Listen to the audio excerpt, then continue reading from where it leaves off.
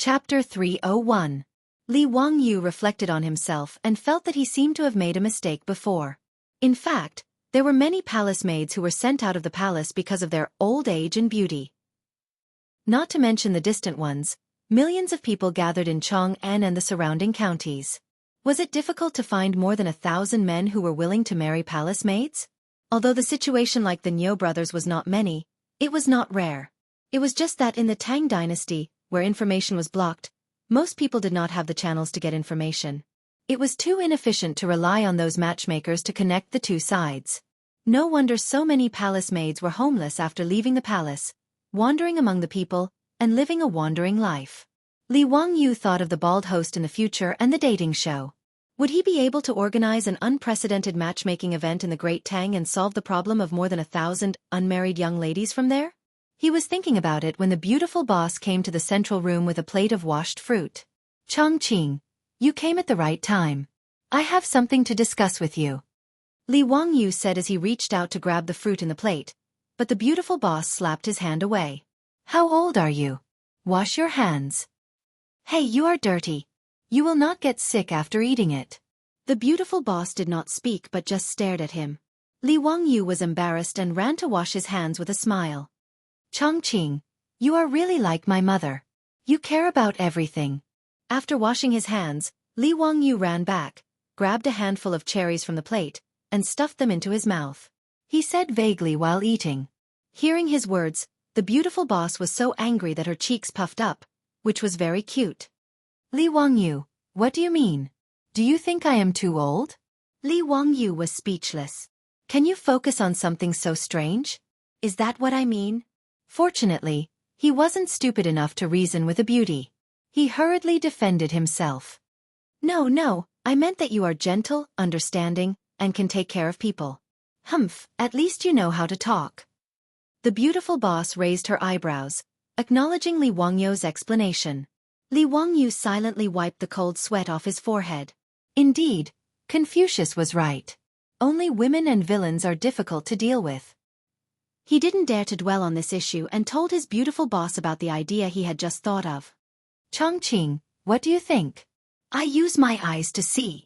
Hee, I'm just teasing you. I think this is a good idea, but the point is, how are you going to find 1,000 or 2,000 suitable blind dates? In this day and age, there are no newspaper advertisements or TV advertisements for you to advertise. The beautiful boss covered her mouth and chuckled. Li Wangyu glared at her. Don't think that you can do whatever you want just because you're pretty. Isn't that simple? Ask Pai Lupi to announce the imperial notice. Li Wangyu stretched out his hand and snapped his fingers. Su Chongqing rolled his eyes. Posting the imperial proclamation, to think that he could think of it. Wasn't he making a mountain out of a molehill? What's more, it would be strange if Pai Lupi was willing to announce the imperial notice to the world just to find a husband for the palace maids. Even if Su Chongqing didn't study history, he knew that this kind of thing was unreliable in ancient times. Li Wangyu didn't feel that there was anything wrong with it. Finding a husband for the palace maids was not his private matter. Whether or not he could smoothly find a husband for more than 1,000 palace maids was related to Pai Lupi's face as the emperor of the Tang dynasty. It was related to whether or not the Tang dynasty could build a harmonious, prosperous, strong and prosperous society. Why wouldn't Pai Lupi announce the imperial notice? What, you don't believe me? How about we make a bet? Li Wangyu rolled his eyes and said when he saw his beautiful boss's expression of disbelief. Bet on what? Bet that I can make Pai Lupi announce the imperial notice and find a husband for the palace maids. Do you want to bet or not? His beautiful boss snorted. Humph, do you think I'm afraid of you? Let's bet. What if you can't do it? Li Wangyu looked around, then leaned close to Su Chongqing's ear and said with a sneaky smile. If I lose, I'll be at your beck and call without any complaints. If I win, you'll give me. After he finished speaking, his beautiful boss's face couldn't help but turn red. She reached out and punched Li Wangyu's shoulder. Bah, ugly rogue, what are you thinking? What rogue? Hee, I'm making a very serious request, okay? Li Wangyu's face was full of smiles. I don't care. I said you're a rogue. Hee, there's no reason to lose a bet. Are you sure you're going to lose? If you can't afford to bet, then forget it, Li Wangyu said. His beautiful boss raised her swan-like slender neck. Who said I'm going to lose? Let's bet. If you can't do it within 3 days, then you lose. Do you dare to agree? Hee hee, come, let's make a pinky promise. Keep your word. Pinky promise. You can't change your mind for 100 years. Whoever changes their mind is a dog. Li Wangyu took Su Chongqing's little hand and hooked it with his little finger. He even shook it a few times like a child. This made his beautiful boss helpless. She could only make a pinky promise with him and seal it. This somewhat absurd bet was set. After making the bet with his beautiful boss, Li Wangyu was like he was injected with chicken blood. He immediately led Niu Wu to Chang'an to meet the emperor. In Taiji Palace, Pai Lupi heard Li Wangyu's words. He was so angry that his beard couldn't help but tremble a few times. He resisted the urge to take off his boots and hit him. He scolded, "Zio, don't mess around. How can you use the Palace Gate manuscript to write a marriage notice? If the imperial censor finds out, he will definitely accuse you of being so impudent." The Palace Gate manuscript that Pai Lupi mentioned was the imperial bulletin that Li Wangyu had mentioned before. Actually, Li Wangyu and Su Chongqing's imperial bulletin was incorrect. The imperial bulletin referred to the list of grand scholars that were announced after the imperial examinations. Because it was usually written on yellow paper, it was also called the Yellow Bulletin. The Palace Gate manuscript was used to convey news of the imperial court. After the imperial court made a copy, it was posted at the Palace Gate for people to copy. Therefore, it was called the Palace Gate manuscript. This was also the earliest way of publishing news in Huaxia. The Palace Gate manuscript later evolved into the Imperial Court Bulletin. The relay station conveyed news of the Imperial Court in Chang, and to all parts of the country. Pai Lupi didn't know whether to laugh or cry when Li Wangyu wanted to post a marriage notice on the Palace Gate manuscript. It was as unreliable as posting a marriage notice on the People's Daily in the future. Uncle, why not? Isn't it because you love the people like your own children that you want to find a good husband for the palace maids? Who can accuse me of this? I will spit on his face. Li Wangyu persistently tried to persuade him. Now, this matter wasn't just about finding a husband for the palace maids. This was a bet between him and his beautiful superior. It was related to his personal happiness, so he couldn't help but take it seriously. Pai Lupi only felt a headache. He began to regret handing this matter over to this brat. This bastard brat. He had asked him to properly arrange for the palace maids to leave the palace, but he actually had the idea of plundering the Palace Gate manuscript. It was really absurd. He was too lazy to argue with Li Wangyu. He still had a bunch of important matters to deal with. He didn't have the time to play around with him. Pai Lupi simply said perfunctorily, "Okay, you can discuss this matter with the minister. If he nods his head, I will agree." Li Wangyu still wanted to continue to argue with Pai Lupi, but he was chased out by the impatient Pai Lupi. Chapter 302. After Li Wangyu was chased out of the Lijiang Hall by Li Er, he grumbled helplessly and went to the imperial city outside the Taiji Palace. Feng Xianling was the left servant of Minister Feng Xianling, who worked here. However, as Pai Lupi expected, after hearing Li Wangyu's words, Feng Xianling shook her head like a rattledrum. No matter how eloquent Li Wangyu was, he refused to nod his head in agreement. Prime Minister Feng, this is a good thing for the country and the people. Isn't it a good story to publicly select a son-in-law for the palace maids in the palace? Why don't you agree with me? For the sake of the friendship between my lord and you, can't you make an exception for such a small matter? Li Wangyu also worked hard. In order to persuade Feng Xianling, he even mentioned the dead Li Zhou. But no matter what he said, Feng Xianling refused to agree. She was really annoyed by his pestering, so she simply said, "Zio, this is a matter of great importance. I can't make a decision. Why don't you go to Prime Minister Du? If he agrees, I have no objection." Li Wangyu rolled his eyes at Feng Xuanling's words. Why did the officials of the Tang dynasty learn to kick the ball? Was it because they were good at Kuju? Unexpectedly, they were all good at it. He didn't need to go to Du Ruhui to know that Prime Minister Du would certainly not agree. Maybe he would kick the ball to someone else. Li Wangyu raised his head and sighed. Why was it so difficult for him to do something? Wasn't it just a notice of selecting a son-in-law on the palace gate? Was it necessary? He didn't think about it. The palace gate represented the voice of the imperial court.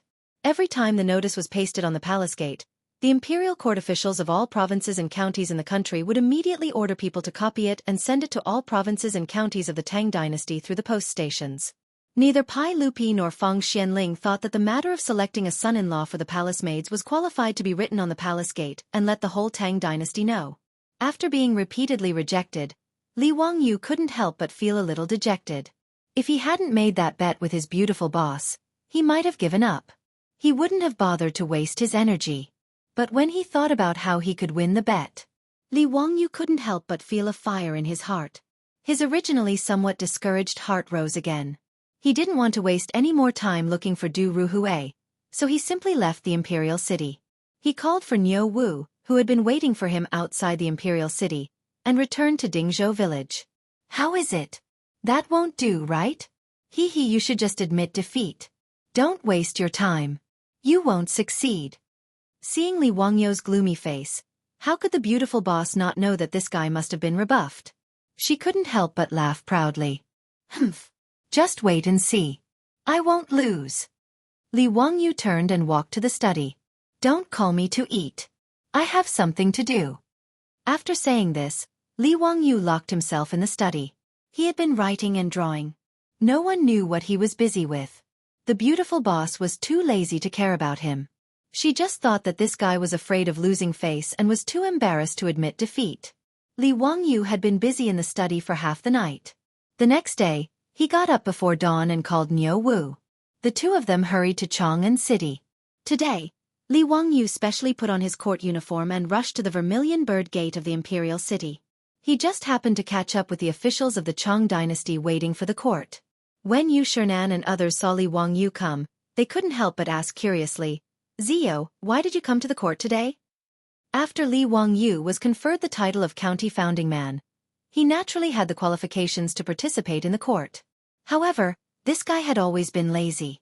In addition, he didn't have an official position in the court. Naturally, he didn't have to go to court every day. He only had to attend the court meeting and the court meeting on New Year's Day. Li Wangyu chuckled and didn't explain. He went to stand among the hundreds of officials. Only Feng Xianling seemed to have realized something. She frowned slightly and thought, "Is this guy here because of yesterday's incident?" However, at this time, the imperial physician had already begun to ask the officials to line up and be quiet. They were ready to go to court. Feng Xianling naturally couldn't say anything to Li Wangyu. She could only wait and see. In the main hall of Taiji Palace, the officials greeted Pai Lupi and took their seats. Pai Lupi, who was sitting high on the throne, suddenly saw that there seemed to be a strange creature mixed in with the officials. Only when he looked over did he notice that Li Wangyu had also come to attend the court session. He couldn't help but feel puzzled. He wanted to go out of the main hall and look at the sun. Did the sun rise from the west today? Was that why this tired guy came to court? This brat wouldn't want to cause any trouble, right? Pai Lupi and Feng Xianling were the same. They both looked at Li Wangyu, who was sitting in the main hall. They didn't understand what he wanted to do. However, at this time, the court meeting had already begun. Some officials stood up and began to report the state affairs. Pai Lupi didn't have time to think about Li Wangyu. During the Zhengguan period of the Tang dynasty, the court was still very pragmatic. The morning court meeting was dealing with various state affairs. In the main hall, from time to time, there would be officials arguing fiercely in front of Pai Lupi about how to deal with certain government affairs. Li Wangyu didn't say a word from beginning to end. He just listened quietly, as if he really came to attend the court meeting. When today's court meeting was finally almost finished, Pai Lupi stood up from the throne. When he was about to announce the end of the court meeting, Li Wangyu suddenly stood up and said loudly, "Your Majesty, I, Li Wangyu, have something to report." Pai Lupi and Feng Xuanling's hearts skipped a beat. They thought to themselves, "This bastard, is he going to talk about the palace gate plagiarism again? Yesterday, they rejected this guy's proposal. He wants to mention it in front of all the officials. Isn't he afraid of being spat to death by those officials?" Report. Pai Lupi couldn't stop Li Wangyu from speaking in front of all the officials. "I am now responsible for selecting palace maids to leave the palace.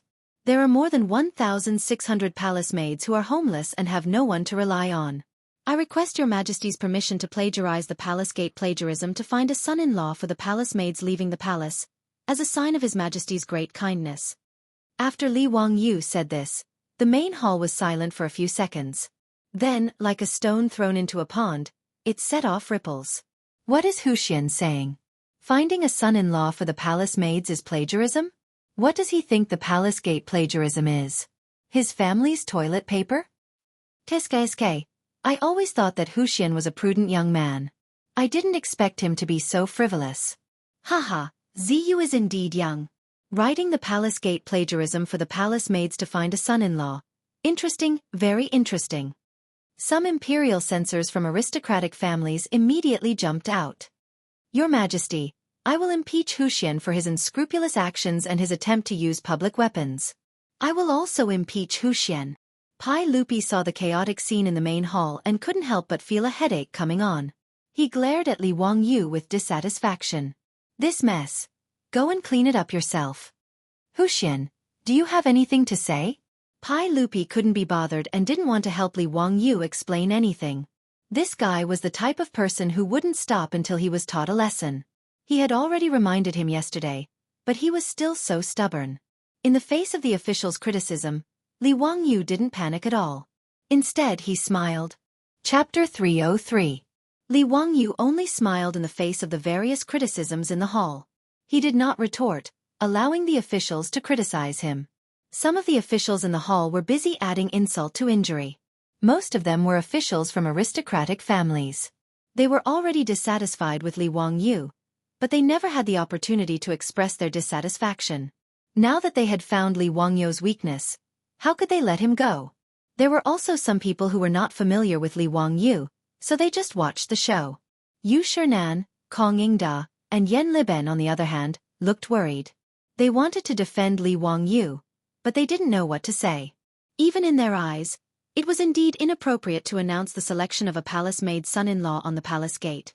As for the generals, especially the old scoundrels like Cheng Yaojin and Yuqi Jingda, they all laughed and laughed, treating this as a show. They were all shrewd people, so they naturally knew that Pai Lupi would not punish Li Wangyu for such a small matter. They were too lazy to speak with the aristocratic officials, so they let them perform. Among the officials, Su Jingzong's expression changed several times. In the end, he gritted his teeth and stood up. Your Majesty, this subject agrees with the report of the county magistrate. Su Jingzong's words caused everyone in the hall to be slightly taken aback. For Su Jingzong to stand up and support Li Wangyu, this was not in line with his personality.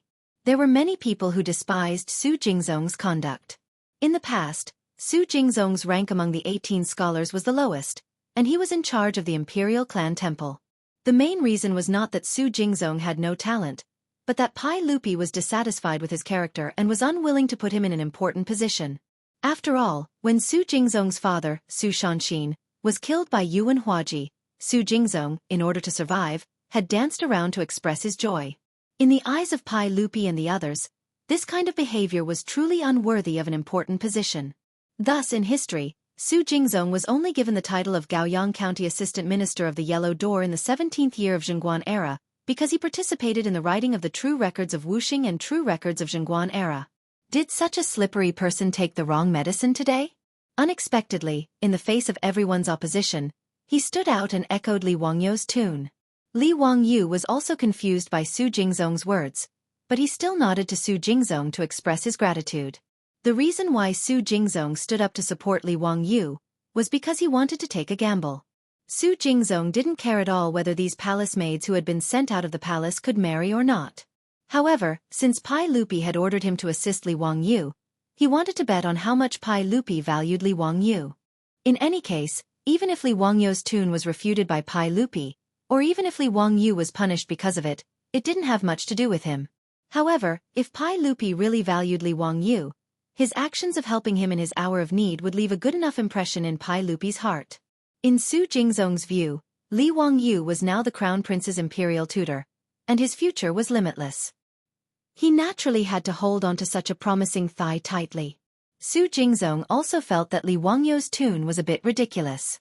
Using the palace gate to find a husband for the palace maids was something that this young man could think of. But so what? He didn't believe that Pai Lupi would heavily punish Li Wangyu because of this. At most, he would just reprimand him. How could Li Wangyu guess that Su Jingzong had so many twists and turns in his heart? Even if he guessed, he wouldn't care. In the Great Hall, the voices opposing Li Wangyu's impeachment quieted down a bit. Pai Lupi lightly coughed and prepared to reprimand Li Wangyu a bit, and then let this matter pass. Just as Su Jingzong had guessed, Pai Lupi naturally wouldn't punish Li Wangyu because of his tune. However, without waiting for Pai Lupi to speak, Li Wangyu suddenly spoke in a clear voice. Your Majesty, I have recently composed a few poems. Would your Majesty be willing to hear them? Compose poems? What kind of poem was he composing at this time? Pai Lupi and the officials didn't understand, but Pai Lupi still waved his hand. Read them. Yes, your Majesty. This poem is called Palace Ci. Li Wangyu paced a few steps and walked to the front of the imperial steps. He opened his mouth to recite, 3,000 miles from my homeland, 20 years in the palace. He Manzi, my tears fall in front of you. Li Wangyu was reciting a Tang dynasty palace grievance poem. It meant that I was far away from my homeland and had been confined in the palace for 20 years. When I heard He Manzi, I couldn't help but cry. In the Tang and Song dynasties, palace grievance poems were at their peak. Bai Jui, Li Bai, Du Fu, Lu Yu, these big shots, all wrote many palace grievance poems. These palace grievance poems used all kinds of euphemistic verses to express the palace maid's grief and melancholy in the palace. Li Wangyu planned to use these palace grievance poems to cry out injustice for the palace maids, hoping to arouse the sympathy of the court. As expected, after he finished reciting Palace Ci, no one spoke in the Great Hall. Pai Lupi's face was a bit ugly. F***ck, this brat, what do you mean by reciting a poem? Don't all palace maids serve me, Pai Lupi? Isn't the grievance in this poem all directed at me, Pai Lupi? Li Wangyu didn't look at his face and continued, Your Majesty, I have another palace. In the ancient palace, the palace flowers are lonely and red. White-haired palace maids sit idly and talk about Emperor Yang. The last line of this poem was originally about sitting idly and talking about Xuanzong, which was Pai Lupi himself. Fortunately, Li Wangyu didn't make a mistake and changed it to Emperor Yang, which was Emperor Yang of the Sui dynasty, Yang Guang. This poem made Pai Lupi's face slightly better. Yes, it was about the palace maids of the former Sui dynasty. However, after he carefully thought about it, he gnashed his teeth in hatred. Wasn't this palace maid of the former Sui dynasty also in Pai Lupi's palace? Li Wangyu, you little bastard, you're indirectly cursing the locust. Your Majesty, I have another Palace Ci. When the silent flowers are closed, the beauties stand side by side in Qiongxian. Speaking of palace matters with passion and desire, the parrot doesn't dare to speak before. Fine, it was another palace maid's grievance poem. In the Great Hall, the officials didn't want to speak. What Li Wangyu meant, even a blind person could see, not to mention that none of the officials were fools. The poems were all good, and the mood was also quite poignant. However, was it really okay for you to recite these palace grievances poems in front of Pai Lupi?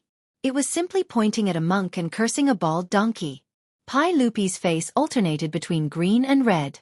If it wasn't for the fact that they were in the Great Hall, he would have already dragged Li Wangyu over and fiercely spanked his butt. Wasn't it because we didn't allow you to use the palace gates to search for a husband for a palace maid yesterday? Was there a need for you to write so many palace grievances poems? Pai Lupi was now somewhat regretful. If he had known earlier that this brat was so difficult to deal with, he would have just agreed yesterday. Why would he have been put on the spot by this brat now? Su Jingzong was also dumbstruck by Li Wangyu's palace grievances poems. This battle strength was simply too shocking. In order to help a palace maid find a husband, this county man was really going all out. So many amazing poems, and he was reciting them as if they didn't cost money. It was truly unbelievable. Looking at the speechless officials in the Great Hall, Su Jingzong couldn't help but laugh. Chapter 304. After Li Wangyu recited a few poems of palace grievances, no one in the hall dared to object to his previous performance. At this time, who could say anything? To say that the palace gate plagiarism was related to the dignity of the imperial court? To say that he couldn't write about a small matter like finding a son-in-law? The palace maids were already so pitiful. Now that they were finally released from the palace, what was wrong with using the palace gate plagiarism to find a son-in-law for them? To object to this kind of thing, Did he have any sympathy? Even those who didn't agree in their hearts didn't say anything at this time. They weren't stupid. If they went along with Li Wangyu's recitation of the palace gate plagiarism, they would probably be scolded to death when this matter spread. Pai Lupi's face was ashen. He glared at Li Wangyu, thinking about how to deal with this bastard. Your Majesty, I have another poem here, white-haired man in Shangyang. People of Shangyang, the beauty is old and the hair is new. The green-clothed supervisor guards the palace gate. How many springs are there in Shangyang? Emperor Gaozu was selected at the end of the year. When he entered, he was 16, now he is 60. At the same time, he selected hundreds of people, scattered in old age and crippled. Remembering the sorrow of parting with relatives, I helped them into the carriage and did not let them cry. Li Wangyu had only recited a few lines of Bai Juyi's white-haired man in Shangyang, when he heard Pai Lupi's cold voice on the imperial steps say, "That's enough. I approve the performance of the Huxian man. Court is dismissed." After Pai Lupi finished speaking, he didn't wait for the officials in the hall to say anything. He turned and left, not even sitting on the imperial palanquin. Hee, Pai Lupi, you finally couldn't take it anymore? I thought you were thick-skinned. Li Wangyu had locked himself in his study for so long yesterday, but he had come up with more than 10 poems. He had only thrown out 3 or 4 before Pai Lupi surrendered. Li Wangyu couldn't help but feel a bit regretful. He couldn't help but make a V sign in his sleeve. His hard work was not in vain. He finally won the bet with his beautiful boss. However, seeing Pai Lupi leave in a fit of anger, Li Wangyu decided not to come to Chang'an City for the time being, lest Pai Lupi retaliate. However, Li Wangyu had clearly underestimated Pai Lupi's vengeful heart. Before he could follow the crowd out of the main hall, an eunuch from the palace rushed over. "Hu Xiannen, His Majesty invites you in." I'm not feeling well in my stomach. I'm afraid it's not a good time to meet the emperor. How about we do it another day?" Li Wangyu was a little dumbfounded. If Pai Lupi summoned him at this time, it was obvious that nothing good would come out of it. He didn't want to give Pai Lupi a chance to vent his anger, so he wanted to find an excuse to leave. However, the eunuch ignored his words and made a gesture of invitation. "There's still soup simmering on the stove in my residence. No, I have to go back quickly," Li Wangyu said as he tried to blend into the crowd. However, he was blocked by the eunuch. The eunuch didn't say anything and just looked at him. "Let's see what other excuses you can come up with." Li Wangyu was helpless. F***ck, he was so focused on showing off just now that he didn't expect Pai Lupi to be so shameless. He had just finished the morning court and had already sent people to block him. He really wasn't willing to take any losses. He cursed in his heart, but there was nothing he could do. He could only follow the eunuch slowly to the legislative hall. As soon as Li Wangyu entered the legislative hall, he saw a big foot coming towards him before he could even bow to Pai Lupi. Li Wangyu was shocked and turned around to run. But with his small body, how could he outrun Li Er, who was the emperor on horseback? He was kicked in the butt by a foot, and the pain made him howl out loud. Pai Lupi was still angry and kicked Li Wangyu's but a few more times, causing Li Wangyu to wail like a ghost and howl like a wolf. This Pai Lupi is not human. He was too ruthless. Li Wangyu wondered if his butt was swollen. Didn't he just recite a few poems? Was there a need to be so ruthless? After taking a few more kicks, Li Wangyu didn't run anymore. He just lay on the ground and pretended to be dead. In any case, he couldn't outrun the beast Pai Lupi. He surrendered and admitted defeat. "You Pai Lupi, the emperor of a generation, how could you abuse a captive?" Pai Lupi kicked Li Wangyu a few more times to vent his anger. "All right, why are you lying there pretending to be dead? Zhen's kicks aren't enough to kill you." Pai Lupi angrily scolded.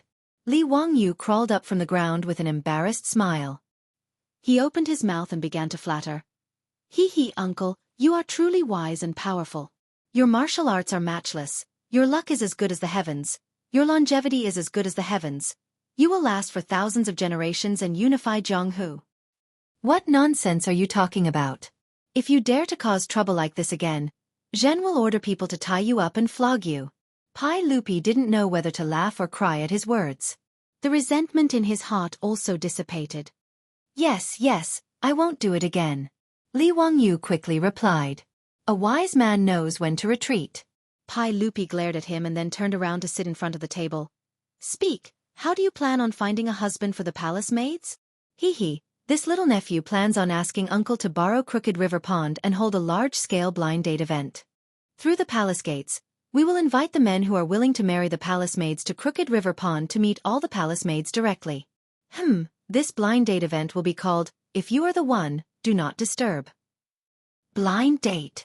Pai Lupi frowned again. Since ancient times, the words of the matchmaker and the orders of the parents were important. Blind dates were also arranged by the matchmaker or the matchmaker, and the parents worried about them. Before the man and woman went through the wedding ceremony, it was very difficult for them to see each other. Li Wangyu wanted more than 1,000 palace maids to meet the men who wanted to marry the palace maids directly. This seemed to go against common sense. But on second thought, these palace maids didn't have any relatives in this world anyway. Since that was the case, she might as well let Li Wangyu do as he pleased. Otherwise, he might come back and write a few more palace resentment poems for her. Who could stand that? Thus, with Pai Lupi's silent consent, this matter was settled. On the same day, a new copy of the palace gates was posted outside the palace gates. All the court ambassadors in Chang'an City sent people to copy it, but what they copied made everyone think that their eyes were playing tricks on them. After 10 days, in Crooked River Pond, more than 1,000 palace maids would be choosing their husbands. They even invited the men who wanted to marry the palace maids to personally go to Crooked River Pond and meet the palace maids to drink and talk about life. If you are not sincere, do not disturb. What the hell is this? After these court ambassadors finished reading the copy of the palace gates, they were all confused. Some of them couldn't believe the content copied by the servants and personally went to the palace gates to confirm it. In all the squares of Chang'an City, there were also voices of discussion about this matter. Everyone, did you see the copy of the palace gates today? This is really unheard of. Brother, are you talking about the Crooked River Pond and the palace maids' husbands? Yes, that's right. Brother, you are still unmarried, right? Do you plan to go to Crooked River Pond? Hee hee, of course I will go. I heard that those palace maids are extraordinary and have the demeanor of a noble family. They are much better than the common girls. Naturally, I want to ask for a marriage. Brother, your wife has passed away for many years. Don't you plan to remarry? Hee hee, I have the same intention. Why don't we go together? Haha, that's right. Let's go together. Chapter 305. Not only was the imperial palace selecting a husband for a palace maid who had left the palace, but it was also the first time that a man and a woman were allowed to meet each other at Sujiang Pool. As time went by, this matter caused a lot of heated discussion in Chang'an and Guanzhong Road. Many old pedants and defenders muttered that it was immoral and should be avoided between men and women. However, the people were all applauding this matter. As Li Wangyu had predicted, there were many people in the Tang dynasty who were interested in marrying palace maids. Even when the news was spread through the courier stations, people in the provinces and counties far away in Yinzhou immediately rode to Chang'an to catch up with the unprecedented Sujiang Pool blind date.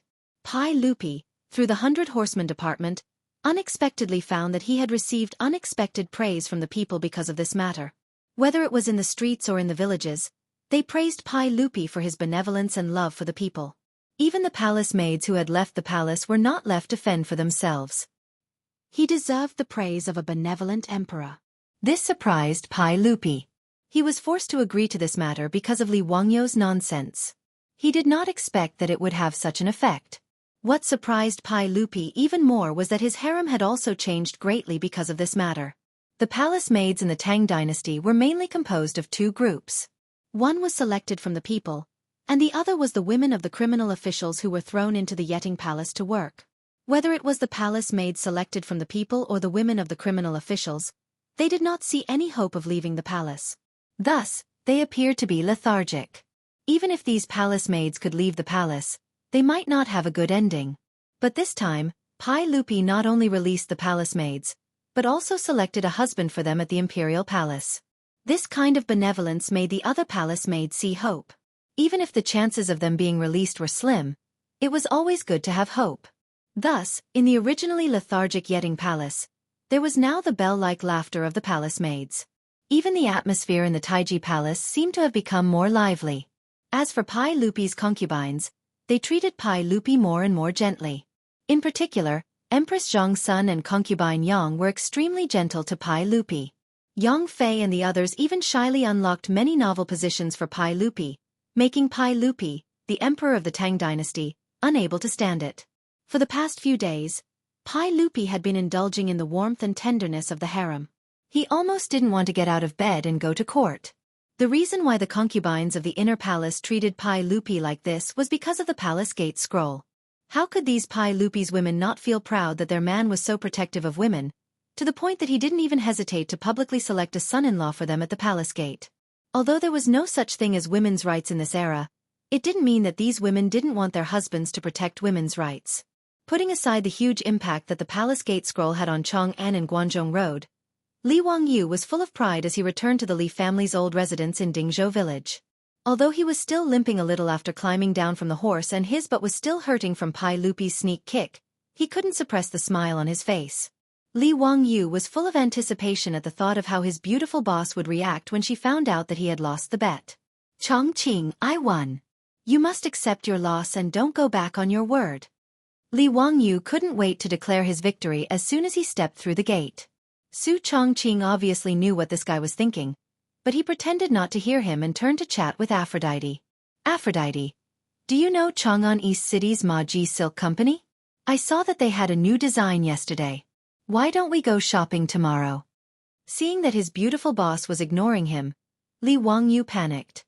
Hey, did you hear me? I won. Why does it seem like there's a mosquito? It's so annoying when the weather gets hot. Even mosquitoes and flies are coming out. The beautiful boss waved her hand as if Li Wangyu's words were just the buzzing of mosquitoes. Li Wangyu was so angry that he almost choked. What was the meaning of this? Was she not going to accept her loss? She was even treating him like a mosquito and a fly. How abominable. Hey, shameless people should be careful that you don't have chicks. Oh, wrong, you don't have any in the first place. Be careful that shameless people don't have breasts. Li Wangyu put his face in front of his beautiful boss's eyes and glared at her fiercely. Su Chongqing pushed the big face in front of him away in disdain. Stay away from me or I'll scream molestation. Heh, go ahead and scream. It's useless even if you break your throat. Come on, you must accept your loss. Break my throat. Li Wangyu couldn't help but shudder at the rare cold humor of his beautiful boss. Well, isn't it just a loss? You wait. I'll definitely honor the bet tonight. Su Chongqing suddenly glanced at Li Wangyu with her charming eyes. Li Wangyu almost didn't know what to believe when he saw those beautiful watery eyes. Are you sure? You're not lying to me, are you? Li Wangyu couldn't believe that such a good thing could really happen. The beautiful boss pushed him away with a smile. Really, I'm definitely not lying to you. Are you sure? I'm sure. It's daytime now. I'm embarrassed. Good boy, I'll go to your room when it's dark. Su Chongqing, who was full of mature womanhood, also knew how to act coquettishly. Her coquettish words made Li Wangyu's bones almost melt. He only knew how to nod stupidly. Li Wangyu's restless heart was teased by the words of the beautiful boss. He couldn't control himself and grinned stupidly all day long. In the evening, after eating dinner early, Li Wangyu gave the beautiful boss a you-know-it look. Then, he ran back to his room full of expectation and waited. Every time he heard someone passing by outside the room, Li Wangyu's heart couldn't help but beat faster. At this time, he was restless in his room, as if a cat was scratching his heart. He made a bet with Su Chongqing. The bet he proposed was that if Su Chongqing lost, she would have to belly dance for him. Moreover, she would have to wear the leopard print underwear she wore when she first crossed over to the Tang dynasty. The reason why he proposed this bet was that Li Wangyu had accidentally learned in the future that the beautiful boss actually learned belly dance. Belly dance originally originated in the Arabian region. Later, it spread to Europe and America and became popular all over the world. In the future, many women would practice belly dance to keep fit, lose weight, and reduce pressure. Along with the fast rhythm of the music, they would sway their buttocks and abdomens. The dance was beautiful. The fancy movements of the crotch and the sexy and charming posture made belly dance full of temptation. This made Li Wangyu fantasize from time to time. What would a goddess like the beautiful boss look like when she belly dances? Therefore, when the beautiful boss wanted to make a bet with him, he immediately thought of this matter and proposed this bet. Just as Li Wangyu was looking forward to it, his room door was finally pushed open with a creak. A graceful figure flashed into his room. Chapter 306. For the next few days, Li Wangyu looked at his beautiful boss with a kind of resentment in his eyes. There was no other reason. He was being teased by his beautiful boss again. He racked his brains to win the bet with his beautiful boss, and even paid a painful price for it. He was kicked in the butt by Pai Lupi. As a result, that night, Li Wangyu looked forward to it, and his beautiful boss didn't break the promise, and really went to his room. Su Chongqing was barefoot, wearing a low-waisted long skirt, revealing her sexy waist, and a thin veil covering her upper body, faintly revealing her leopard print underwear. Just looking at her appearance, Li Wangyu began to feel his nostrils itch. Ever since Su Chongqing's phone was charged, he heard music coming from his beautiful boss's closed door many times, and saw dancing figures reflected on the window paper. He knew that his beautiful boss must have practiced dancing when she was alone. Regarding this, he envied for a long time, wanting to see his goddess dance, but unfortunately, he never had the chance. Today, by making a bet with his beautiful boss, he could finally get what he wanted. Li Wangyu's inwardly passionate heart was about to burst out. He saw his beautiful boss give him a coquettish look, take out her phone, and click on the play button. Accompanied by the Arabian-style music, the beautiful boss began to twist her waist. But before Li Wangyu could open his eyes wide, he saw his beautiful boss suddenly stop, turn off the music, and open the door, ready to leave. Hey, Chongqing, what do you mean by this? Li Wangyu said anxiously. The beautiful boss had a proud expression, and raised her eyebrows at Li Wangyu. I finished the bet, I didn't cheat. What do you mean finished? You just started? That's right. Think about what our bet is. Li Wangyu replied woodenly, wearing leopard print underwear, belly dancing for me. Little idiot, we didn't say how long we were going to dance, right? I danced just now, you saw it, right? So now the bet is finished, bye-bye, go to sleep, have a good dream, and don't think too much. Su Chongqing gently shook her finger, and seductively bit her lower lip, and ran back to her room with a chuckle. What? That's okay? Li Wangyu was almost made to cry by his beautiful boss's words. Sure enough, women are all liars. That night, Li Wangyu lay in bed, tossing and turning, and didn't sleep. The next day, with a pair of dark circles, he bitterly stared at Su Chongqing. Su Chongqing didn't pay any attention to this guy whose brain was filled with sperm. He just pretended not to see that pair of eyes filled with liar, liar, liar. After being teased by his beautiful boss, Li Wangyu had no choice but to devote himself to the preparations for the blind date convention. Time passed in the blink of an eye. 10 days later, Li Wangyu and Su Jingzong carefully prepared the Do Not Disturb the Tang Dynasty's Chu Jiangqi blind date. After working with Su Jingzong for a few days, Li Wangyu had to admit that the guy who ranked first in the new Tang Dynasty, Legend of the Treacherous Official, was indeed a capable person. Su Jingzong did all the work for the blind date alone. It was no wonder that he could force Zhang Sun Wuji, Chu Suiliang, and the others to be exiled to Lingnan and die in a foreign land. Early in the morning, Li Wangyu rode into Chang'an City and went straight to Taiji Palace. Yesterday, Li Er had sent an internal eunuch to pass on a message. He was also going out in plain clothes to go with Li Wangyu to watch the matchmaking convention. He wanted Li Wangyu to meet up with him at Taiji Palace today. Zio, I'm dressed well, right? Haha, I'm going to have a blind date with those palace maids today. You're not allowed to reveal my identity, do you hear me? In the Hall of Political Affairs, Li Wangyu looked at Pai Lupi, who was dressed like a scholar, and felt a toothache. Is this guy really going to have a blind date with the palace maids? Although these palace maids were all from Taiji Palace, there were only a few who had seen Pai Lupi. It would be a comedy if one of the palace maids was blind and took a fancy to Pai Lupi. However, since Pai Lupi had such a bad taste, Li Wangyu was too lazy to say anything. He just nodded silently. The two of them were escorted by the palace guards, who had also changed into casual clothes, and went straight to Chu Jiangqi.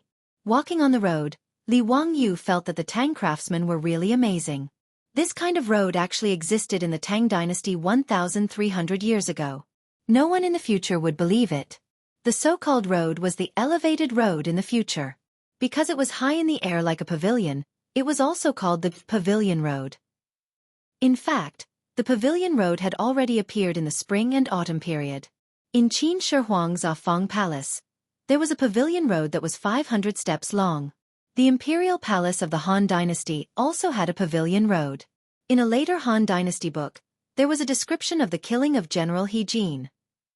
Because the Empress Dowager, the Emperor, and Prince Chen Lu robbed the officials of the province, they went from the pavilion road to the North Palace. In the Tang Dynasty's Chang'an City, there was a pavilion road from Taiji Palace in the north of the city to Chujiangqi in the southernmost part of Chang'an City. This pavilion road was not for ordinary people to use. Only the officials could use it. If Pai Lupi, Empress Zhang's son, and the others wanted to leave the palace and go to Chujiangqi, they would use this pavilion road. They did not need to travel with ceremonial guards to disturb the people. It was also relatively safe and did not need to worry about the threat of assassins. The pavilion road in Chang'an City was completely enclosed. Walking on it was like walking in a pavilion. There were small windows on both sides of the pavilion road for ventilation and light. At the same time, people could enjoy the scenery outside. However, the pedestrians below could not see the situation on the pavilion road. It was Li Wangyo's first time walking on this pavilion road. He felt that it was very novel. At the same time, he was amazed by the skills of the ancient craftsmen. The high wooden plank corridor not only allowed horses to ride, but also allowed carriages to pass. It was really amazing. They walked along the pavilion road and soon arrived at Chujiangqi. The pavilion road was built in a royal courtyard in Chujiangqi. It was guarded by the palace guards.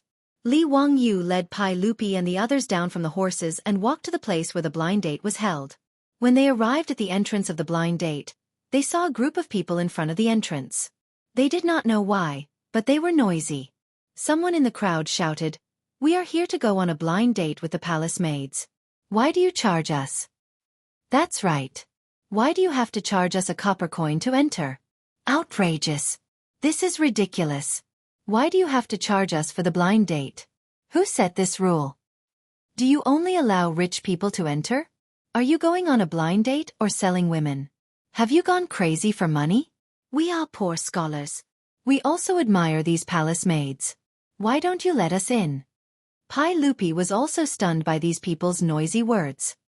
He turned his head to look at Li Wangyu. "Zio, you actually charge money for this blind date?" Li Wangyu nodded matter-of-factly. "Uncle, of course. I came up with this idea." Chapter 307. Pai Lupi looked at Li Wangyu thoughtfully, waiting for his explanation. Li Wangyu shrugged and replied, "I don't think these palace maids want to marry a stingy person, right? It's better not to know someone who doesn't even want to pay a copper coin." He paused and continued, "Since Uncle asked me to properly settle these palace maids, I hope they can have a good home. How can someone who can't even pay a copper coin let them live a good life after leaving the palace?" Pai Lupi pondered for a moment and asked, "But you can't deny that some poor scholars may not have any family property now, but they may be able to pass the imperial examination in spring. In the future, they may be carps that can jump over the dragon gate. Zio, why don't you give them a way out? Let these scholars enter?" Li Wangyu disdainfully curled his lips. "What can these poor scholars do other than study? They can't lift their shoulders and can't lift their hands. If we let the palace maids marry them, are we going to serve them? Besides, if they are really capable, even if they help people copy articles, they should be able to pay a copper coin, right?" What he said was actually the truth. The literacy rate in the Tang dynasty was low, so it was not difficult for these scholars to find a way to make money. Even if they helped people copy books, they could earn a lot of copper coins. If they were so poor that they couldn't even pay a copper coin to marry a wife, other than laziness, Li Wangyu couldn't think of any other explanation. For this kind of people, it was better to stay as far away as possible. "I set the entrance fee of a copper coin to keep those good-for-nothings outside the door, so that these people can't deceive the palace maids with their flowery words." After listening to Li Wangyu's explanation, Pai Lupi thought for a moment, nodded slightly and didn't say anything more. In fact, there was another reason why Li Wangyu collected the entrance fee. It was because there were too many people who signed up. In the past few days, the number of people who went to Wanyan County and Chang'an County to register and participate in the Chujiangqi Blind Date Convention was beyond Li Wangyu's expectations. He had thought that he would be able to attract a lot of men, but he did not expect that there would be so many. There were already more than 5,000 people registered in the county government, but there were only about 1,600 palace maids who needed to leave the palace. Among these palace maids, there were some who did not want to marry or were older. There were only about 1,000 of them who were willing to be betrothed. After Li Wangyu and Su Jingzong learned of the number of people who signed up, they couldn't believe it. It was beyond their expectations that 5 men would fight over a palace maid. Thus, the 2 of them came up with an admission system. They would have to pay a fixed amount of copper coins as an admission fee.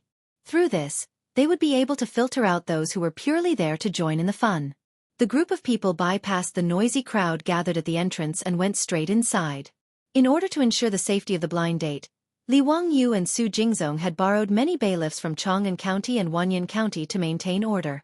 Especially when they learned that Pai Lupi was also participating, the great generals of the Jinwu Guards had almost sent an army to surround the entire Tsujiang Pond. Therefore, Li Wangyu was not worried at all that these people who were not even willing to pay a fixed amount of copper coins could cause any trouble. On the spacious lawn beside Tsujiang Pond, it was already quite lively. The men who wanted to marry palace maids had already been waiting there for a long time. However, there were many decorations at the scene that no one had seen before. For a moment, they did not know what to do. They just gathered around the lawn and whispered to each other. Pai Lupi looked at Li Wangyu's decorations and could not help but be curious. Zio, there are many tables over there. There are all kinds of food and wine on them.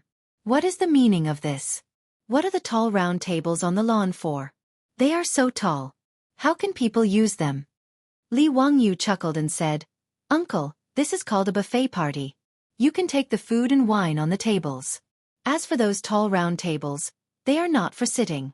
Instead, they are for people to stand and chat.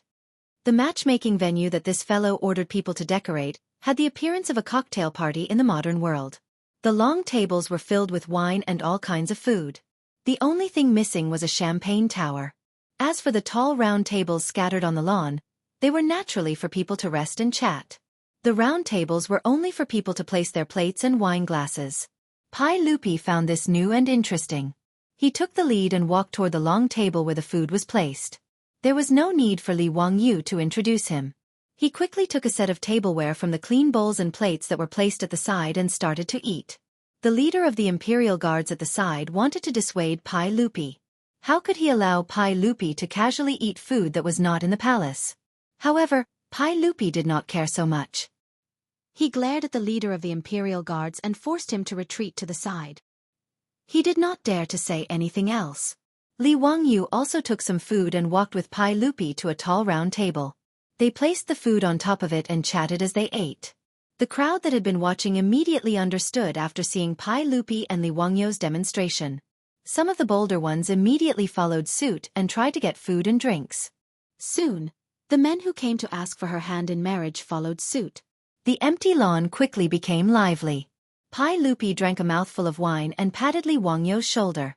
He said with a smile, Zio, it seems that the copper coins that you received were all used here, right? Uncle is wise. Actually, the copper coins were all used on themselves. I did not embezzle a single copper coin. Pai Lupi thought about the crowd that was making a ruckus outside the door and then looked at the self-service wine party. He felt that his nephew was indeed brilliant. Moreover, he quickly saw the benefits of the self-service wine party. First of all, the guests could freely choose the food that they liked. It was very casual. Secondly, there were nearly 1,000 tall round tables scattered all over the lawn, allowing the guests to chat on their own. The atmosphere was very lively and unrestrained. Compared to the banquet he held in the palace, where each person had a table and everyone ate the same food, it seemed that Li Wangyu's style was more relaxed and pleasant. Li Wangyu was also very satisfied with the self-service wine party that he created. Although he had only seen it on TV in his previous life and had never participated in a real cocktail party, his beautiful boss was very knowledgeable. Whether it was when he was studying in the United States or when he was working in the company, his beautiful boss had often participated in such cocktail parties. Naturally, she was very familiar with the process. Based on the principle that his beautiful boss's was his, Li Wangyu was very shameless. He took the cocktail party process that his beautiful boss had written down for him and gave it to Su Jingzong to manage. Looking at the endless stream of food and wine that was constantly delivered, Li Wangyu sighed again. This guy who was ranked first on the list of treacherous officials really had some skills. Preparing a self-service wine party for a few thousand people, and there was no precedent to follow, but Su Jingzong made it look like it was a real thing. It was very rare. Just as he was sighing, someone suddenly patted his shoulder heavily. Wahahaha, Zio, your brothers are here. Damn, why did this group of foppish people come? Li Wangyu's face darkened. Chapter 308. Li Wangyu couldn't understand why these debauches would want to join in on the fun when he was clearly organizing a matchmaking event. He knew that these debauches weren't good people. Although these debauches had yet to marry, they had many concubines at home. Even so, these debauches' favorite places to hang out were still Peace Square and the Hu restaurants in Shi City. Li Wangyu could only express incomparable disdain and deep envy towards this group of drunkards who lived in a drunken stupor. Chung Chumo and the others were just about to speak when they turned their heads and noticed Pai Lupi. They were so scared that they quickly stood properly and bowed to Pai Lupi. Greetings, Your Majesty. Forget it. Today is a matchmaking event and I'm also traveling incognito. You brats don't need to put on an act. Just call me Li Gong. Pai Lupi was in a good mood today and waved his hand without a care. Li Wangyu rolled his eyes. What are you guys doing here today? Don't tell me that you're also here for a matchmaking event? Hee, Zio, you're wrong. As the saying goes, a fair and graceful woman is a gentleman's good mate. My brothers haven't married yet, so why can't we come for a matchmaking event? Feng Yai laughed mischievously. Li Wangyu was speechless. What kind of status did these debauches have? In the future, if they weren't going to marry a princess, they would marry a daughter of a noble family. How could they be interested in a palace maid? Moreover, these palace maids were much older than these debauches. Even if they were to take in concubines, they probably wouldn't be willing. Clearly, these damned debauches were treating the matchmaking event that he had painstakingly organized as a fun event. They were purely here for fun. However, after thinking about it carefully, Li Wangyu suddenly felt a chill run down his spine. This group of debauches, because many of them married Li Er's daughter, in the end, their fates were really not good. Not to mention Feng Juanfeng's widow, Li Wangyu looked at this cuckold of the Tang dynasty with pity when he thought about how this guy's future wife was Princess Gao Yang. Not only had he been cuckolded, but Princess Gao Yang had also plotted a rebellion. In the end, both of them had been sentenced to death. Chai Lingwu married Princess Beiling, who was also a foolish woman. She plotted a rebellion with Gao Yang and was killed. Du He had married Princess Chongyang. In the end, because she had been implicated in Li Chengqian's rebellion, she had been killed. His brother, Du Go, was also implicated and was exiled to Lingnan. Wei Shuyu almost married the princess of the new city, but the engagement was later cancelled. Chang Chuliang married Princess Qinghe in the future. Speaking of which, Pai Lupi was really good at giving birth. He had a lot of women in his harem and had a lot of children. Pai Lupi also liked to marry princesses to the sons and grandsons of nobles in order to win people's hearts. However, in Li Wangyu's opinion, it was better not to marry Pai Lupi's daughters. None of them were easy to deal with. While he was lost in thought, wondering if he should warn the other rich kids in the future. Just as his thoughts were running wild, he was patted heavily on the shoulder again. Zio, why are you in a daze? Feng Yai shouted. Why haven't the palace maids come out yet? His tone was very similar to the way people urged the old madam in the brothel of Peace Lane. Li Wangyu was so angry that he gave him the middle finger. It's useless for you to call me brother. Hurry up and tell me, when are the palace maids coming out? Feng Yai still remembered the words Li Wangyu used to trick them. Giving the middle finger meant calling him brother. He had no idea that he was being scolded by Li Wangyu again. Li Wangyu was speechless. It's not like you're going on a blind date. Why are you in such a hurry? It's not time yet. Alright, how did you guys get in? Did you pay? Pay? Pay what? We entered Crooked River Pond. Who dares to ask us for money? Cheng Chumo replied casually. Li Wangyu was exasperated. He knew that these bastards would definitely come in without paying. They would eat and drink for free, and they would even look at the girls. Oh no, the maids for free. How could they be so heartless? Pai Lupi was too lazy to pay attention to the quarrel between the younger generation. He noticed that there were a few new dishes on the table and couldn't help but ask curiously. Zio, you're really extravagant. There's actually ice cubes under the fish slices. Which ice cellar did you get this from? This must have cost a lot, right? I see that you only charge 1 copper coin. I'm afraid it's not enough to cover the cost. The fish slices that Pai Lupi was talking about were sashimi, or sashimi, which was often called sashimi in the future. In the future, when eating sashimi, the bottom of the plate was usually covered with ice cubes. This was to maintain the freshness of the ingredients and to maximize the taste of the sashimi. Although the Tangs loved to eat fish slices, in an era without refrigerators, it was very extravagant to put ice cubes under the plate. Pai Lupi naturally didn't know that Li Wangyu could use saltpeter to make ice. He thought that he had bought the ice cubes from a rich family's ice cellar. That was why he asked. Li Wangyu chuckled.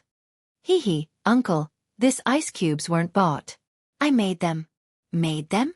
It's already summer. How can you make ice cubes? Pai Lupi asked doubtfully. Hee hee, it's a secret. Li Wangyu didn't want to reveal his business secret. He still wanted to make a fortune from this summer's ice-making technique. Although the Li family didn't lack money now, no matter how small a mosquito's leg was, it was still meat, right? He couldn't let Pai Lupi know the secret of his ice-making technique for no reason. Pai Lupi glared at him in annoyance and didn't bother to continue asking. In his eyes, this was just a small trick. He reached out with his chopsticks and picked up a piece of iced fish slices. He dipped it in the sauce and put it into his mouth. The iced fish slices were even more delicious in his mouth. Pai Lupi couldn't help but exclaim, "Good! It's very popular. The ice melts in your mouth. It's sweet.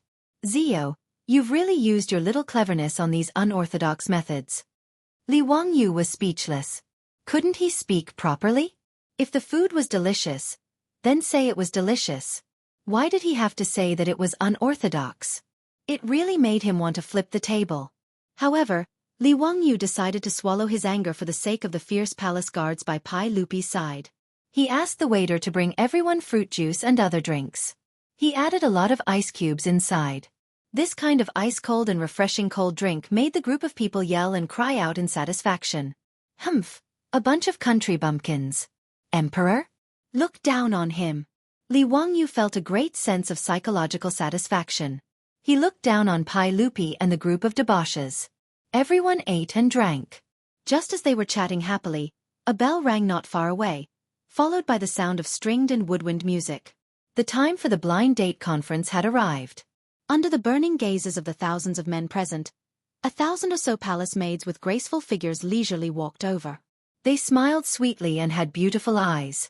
Thousands of beautiful women gathered in one place. All the men present, except for Li Er who was used to it, were shocked. Even the debauches who were used to seeing the spring scenery in P Square stared blankly at the palace maids in front of them. Wei Shuyu couldn't help but recite the lecture ode to lust. Eyebrows like emerald feathers, skin like snow, waist like a bundle of silk, teeth like a clam, a sweet smile, bewitching Kaiyang City. Chapter 309. Because there were too many people participating in the blind date, Li Wangyu had already announced the rules of the day before everyone entered the venue. All the men participating in the blind date were not allowed to disturb the palace maids. They could only wait for the palace maids to take the initiative to communicate with them. Those who did not abide by the rules could only be expelled. With the deterrence of the golden guards in shining armor and the great sincerity of the men who were willing to pay a copper coin to enter, no one wanted to leave a bad impression on the palace maids at this time, so the scene was very orderly. More than 5,000 men who came for the blind date gathered in groups of 3 to 5 around the tall round table. They stared at the palace maids with burning eyes full of expectation, hoping to gain the favor of the beautiful woman. Since they could not take the initiative to strike up a conversation, they had to find a way to attract the attention of the palace maids. Therefore, among the people present, some loudly recited their poems. Some pretentiously took out the guqin they brought, sat cross-legged on the lawn, and began to play the guqin as if there was no one around. There were even many scholars who brought paper and ink with them and began to draw for the palace maids on the spot. As for those who had a lot of property, they naturally had their own skills. Some of them took out gold toys inlaid with all kinds of gems and played with them in their hands. Some of them tidied up their expensive silk clothes. What made Li Wangyu dumbfounded the most was that there was actually a fat man who placed dozens of gold ingots on the round table in front of him. In short, these 5,000 men, in Li Wangyu's eyes, were like peacocks spreading their tails, competing to show off in front of more than 1,000 palace maids. He could not help but laugh. But soon, something that made him dumbfounded appeared. Among these 5,000 men, there seemed to be some strange creatures mixed in. Not far away at the round table, there were several burly old hooligans. What the hell were they? Li Wangyu could not help but turn his head in surprise, looking at the group of dandy, and ask in disbelief. Brothers, are my eyes playing tricks on me? Why are Uncle Cheng and Uncle Yuchi here? Chung Chimo and his brothers, as well as the Yuchi brothers, also had their mouths wide open. They looked with astonishment at their father, who was showing off his muscles to the palace maids. What is this situation? Illusion, it must be an illusion. I didn't drink much wine today. Why are my eyes blurry? Even Pai Lupi was speechless. What were these old killers doing? He didn't believe that these dukes would really take a fancy to a palace maid. After all, the palace maids who were selected to leave the palace had been in the palace for at least 10 years. Even if they entered the palace at the age of 16, they were 26 years old now. In the eyes of the Tang, this age was already considered an ant. What's more, which of these dukes' manors didn't have beautiful palace maids bestowed by Pai Lupi? Those who could be sent as gifts by Pai Lupi to the duke's mansion were all stunning beauties, and they were all budding young girls. However, this group of old killers actually came to this blind date in droves. What a premature death! Pai Lupi glared fiercely at the foppish sons. Like father, like son. You two are really father and son. The foppish sons could only smile awkwardly and politely. They didn't know how to evaluate their fathers. Fortunately, these dukes were just bored and didn't really want to add a few more concubines to their manors. Needless to say, these old hooligans had the same motive as the foppish sons. They all thought this blind date by the Tsujiang Lake was a fun thing and came to join in the fun. Li Wangyu could only sigh. The cultural and entertainment construction of the Tang dynasty needed to be strengthened. Even the dukes were so bored. It could be seen that the cultural construction of the Tang dynasty had a long way to go. More than 1,000 palace maids accompanied by the official matchmakers entered the blind date. The official matchmakers were also known as matchmakers, and matchmakers. In the Tang dynasty, the official matchmakers represented the government in the marriage of men and women. They were the official marriage agencies. The official matchmakers had appeared as early as the Western Zhou dynasty. From the Qin dynasty to the Qing dynasty, the power of the official matchmakers was not small. As long as men and women become famous, they will be recorded in the year, month, day, and name. If a man marries at 30, a woman marries at 20. The main job of the official matchmakers was to know the names and birth dates of men and women in the country, and to urge men and women of the right age to get married. If there were official matchmakers, there would naturally be private matchmakers. The private matchmakers were often called matchmakers. However, even if the marriage was facilitated by private matchmakers, it still needed to be registered at the official matchmaker's office and be supervised by the official matchmakers. The so-called parents' orders and matchmakers' words refer to the official matchmakers. There was naturally a reason why the official matchmakers were needed to accompany the palace maids on the blind date today. Just like the Book of Songs Wei Feng, it said, bandits set the date, but the sun has no good matchmaker. It meant that without a good matchmaker, one could not get married. There was also, what about faking it? A bandit's axe can't subdue him. What about taking a wife? A bandit's matchmaker can't subdue him. It meant that without an axe, one could not cut wood, and without a matchmaker, one could not marry a wife. Therefore, if there were no official matchmakers on the blind date today to mediate the marriage between the two parties, even if the palace maids and the man took a fancy to each other, it would be considered a private vow to marry each other. They would be despised by both their parents and their countrymen. Moreover, the Tang dynasty also had a law that stated, for the law of marriage, there must be a matchmaker. This was also the reason why the official matchmakers accompanied the palace maids. In fact, Li Wangyu did not know that the matchmaking convention needed an official matchmaker. He only understood after Su Jingzong reminded him. However, even though there were millions of people in Chang'an City, there were not that many official matchmakers. Fortunately, Su Jingzong was capable and ordered people to urgently mobilize manpower from the counties around Chang'an City. It was not easy to find so many official matchmakers. Otherwise, today's matchmaking convention would really become a farce. Li Wangyu would definitely be impeached to death by the censor. Li Wangyu organized this "do not disturb if you are the one" matchmaking convention. Naturally, it could not be like the later generations where men and women could freely chat and communicate. Instead, they had to communicate through these official matchmakers. Those palace maids shyly raised their heads and swept their eyes over the many men present.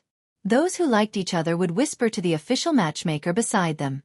Naturally, the official matchmaker would go to the man's side and ask about his name, family background, and whether he was interested in the palace maid. If both parties were satisfied, the official matchmaker would record it. Even so, the 3 matchmakers and 6 certificates could not be left out.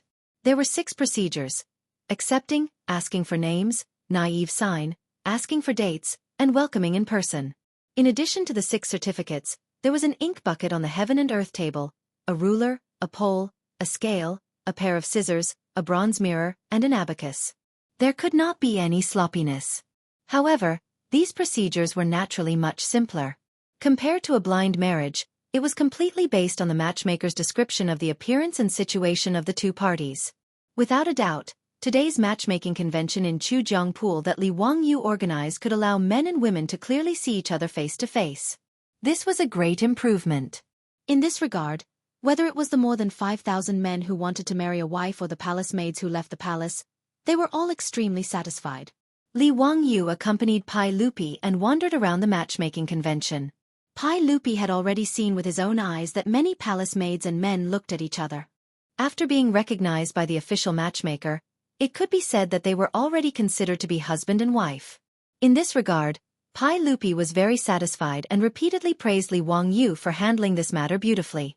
While the two were chatting, Pai Lupi pointed at a group of people not far away and laughed. "Ziyu, does this count as a man attaining the Tao and his chickens and dogs ascending to heaven? That group of men, are they all from the Zhou village that you chose? How did they all get a matchmaking convention with my palace maids?" Chapter 310. Pai Lupi was pointing at the group of handicapped old soldiers from Dingzhou village. Most of these old soldiers came from poor families and were handicapped. Naturally, none of their wives were willing to marry them. All of them were old bachelors.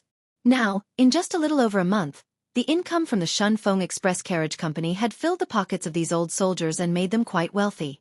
After Li Wangyu's persuasion, he managed to convince this group of old soldiers to come to the Crooked River's lakeside. She wanted to see if she could also get lucky and marry a palace maid to be her auntie.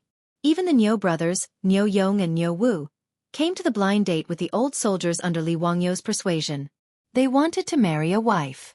Although the two had joined the Li family as soldiers, they could still marry a woman from a good family. Moreover, Li Wangyu could let the 2 brothers go at any time. However, the 2 brothers were very stubborn and were unwilling to do so. Li Wangyu was about to go greet the crowd, but before he reached them, he saw a group of palace maids accompanied by an official matchmaker. Pai Lupi and he couldn't help but stop to see if the group of palace maids would like the old soldiers. However, even Li Wangyu didn't think that the group of old soldiers would be chosen by the palace maids. After all, compared to the other people present, this group of handicapped old soldiers really didn't have any advantages. However, Li Wangyu still wanted to help the old soldiers of his manor. Just as he was thinking about how to do it, he heard a discordant sound. The group of old soldiers, including the Niu brothers, stood awkwardly beside the round tables, feeling somewhat at a loss. Although they didn't lack money now, they were used to living a simple life. Today, they came to Chu River Pond for the blind date. The clothes they wore could only be said to be clean and tidy, but definitely not bright. They were all rather ordinary and rough clothes. As for the men around them, even if they were poor scholars, even if they had gone to borrow, they were all wearing new clothes today, which made them look rather bright and fresh. In comparison, the old soldiers of Dingzhou village seemed a little shabby. On top of that, many of them were crippled. Many of them were missing arms or legs. This made them stand out even more among the crowd.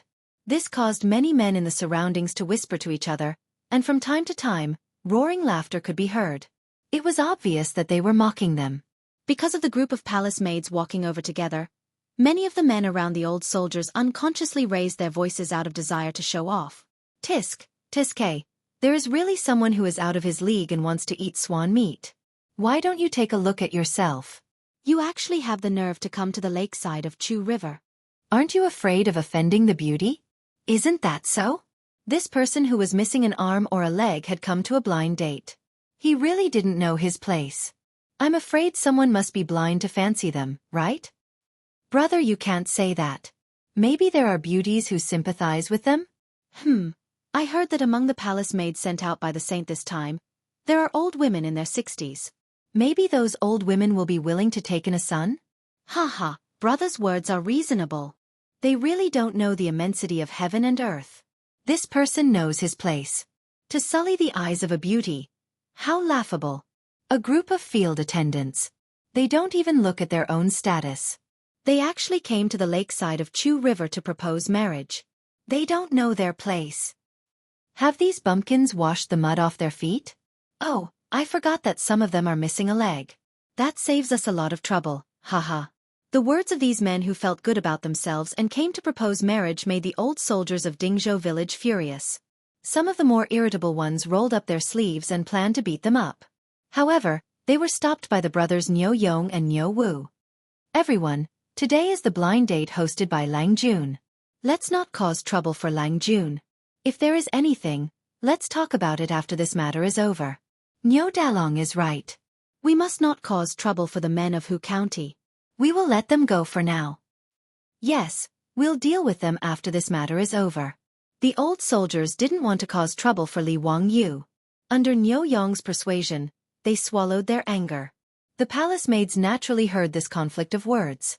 Many of them couldn't help but cover their mouths and chuckle.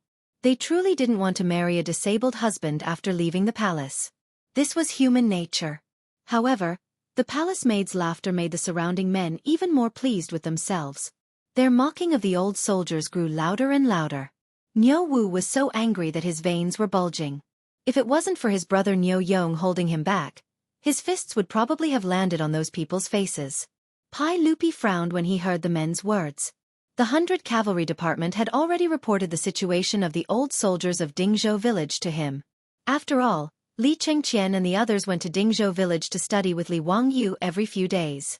The 100 Cavalry Department had already figured out the background of everyone in the village. These dozen or so disabled veterans were all soldiers of the Sui dynasty. They were veterans who had survived the bloody battle against the Turks at Yanmen Pass in the 11th year of the Great Undertaking. Although they were soldiers of the Sui dynasty, Pai Lupi viewed them as his own subjects. In particular, they were all disabled from the battle against the Turks. This made Pai Lupi, the emperor on horseback, feel that it wasn't easy for these veterans. Now, these men who wanted to ask for a kiss were actually speaking rudely and humiliating these veterans. This made Pai Lupi very angry. Naturally, it wasn't convenient for him to show his face. He only glanced at Li Wangyu from the corner of his eyes. Li Wangyu was naturally unhappy. Even without Pai Lupi's words, he was already planning to flip out. After apologizing to Pai Lupi, Li Wangyu looked at the group of wastrels behind him. Brothers, what should we do if someone has a bad mouth? His mother. Slap him. Cheng Chumo and the others naturally understood what Li Wangyu wanted to do. They were all very excited. They rolled up their sleeves and prepared to attack. My brother Cheng is ruthless and doesn't talk much. Li Wangyu gave them a thumbs up and led the group of wastrels forward. Niu Yong, Niu Wu, and the others saw that their Lang Jun had arrived. Just as they were about to bow in greeting, Li Wangyu waved his hand at them, indicating that they didn't need to be so polite. Li Wangyu walked straight to the group of wastrels who were still chattering and mocking the old soldiers. Without wasting any time, he raised his arm and slapped them. That person was so enraptured that he didn't notice the arrival of Li Wangyu and the others. It wasn't until he felt a sudden pain on his cheek that he realized that he had been slapped. You young man, who are you? What right do you have to hit people? Before that person could react to what had happened, the group of wastrels had pounced on him and knocked him to the ground with a few punches and kicks. To be able to beat someone up in such a carefree manner in front of Li Er, the group of Silk Pants felt that today's trip was indeed not in vain. The things that the Li family's young master did were also interesting. Guards, someone is causing trouble. Imperial guards, quickly arrest them. Murder! Save me. Hero, please spare me, I was wrong. Please don't hit me. The group of wastrels who had just ridiculed the villagers of Dingzhou village were now wailing like ghosts and howling like wolves. Chapter 3:11. Due to the men's cries, the conflict at Chu River Pond soon attracted the attention of the people around them. The imperial maids were so frightened that their faces turned pale. They kept exclaiming as they did not know what exactly happened. Tens of imperial guards from the Golden Guards, who were in charge of maintaining the order at the blind date at Chu River Pond, quickly rushed over. "Stop! You!" The Imperial Guard squad leader stopped abruptly as soon as he shouted. Even if he did not know Li Wangyu, who was from Huxian County, it was impossible for him not to know Cheng Chumo and the other hedonistic young masters. Did a group of heirs from the dukes who founded the country need a reason to beat someone up? Did they? The Imperial Guard squad leader could only mourn for those people who were blind. It was obvious that they were beaten up for nothing, and there was no way for them to seek justice. Nevertheless, the men who were beaten up by the hedonistic young masters and Li Wangyu thought that their saviors had finally arrived when they saw the Imperial Guards from the Golden Guards around them. The man who was slapped by Li Wangyu crawled to the Imperial Guard squad leader and pointed at Li Wangyu as he yelled, Quickly arrest that man! They're disrupting the order of the blind date and beating us up for no reason." The Imperial Guard squad leader glanced at him impatiently and said coldly, "This is Huxian County's man, and those are heirs from the High Duke's public houses such as High Duke Lu, High Duke Lai, High Duke Zheng, High Duke Liang, High Duke Yi, and High Duke Chao. Are you sure you want to accuse them of beating you up?" The man was dumbfounded by the squad leader's words. "Were we beaten up by a group of heirs from the High Duke's public houses and Huxian County's man?" He was in a daze as he mumbled, How did we offend the heirs?" The men who were beaten black and blue by the hedonistic young masters were dumbstruck when they heard the squad leader's words. They did not know why they were undeservedly implicated. "Heirs, Huxian County's man. We didn't offend you. Why is this happening?" Li Wangyu swung his hand. He had used too much strength in the slap just now, and it hurt his own hand. Hearing the man's question, he pointed at Niu Yong and the others. "Do you know who they are?" We don't know." "Humph, what a good don't know." With a cold laugh, Li Wangyu stared at this group of people and said in a loud voice, "In the 11th year of day, Tuju's Shibi Khan's 200,000-strong cavalry besieged Yanmen Pass. The defenders at Yanmen Pass were only 17,000 men, with insufficient provisions. The Tuju's military strength is more than 10 times our Hanmen's military strength, yet under the desperate resistance of the Yanmen Pass defending army, for a long time they were unable to take them down." He paused for a moment before raising his voice once more. "Over the past month, the Turkic cavalry has been attacking the Yanmen Pass non-stop, and the Yanmen Pass has suffered heavy casualties. However, they didn't surrender or run away. They only fought to the death. In the end, the Turkic cavalry had no choice but to retreat, losing more than 2,000 captives." Li Wangyu pointed at the old soldiers of Zhou village and said, They are the veterans of the Great Battle of Yanmen Pass. They fought bravely against the invasion of the foreign invaders. After that battle, all of them were crippled. They are the heroes of the Tang dynasty." At this point, the crowd fell silent. Even the profligate scions had looks of reverence on their faces. On the other hand, the imperial army of the Chamberlain of Chamberlain looked at the crippled old soldiers with reverence. Following Li Wangyu's words, Niu Yong and the others straightened their backs like spears. As for the group of palace maids, many of them had tears in their eyes. They covered their mouths tightly with their hands, afraid that they would make even the slightest sound. Li Wangyu took a deep breath and shouted with all the strength in his body, "You bunch of trash! Tell me, what right do you have to humiliate them? Who do you think you are? How dare you challenge the heroes of the Tang dynasty?" "Men!" Li Wangyu did not wait for the men to speak. He shouted at the imperial army, "Throw these bastards out! His Majesty's palace maids will not marry trash like them." "Yes, sir." The imperial army members of the Chamberlain of Imperial Insignia pounded their fists heavily on the armor on their chests, causing loud clanging sounds to ring out. The imperial army rushed forward. They could not wait for the men who were beaten black and blue to beg for mercy. They dragged them out like they were dragging dead dogs. After the imperial guards dragged all these people away, the atmosphere finally relaxed. Pai Lupi nodded in satisfaction. Just as he was about to ask Li Wangyu to continue looking at other places, he saw the group of palace maids walk toward Li Wangyu and curtsy. "Greetings, Mr. Huizhu." "Ladies, there's no need to be so courteous." Li Wangyu waved his hand at them, indicating that they did not need to be so courteous. "Mr. Huizhu, we heard that you wrote a poem to plead for us in the Great Hall that day, which led to the Imperial Palace's public search for a son-in-law. We are so grateful that we are unable to repay your kindness. Mr. Huizhu, please accept our greetings." After the palace maids finished speaking, they ignored Li Wangyou's dissuasion. They all knelt on the ground, cupped their hands, and slowly nodded their heads on the back of their hands. This was a greeting, the most solemn greeting in the Tang dynasty. Li Wangyou couldn't stop them, so he could only accept the palace maids' great salutes before urging them to get up. Ladies, there's no need for this. You should be grateful to the sage. The sage is a wise ruler of a generation, and he cares about the people of the world.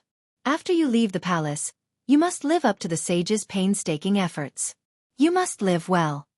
Li Wangyou flattered Pai Lupi without leaving a trace, which made the palace maids who did not know the truth kneel down and kowtow again in the direction of Taiji Palace. How could Li Er not know Li Wangyou's thoughts? However, he still felt very comfortable. The corners of his mouth couldn't help but curl up. After the palace maids thanked Li Wangyou, more than 10 people walked out from the palace maids, walked to Niu Yong and the others, and knelt down again. This gave Niu Yong and the other old soldiers a fright. They all blushed and did not know what to do. Ladies, what are you doing? Quickly get up, quickly get up. Thank you, benefactors. What benefactors? Ladies, did you make a mistake? We don't know you. Niu Yong and the others were confused by the palace maid's words. They did not understand what they were talking about. Pai Lupi, Li Wangyou, and the other playboys also looked at the palace maids curiously, not understanding why they suddenly acted like this. Benefactors, our ancestral home is Daizhou, and we were chosen to enter the palace in the 12th year of the Dai dynasty. During the Battle of Yanmen Pass, it was all thanks to our benefactors that we did not fall into the hands of the Turks. Today, I can finally say thank you to my benefactors for your kindness. The palace maid's words made Li Wangyou and the others come to a sudden realization. Yanmen Pass was under the jurisdiction of Daizhou, and these palace maids were originally from Daizhou. Back then, if Niu Yong and the others had not blocked the Turks' cavalry at Yanmen Pass, these palace maids would have met with a tragic end. Every time the Turks invaded, their favorite thing to do was to kidnap people. This was especially true for women. They loved to kidnap people the most. In this way, it was reasonable to say that Niu Yong and the other old soldiers were the palace maids' benefactors. After Niu Yong and the others understood the whole story, this group of strong men blushed and rubbed their hands, not knowing what to say. Li Wangyou was angry. Why did this group of idiots become mute at this time? Chapter 3:12. Li Wangyou was anxious for Niu Yong and the others. These bastards. Did they forget their purpose of coming to Tsujiang Pool today? Blind date. Marrying their wives. Why are they standing there in a daze? Why don't they take the opportunity to chat with the palace maids? Are these bastards waiting for a sister Lin to fall from the sky and marry no one else but them? Sigh, I'm so angry. Li Wangyou grumbled in his heart. He was prepared to personally take the field and use his glib tongue that he had honed in his previous life to help Niu Yong and the others brag and see if he could convince the ladies. What if a young lady was dizzy and nodded in agreement? In life, there was always a need for some dreams. Li Wangyou calculated. From the 12th year of Dai to the 2nd year of Zhengguan, it had been 12 years. These palace maids were selected to enter the palace when they were 15 or 16 years old. Now, they were 27 or 28 years old. Wasn't this age suitable for Niu Yong and the others? Li Wangyou ridiculed Niu Yong and the others. In fact, he was laughing at himself.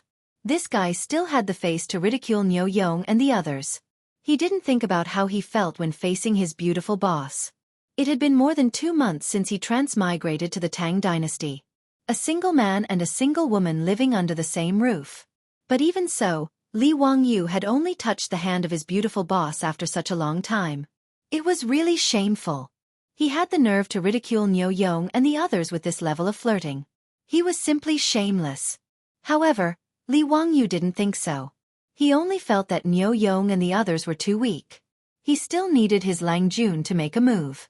Li Wangyou coughed lightly. Just as he was about to speak up for Niu Yong and the others, he saw a palace maid leisurely walk up to Niu Yong. She opened her cherry lips and said something. After the palace maid finished speaking, Li Wangyou almost stumbled and fell to the ground. Damn! Will Sister Lin really fall from the sky?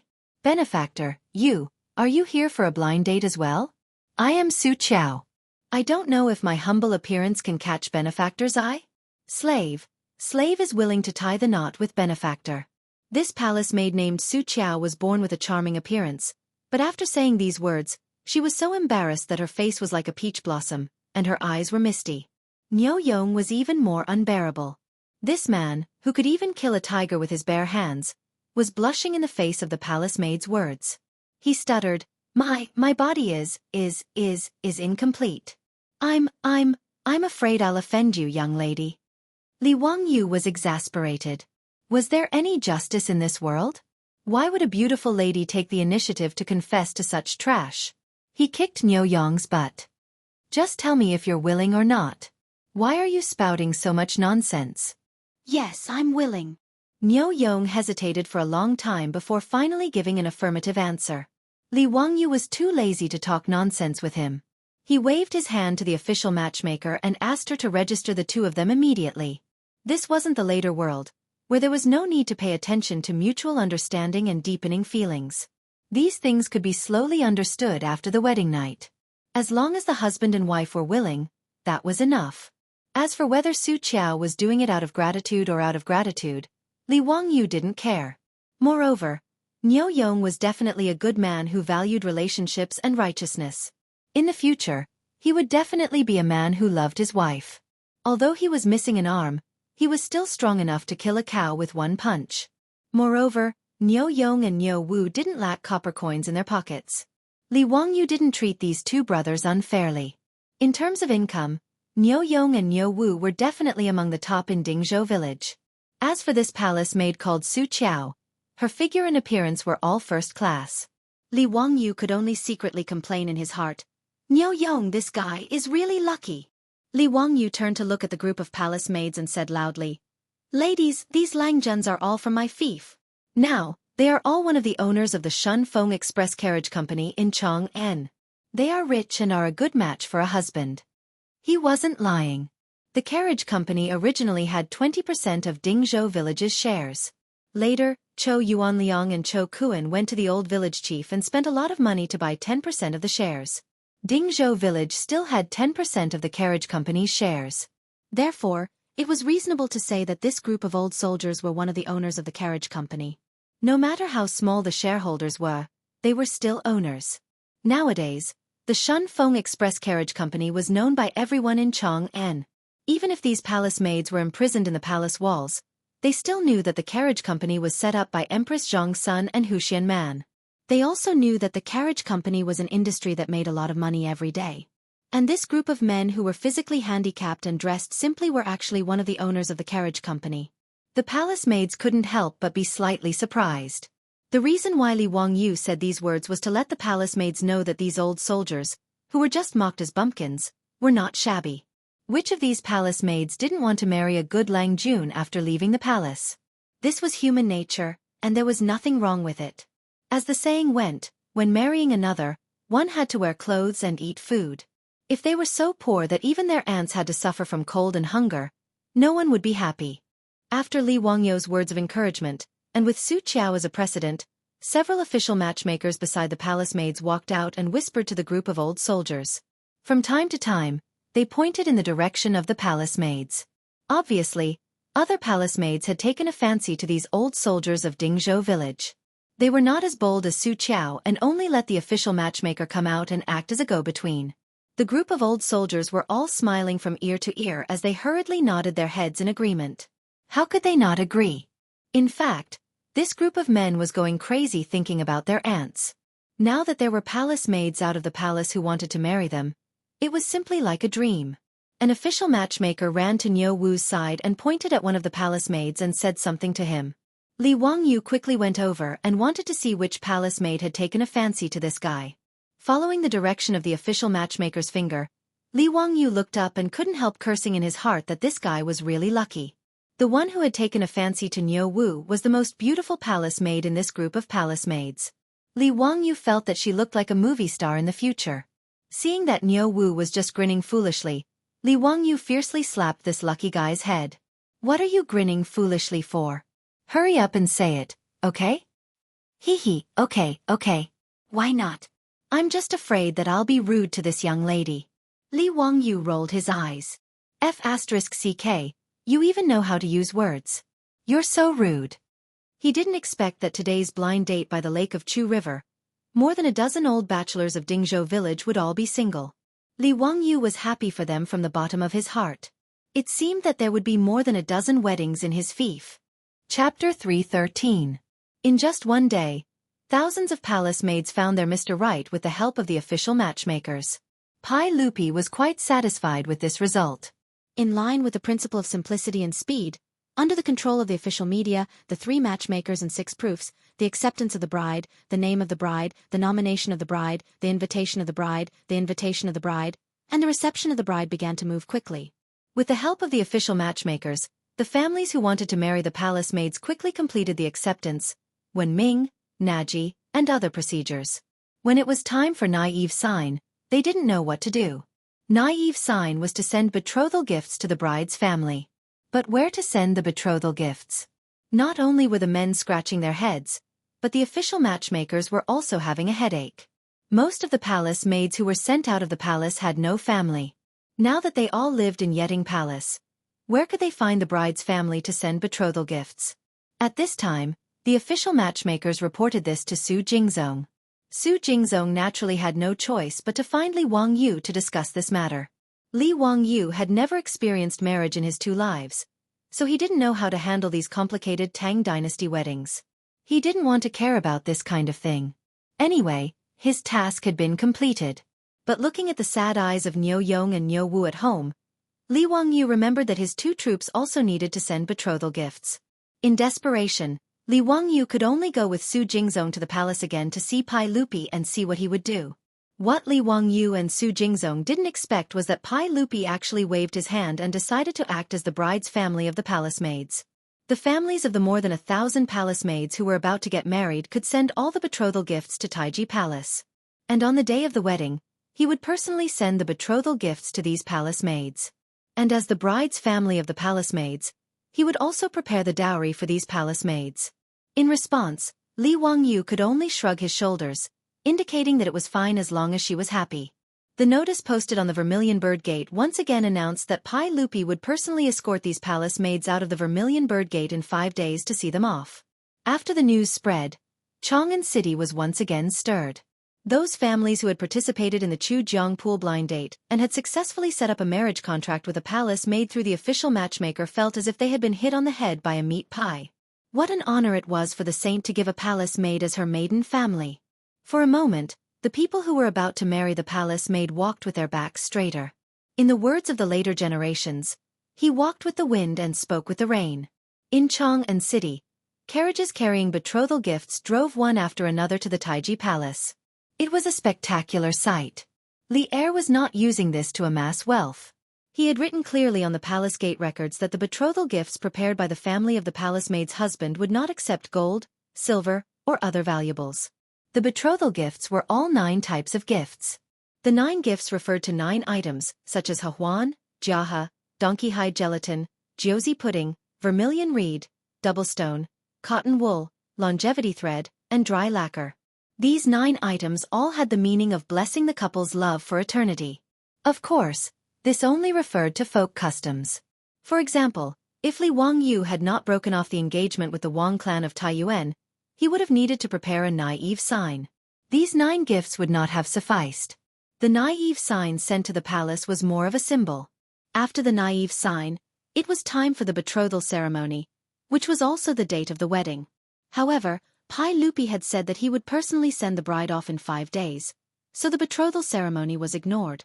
On the day of the wedding at dusk, the Vermilion Bird Avenue, which was more than 150 meters wide, was completely blocked by carriages coming to pick up the bride. In the Tang dynasty, the wedding ceremony was held at dusk. It was not until the middle of the Tang dynasty that the wedding ceremony began in the morning. The earliest wedding ceremony referred to as a fainting ceremony, which was held at dusk. According to the White Tiger Tongyi, the wedding ceremony is held at dusk, so it is called the wedding ceremony. Dusk was the time when yin and yang alternated.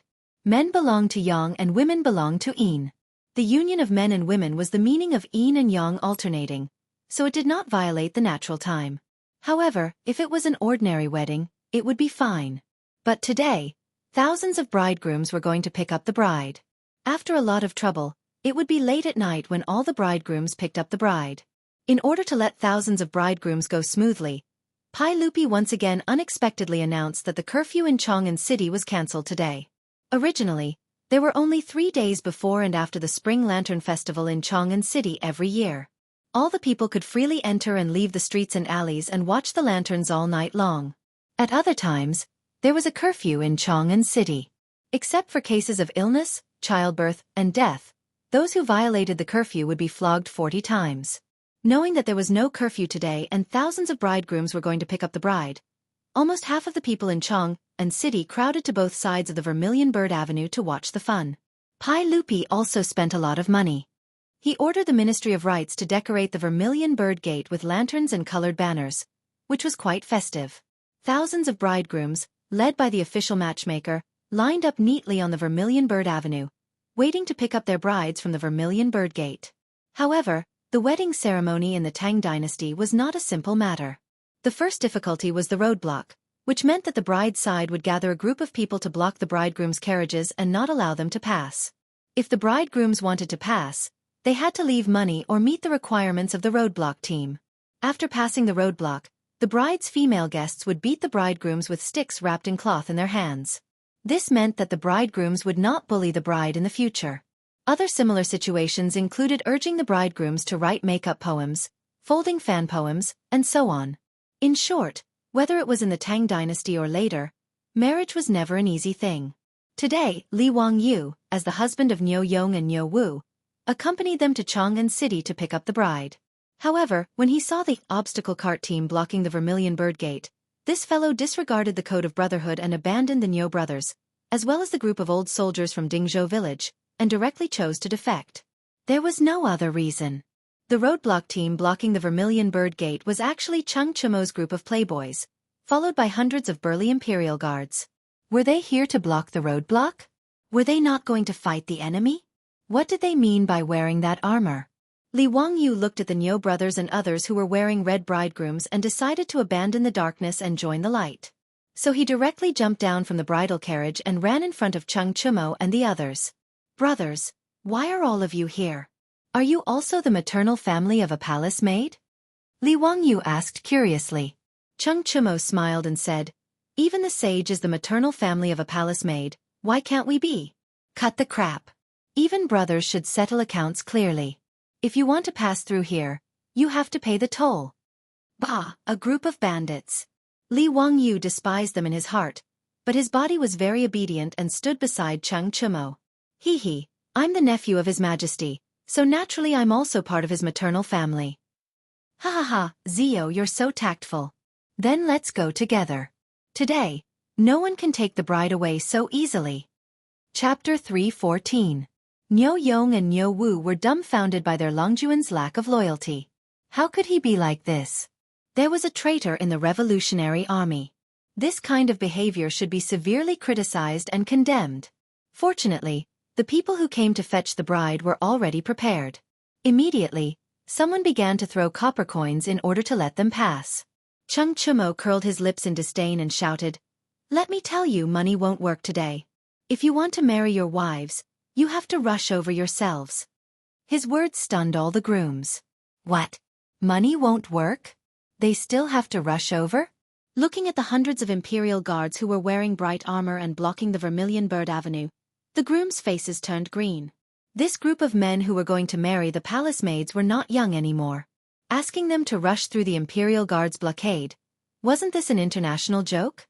On the other hand, Niu Yong and Niu Wu, together with the dozens of old soldiers from Dingzhou village, all jumped down from their horses and stood in front of the bridal procession. Haha, let's rush. Do you think we're afraid of you? Everyone, stand behind my brothers. Let's rush in together. Niu Yong shouted with a smile. Although the dozen or so old soldiers were few in number, they were in a triangular formation that was used to charge and break through enemy lines. Dressed in red wedding robes, they gave off a valiant aura. Seeing that someone took the lead, the grooms also jumped down from their horses and stood behind the soldiers. Rush! Rush over to fetch the wives! Yong Niu shouted and led everyone to charge forward. These 10 old soldiers, who had survived hundreds of battles, actually had the aura of a battlefield breaking through enemy lines. Behind them, the 1,000 grooms followed. Everyone laughed loudly as they charged forward. The foppish lords led the imperial guards and naturally used their bodies to stop them from moving forward. The barricades were only there to set up the atmosphere. They weren't really there to stop the grooms from fetching the bride. This commotion made the crowd on both sides of the Vermilion Bird Avenue cheer loudly. The applause and cheers rose and fell one after another. It was very lively. The onlookers began to shout in unison, "Bride, bride." Nyo Young and the rest squeezed out sweat before they finally rushed through the human wall of the Imperial Guards. However, the next scene made them dumbfounded. F***CK, won't people die if they do this? Normally, there would only be a dozen or so female guests holding sticks ready to beat the groom when they were receiving the bride. At this time, there were no less than 1,000 palace maids holding sticks blocking the sides of the Vermilion Bird Gate. Even though the heads of the clubs were wrapped in thick cotton cloth and couldn't hurt anyone, being hit by so many clubs was still a very uncomfortable feeling. When Li Wangyu saw this scene, he couldn't help but give a thumbs up. "Pai Lupi, you're really ruthless. You really know how to play." He was even more glad that he had betrayed earlier. If he had been the bridal escort for Nyo Young and Nyo Wu, wouldn't he have been beaten up along with them? Nyo Young and Nyo Wu looked at each other. What else could they say? Even if he had tears in his eyes, he could only rush forward. Thus, thousands of bridegrooms wearing bright red wedding robes rushed towards the Vermilion Bird Gate with their hands on their heads. The palace maids on both sides of the gate were all shaking with laughter. The sticks in their hands didn't show any mercy as they hit the bridegrooms. In the crowd, grooms would occasionally let out cries of pain. This made the onlookers laugh even louder. This group of bridegrooms who had never been taken care of before finally rushed into the Vermilion Bird Gate. Then, there were servants who started to lead them to the Taichung Temple on the right side of the Vermilion Bird Gate. Pai Lupi would send the palace maids off here. The Taichung Temple was responsible for the ceremonies and music of the mausoleum. It was responsible for astronomy and divination. At this time, a red carpet was already laid out in the Taichung Temple. Thousands of palace maids and bridegrooms wearing emerald green wedding robes were waiting there. The wedding robes of the Tang dynasty weren't like those in modern TV series where both men and women wore red wedding robes. Instead, the bride wore green wedding robes. The men wore red to show their status, while the women wore green to show their beauty and gentleness. This was the meaning of the so-called red men and green women. Moreover, in the Tang dynasty, the bride didn't wear a veil. Instead, she held a feather fan to cover her face and shyly waited for her groom. After the two parties entered the bridal chamber, there was naturally no ceremony to remove the veil. Instead, the groom had to recite a poem to remove the fan. Then, the bride would delicately move the feather fan in her hand a little and slowly reveal her lovey-dovey face. These bridal clothes were also generously given to the palace maids by Pai Lupi. These bridegrooms were wearing emerald green long-sleeved gowns and long skirts. Their bodies were covered with long and exquisite shawls. Their faces were covered with gold foil ornaments, which made them look particularly shy and lovely. All the bridegrooms opened their eyes wide, wanting to see where their bridegrooms were. However, in the face of more than 1,000 palace maids who were also wearing emerald green wedding robes and covering their faces with feather fans, even Sun Wukong's fiery eyes of truth might not be able to find them. Fortunately, each pair of bridegrooms was in charge of the official matchmaker. These bridegrooms didn't have to worry about marrying the wrong wife. Li Wangyu even thought that these bridegrooms had only seen each other once by the Tsujiang Lake. He was afraid that if they really made a mistake, they would just muddle through and make the best of it. Then it would be lively. However, with the official matchmaker in charge, naturally, the things that Li Wangyu thought in his heart wouldn't happen. One by one, the palace maids in splendid clothes were led out by the official matchmaker and stood on the right side of their husbands. After the bridegrooms and bridegrooms stood on the red carpet in Taichung Temple, they heard the eunuch shouting in a sharp voice, "The sage has arrived. The empress has arrived."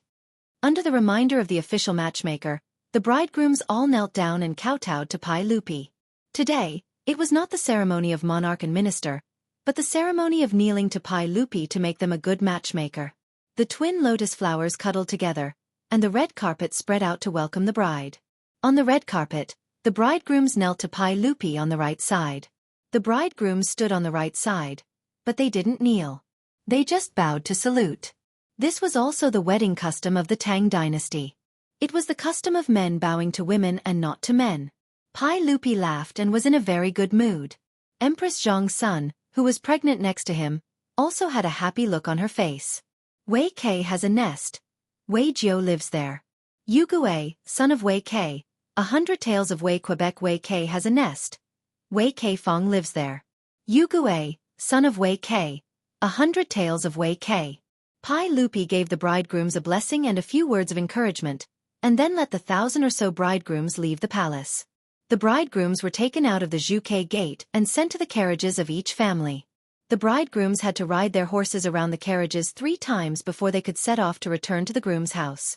After the Niu brothers and the old soldiers of Dingzhou village helped their bridegrooms onto the carriages, Li Wangyu came out of nowhere and mounted his horse. "Let's go take the bridegrooms home." After Li Wangyu finished speaking, he pretended to rub his shoulders and wipe off the non-existent sweat. It was as if he had put in a lot of effort to take the bridegrooms and had completely forgotten his previous rebellious behavior. Niu Wu secretly ground his teeth. If this guy didn't take into account that he was his Lang Jun, he wouldn't be wronged even if he was beaten to death. Chapter 315. It was a sleepless night in Chang'an City. In Chang'an City, almost all the houses had families getting married today. The pavilion closest to the water enjoyed the moonlight first. Most of the more than 1,000 palace maids had married into Chang'an City. Almost every one of the 108 houses was holding a wedding. Many houses even had more than one wedding today. On this day, all the wine in the wineries and restaurants in Chang'an City had been sold out. In addition, there was no curfew in Chang'an City today, so there were lanterns and colored banners everywhere. It was very lively. Many of the people in Chang'an City, even when they were old, still talked about this scene to their children and grandchildren. This was an unprecedented day of celebration in Chang'an City. After the wedding procession returned to Dingzhou village, the whole village became even noisier. "The bride is here, the bride is here." When the naughty children in the village saw the wedding procession coming back, they screamed excitedly and ran around the carriage, making a lot of noise. Niu Yang's bride, the palace maid named Su Qiao, quietly opened the curtain of the carriage, wanting to see the village where she would live in the future and her future home. Although it was already dark, Li Wangyu had people hang wind lanterns and big red lanterns all over the village for the wedding. The village was quite bright. Su Qiao stole a glance. When she saw the environment of the village, she felt a little disappointed. It was the same as 2 months ago when Li Wangyu took the ox cart and entered Dingzhou village for the first time with his beautiful boss. All she saw were thatched houses made of yellow mud and dilapidated courtyards. Su Qiao naturally didn't know that the reason why the families in the village were still living in such dilapidated thatched houses was that they didn't have time to build new houses. Almost all the men in the village were working in the carriage business. They were busy every day and couldn't find time to rebuild their houses for a while. Therefore, every family hid nearly 100 strings of copper coins, but still lived in dilapidated old houses. There were many palace maids like Su Qiao who secretly observed the situation in Dingzhou village. Most of them were like Su Qiao. After seeing the dilapidated appearance of Dingzhou village, they couldn't help but feel a little disappointed. However, they were only slightly disappointed. Su Qiao and the palace maids didn't feel like they had been deceived. As the saying goes, if you marry a chicken, follow the chicken. If you marry a dog, follow the dog. In the Great Tang, women weren't as complicated as the women of the later generations. Even if she married a poor man, they could just live together as husband and wife. It was no big deal. Su Qiao even began to calculate how the 100 strings of coins Pai Lupi would give her as a dowry could help her husband improve his life after she left the palace. This time, Pai Lupi was very generous to marry a palace maid. In addition to the 100 strings of coins, Pai Lupi had also prepared a valuable dowry for all the palace maids who got married. There were 3 sets of ceremonial books, a bolt of expensive silk, a bolt of auspicious silk, a bolt of brown embroidery, a bolt of embroidery, a pair of embroidered handkerchiefs, 5 items of embroidery, a red silk tent, a sachet hanging from 4 corners, and a spring stool. Su Qiao silently calculated in her heart. If she sold these dowries in the East Market, she should be able to get at least 100 strings of coins. In the 12 years she had been in the palace, she had also accumulated a lot of copper coins. Palace maids also had a monthly salary in the palace, but it wasn't much. Every month they would get around 100 strings of copper coins, which was 12 strings of coins a year. In the past 10 years, Su Qiao had also accumulated 50 to 60 strings of copper coins. With these 200 to 300 strings of copper coins, she could discuss with her husband when she returned. If their house was also a thatched house made of yellow mud, it would be better to use a few dozen strings of copper coins to rebuild it. Her husband was currently a soldier of the Baron of Hu County, but she didn't know how much his monthly salary would be. Would it be enough to support the family? If they had children in the future? Su Qiao sat in the carriage and thought about these things. When she thought about children, she couldn't help but blush. Most of the palace maids had the same thoughts as Su Qiao. They sat in the carriage and thought about how to use their 200 to 300 strings of copper coins to support the family. Just as they were thinking about these things, the carriage stopped and the noise from outside drifted into the carriage. They knew that they had arrived at their husband's house. They hurriedly tidied up their emerald green wedding clothes and covered their faces with their feathered fans.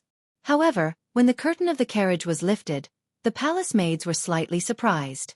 Why did the carriage stop at the village threshing ground? Led by their husbands, they carefully alighted from the carriage. When the group of brides saw their surroundings through the feathered fans in their hands, they were a bit confused. Why were they still together? Shouldn't they be going to their husband's house to perform the wedding ceremony?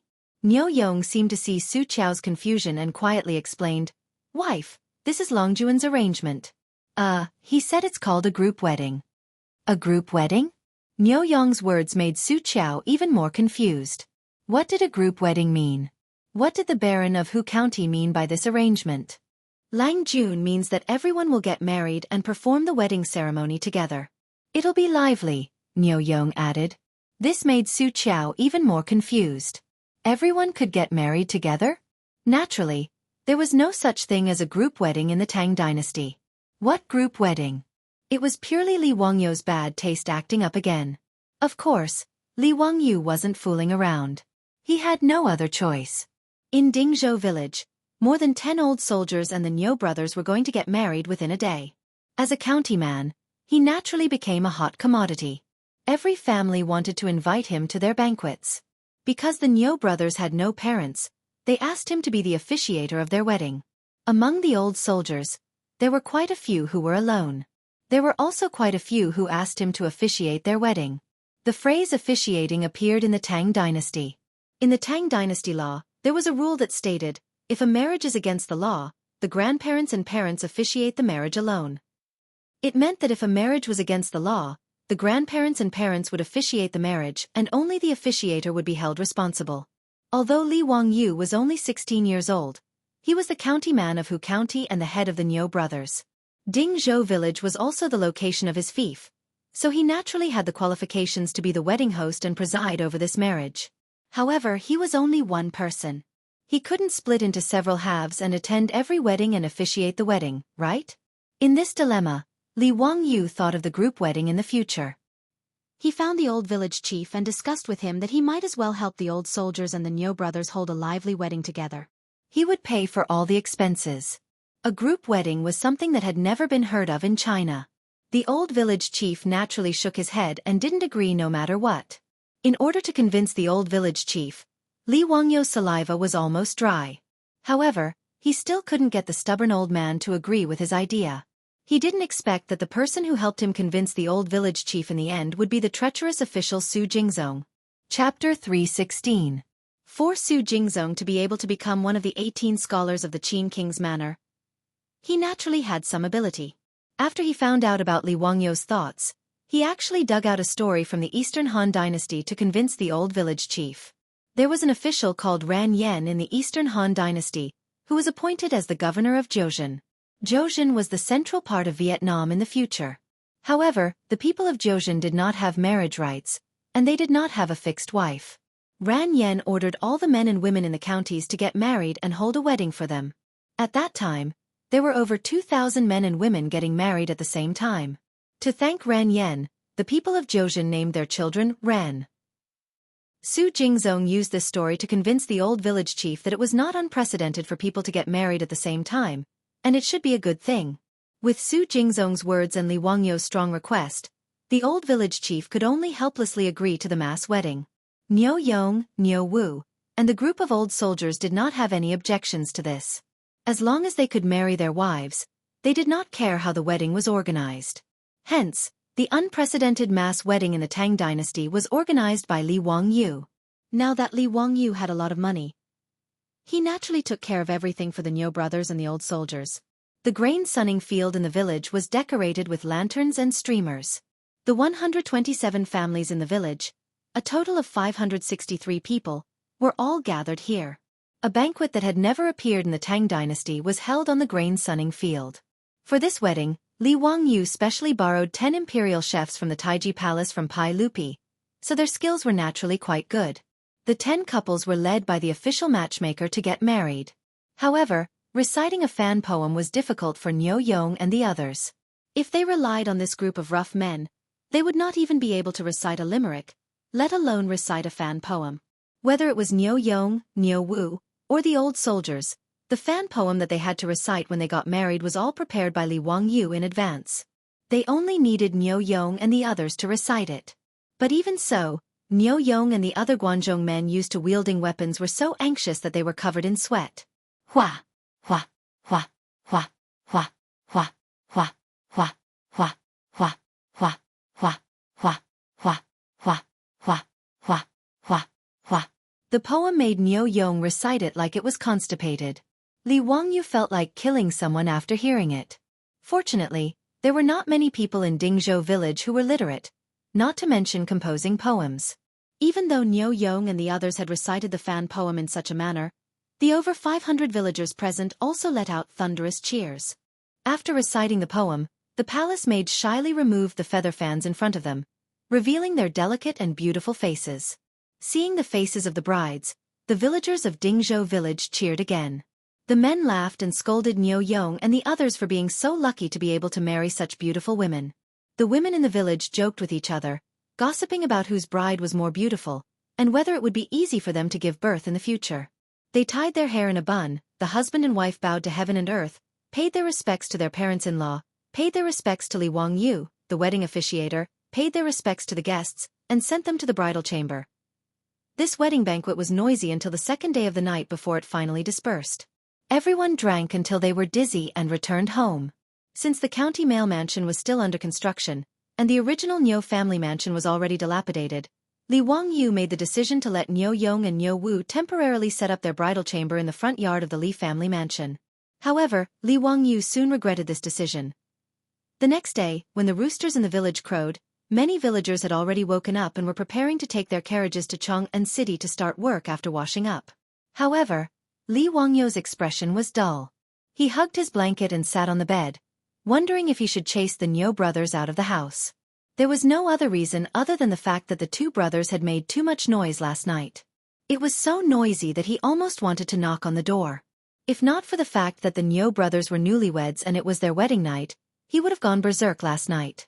Not only was Li Wangyu upset from the noise last night, his beautiful superior, Aphrodite, Perrin, and the others were even more unbearable today. When they left their rooms in the morning, they all had dark circles under their eyes and peach blossoms on their faces. Clearly, they had been attacked by the noise last night as well. Li Wangyu was even a little jealous of the Niu brothers. They were indeed as strong as calves. To be able to torment themselves for an entire night, their waists were too good. It wasn't just the Li family who had been attacked by the noise last night. There were countless other families in the village who had been disturbed last night. Early in the morning, many of the villagers left their houses with dark circles under their eyes and yawned non-stop. Clearly, they hadn't been able to sleep well the night before. The homes of the dozen or so old soldiers were scattered all over the village. It was as if the entire village had undergone a baptism of sound waves last night. It would be a miracle if the villagers could sleep well. A group of old bachelors who had been single for almost 40 years met a 30-year-old palace maid who had been locked up in the palace for more than 10 years. This was truly a raging fire. It was just that the fire burned a little too fiercely at night. Not to mention that the dilapidated houses made of yellow mud in the village didn't have any soundproofing effect. Even though the Li family's old residence had been repaired, the noise made by the Niu brothers in the front yard was enough to make Li Wangyu and his beautiful superior, who were in the backyard, unable to sleep all night. After getting out of bed, Li Wangyu glared at the Niu brothers angrily. However, the two brothers didn't feel ashamed at all. Instead, their faces were glowing. If it weren't for the fact that Li Wangyu knew that he couldn't beat these two animals, he would have fought them to the death long ago. It was just that his mouth was cheap. Why did he let these animals marry for no reason? It was simply too torturous. The Nyo brothers didn't care about the fact that they had been eavesdropped on. In the eyes of this group of rough men, if they could satisfy their wives, it meant that their bodies were strong and others couldn't envy them. In the face of Li Wangyo's resentful eyes, the two brothers were still topless and exercising with stone weights in the front yard. Seeing their bodies full of muscles, Li Wangyu could only cover his face and leave. It was really too infuriating. After a night of noise attacks, Li Wangyu began to wonder if it was time to help the village repair the houses. The construction of his county manor had already started and would be completed in half a year. It would be too unreasonable for him to move into such a luxurious manor while the villagers lived in thatched huts. What's more, he had promised his beautiful superior that he would build Dingzhou village into a peach blossom spring. Anyway, it wasn't expensive to build houses in the Tang dynasty. In addition, he had cement. Oh no, now it was the mirage mud named by Pai Lupi. Not only would it be faster to build houses, the cost would be lower, and the houses would also be more solid. The more Li Wangyu thought about it, the more he felt that it was feasible. He was too lazy to argue with the Nyo brothers, these two animals, and quickly ran to find Su Chongqing to discuss the matter of building houses. Chapter 317. The cost of building a house in the Tang dynasty was not high. During the Xuanzong period, the imperial court auctioned off a steel rubbing of state-owned real estate. It showed that a big house with 39 houses and an area of 2.9 mu was sold for 138 strings of coins. From this, it could be seen that the construction cost would not exceed 100 strings of coins.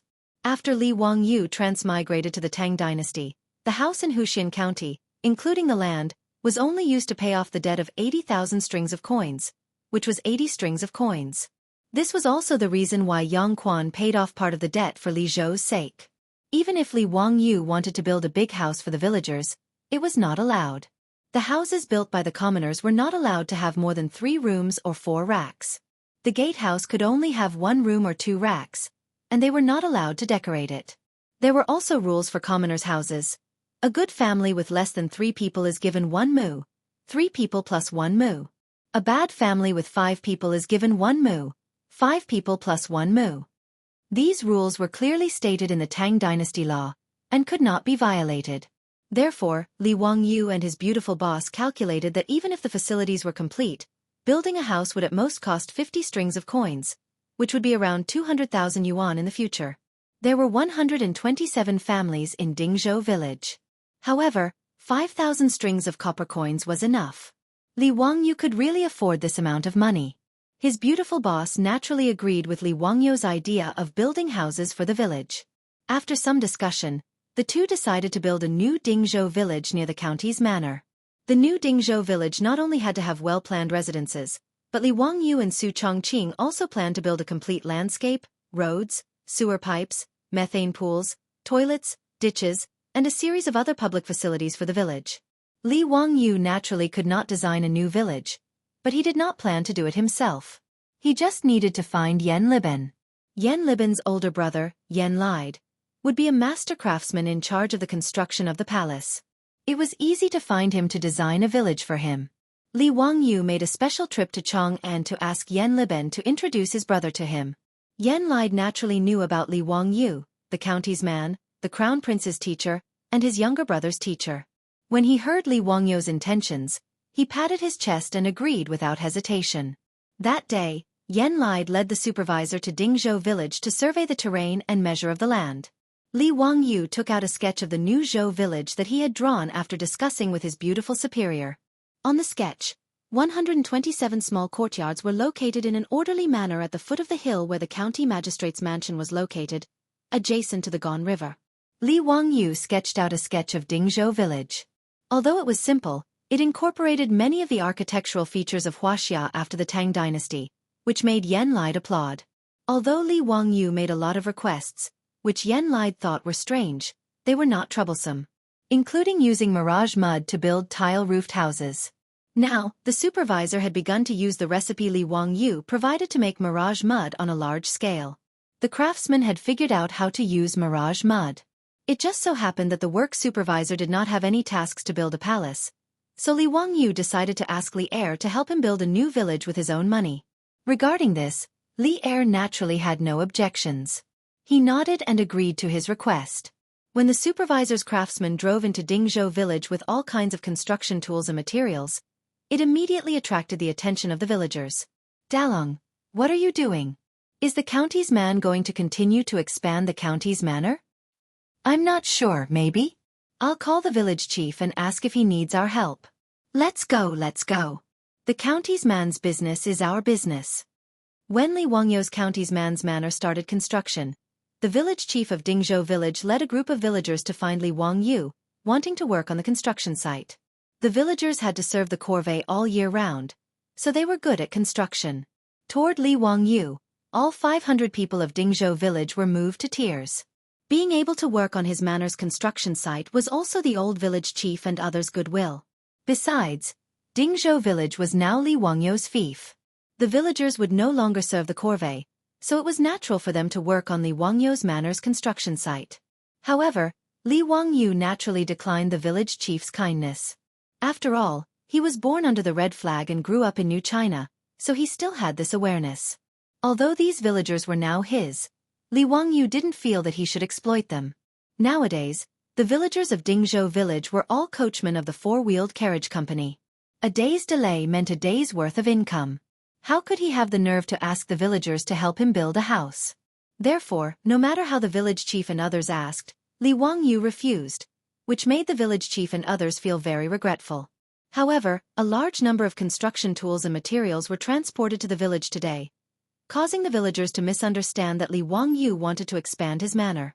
The village chief didn't look for Li Wangyou, so he led a group of villagers and rushed over.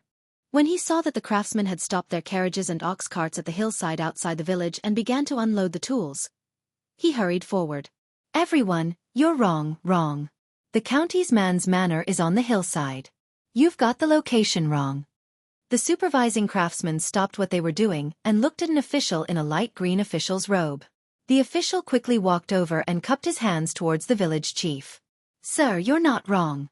We're not building a manor for the county's man. Not building a manor for the county's man? Then what are you doing? The village chief asked. We're here to build a new village. The words of the official who was going to be the supervisor stunned the old village head and all the villagers. Build a village? What do you mean? This is our Dingzhou village's land. How can you build a new village? Who asked you to build a village here? This old man's surname is Qian, and I'm the village chief of Dingzhou village. Why didn't I know about this? The village chief asked with a frown. The official smiled. Village chief Qian, the one who asked us to build a village here is the county's man. The village chief was stunned. What? The county's man asked you to come? What is the meaning of this? Haha, the county's man funded us and asked us to build a new house for you. It's that simple. As the official spoke, he unrolled a scroll in his hand. Look, this is the sketch of the village that the county's man personally drew. We'll build a new Dingzhou village according to this drawing. With a whoosh, the villagers all crowded over. When they saw the contents of the scroll, they were so shocked that they couldn't close their mouths. This is real? This paradise on earth is the new house that the county's man built for us. Erlang, hit me. I'm not dreaming, am I? Muramasa, what happened? Chapter 3:18. After repeatedly confirming that this group of craftsmen was really building a new house for them, all the villagers, including the old village chief, were so excited that they couldn't control themselves. It wasn't that the villagers couldn't afford to build a new house with their own money. 50 or 60 strings of cash was no longer an astronomical figure for the villagers of Dingzhou village. But the significance of Li Wangyou building a house for them was completely different. In the eyes of the old village chief and the villagers, it was simply too incomprehensible that the county's founding father, who was so noble, would actually pay to build a house for them. The news of the new house being built instantly spread throughout the village. Under the leadership of the old village chief, the villagers of Dingzhou village all knelt in front of the Li family's old house, regardless of gender or age. Li Wangyou was speechless. It seemed that he was only paying to build a house for the village. Was there a need to be like this? He naturally couldn't understand the thoughts of the old village chief and the others. It could be said that ever since the villagers found out about the construction of the house, the 127 villagers of Dingzhou village became completely loyal to Li Wangyou. Originally, because Li Wangyou and Su Chongqing had done so many things for the village, everyone was already deeply grateful. But today, the villagers of Dingzhou village were absolutely loyal to Li Wangyu. If the data of the computer strategy games of the future were used to describe it, then their loyalty was off the charts and had reached the max level. It was estimated that even if Li Wangyu ascended to the throne and raised an uprising, wanting to rebel and seize the throne, these villagers would not hesitate to take kitchen knives and hoes and follow him to Chang'an City.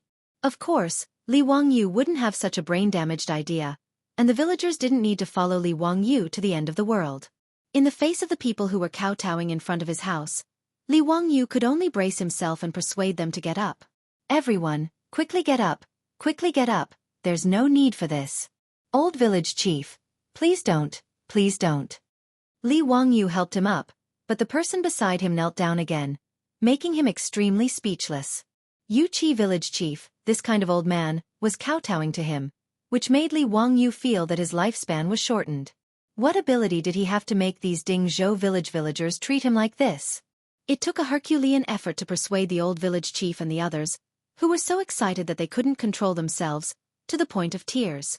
The villagers expressed their gratitude again and again before slowly dispersing under Li Wangyu's persuasion. This caused a layer of white sweat to appear on his forehead. F***ck, feudal thinking is not good. However, the man was secretly pleased to be treated in this manner. This kind of treatment was impossible to experience in the future. While Li Wangyu was vexed, he also felt very satisfied. The news that Hu Xiannan had appointed Zhou Cun to build a house quickly spread through the surrounding villages. Regarding this, the commoners who heard of this could only feel envy. Originally, Dingzhou Cun, which was like mud, was famous for being poor among the surrounding villages. No matter which family wanted to marry their daughter, they were unwilling to marry into Dingzhou Cun. In Dingzhou Cun, it wasn't just the old soldiers who were single. There were many people who were so poor that they couldn't find a wife. Thinking about it, this was very normal. Which family would be willing to push their daughter into a pit of fire and refuse to marry into a good family and insist on marrying into Dingzhou Cun to eat rice and vegetables? However, following Li Wangyu's move to Dingzhou Cun, in a short 2 months, there were already people from the surrounding villages who had invited matchmakers to the village to act as matchmakers. When the news of Li Wangyu building houses for the village spread, those official and private media almost flattened the doorsteps of the unmarried families in the village. These families in the village were originally distressed over not being able to find a wife, but now they were distressed over which family to choose. However, this kind of distress was actually a happy distress. Now that the villagers were free, they would run to the construction site at the foot of the facing sun hill to take a look and help the craftsmen work. Even an old man like the old village chief would use his walking stick to deliver water and food to the craftsmen. This made the craftsmen even more diligent. Those 127 small courtyards were being built at a speed visible to the naked eye every day. Yan Lide estimated that the construction of Dingzhou Cun would be completed in about 2 months. Regarding this, Li Wangyu didn't have any objections. After he threw all the work of building the village to Yan Lide, he became a shopkeeper. It wasn't that Li Wangyu wanted to be lazy, but that Su Jingzong was pestering him again. It was still the matter of settling the palace maids out of the palace. Pai Lupi gave the matter of settling the palace maids out of the palace to Li Wangyu. After ordering Su Jingzong to assist, this treacherous minister of the Wu Zhou dynasty wanted to handle this matter beautifully and show his face in front of Pai Lupi. However, Li Wangyu was very tired. After sending more than 1,000 palace maids back to their hometowns, and then holding a blind date, marrying off more than 1,000 palace maids, he didn't want to bother with this matter anymore. In fact, it wasn't that Li Wangyu wanted to wash his hands of this matter, but how to settle the remaining palace maids was really a headache. There were still about 500 palace maids left. These palace maids' hometowns and relatives had long lost contact with them. The remaining palace maids were unwilling to marry, or because they were too old and unsuitable for marriage. Apart from the 100 strings of copper coins given by Pai Lupi as a settlement fee and the little monthly salary they had accumulated, these palace maids had nothing else. How to settle them really gave Li Wangyu a headache. After all, the Tang dynasty was not the modern era. It was difficult for women to show their faces in public and find a suitable job. Otherwise, after the palace maids were released, there wouldn't be so many palace maids who were even reduced to working in brothels. Although there were a lot of copper coins in the Yin family, there wouldn't be a lot. There would be a day when the mountain would be empty. At that time, these women would lose their livelihood, and it would be really pitiful. Li Wangyu thought of many ways, but he felt that they were not feasible, so he simply pushed the matter to Pai Lupi and asked Pai Lupi to make a decision. Although Pai Lupi was a good emperor who was diligent and loved the people, he was not a kind-hearted person. If these palace maids were to stay in Wuda for 9 years, they would be left to fend for themselves. But now it was impossible. Previously, Pai Lupi released the palace maids, ordered the county men to hold a blind date, and created momentum at the palace gate. Now, the people of the Tang dynasty were spreading the word of the saint's kindness. In the end, if these 500 palace maids were not dealt with properly and were criticized by the people, Pai Lupi would naturally not agree. Pai Lupi, who cared about his reputation, had no other ideas, so he just urged Su Jingzong. Su Jingzong, who was forced into a corner by Pai Lupi, could only come to Dingzhou village to find Li Wangyu. It felt like the ball was kicked under his feet again after being kicked back and forth. In this regard, Li Wangyu could do nothing but raise his middle finger in the direction of Cheng and city to express his excitement. Chapter 319. Li Wangyu was annoyed by Su Jingzong's pestering, but he had no good ideas. He could only promise that he would try his best and send Su Jingzong away. As for how to find a job for the palace maids, Li Wangyu could only continue to have a headache. Neither he nor his beautiful boss had any good ideas about this. In the Tang dynasty, it was really difficult for women to earn money in public. In this era, men worked outside and women worked in the house. Although women in the Tang dynasty did not stay at home like in the Ming and Qing dynasties, they rarely went out to work. Of course, ordinary peasant women were not included in this list. In order to make a living, even women had to work in the fields with their men during the busy farming season. In addition to being performers, performing music, dancing, and entertaining people with their beauty, there were a few rich families who needed to hire some older and more cultured women to teach their women etiquette. After all, these palace maids had been trained by the female officials in the palace for a long time, so their abilities were needless to say. Many of the older palace maids were invited by the rich families in Chang, and to be female teachers in their mansions to teach their women. But obviously, these palace maids did not want to be performers. Moreover, even if they wanted to be performers, they were too old. In this regard, Li Wangyu thought about it until his head was about to explode, but he still could not come up with a reliable idea. On this day, Li Wangyu was lying in the backyard out of boredom, fanning himself with a round fan and drinking fruit juice with ice cubes. His eyes were darting around as he kept stealing glances at the scenery beside him. Now, except for Li Wangyu and Mosquito, who were male, no other men were allowed to enter the backyard of Lai Hot. The reason was naturally because the women in the backyard were wearing thin and light clothes after the hot weather. This naturally benefited Li Wangyu, who was cold on the outside but passionate on the inside, and his eyes took advantage of her every day. But this feeling of being able to see but not being able to touch was really heartwarming. As a healthy man, Li Wangyu was in pain and happy every day. The weather was hot, and his beautiful boss practiced yoga every day. She moved from the indoor to the shade of the backyard. In the backyard of Lai Hot, not only was her beautiful superior practicing yoga, Perrin and Avro were also practicing yoga with her.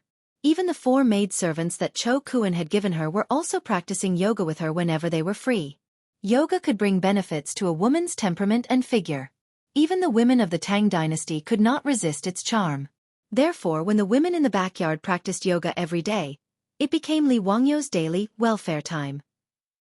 With regards to Li Wangyu sitting on the recliner at this time of the day and sneaking glances at them under the guise of enjoying the cool air, all the young ladies in the residence were naturally well aware of it. Each of them had different reactions. In the future, his beautiful boss had long been used to this kind of gaze. Modern women wore sexier clothes when they went to the beach or the pool. They were no longer bothered by the attention of men. Therefore, when Li Wangyu peeped, Su Chongqing only rolled her beautiful eyes at him and calmly did her own things, not affected at all.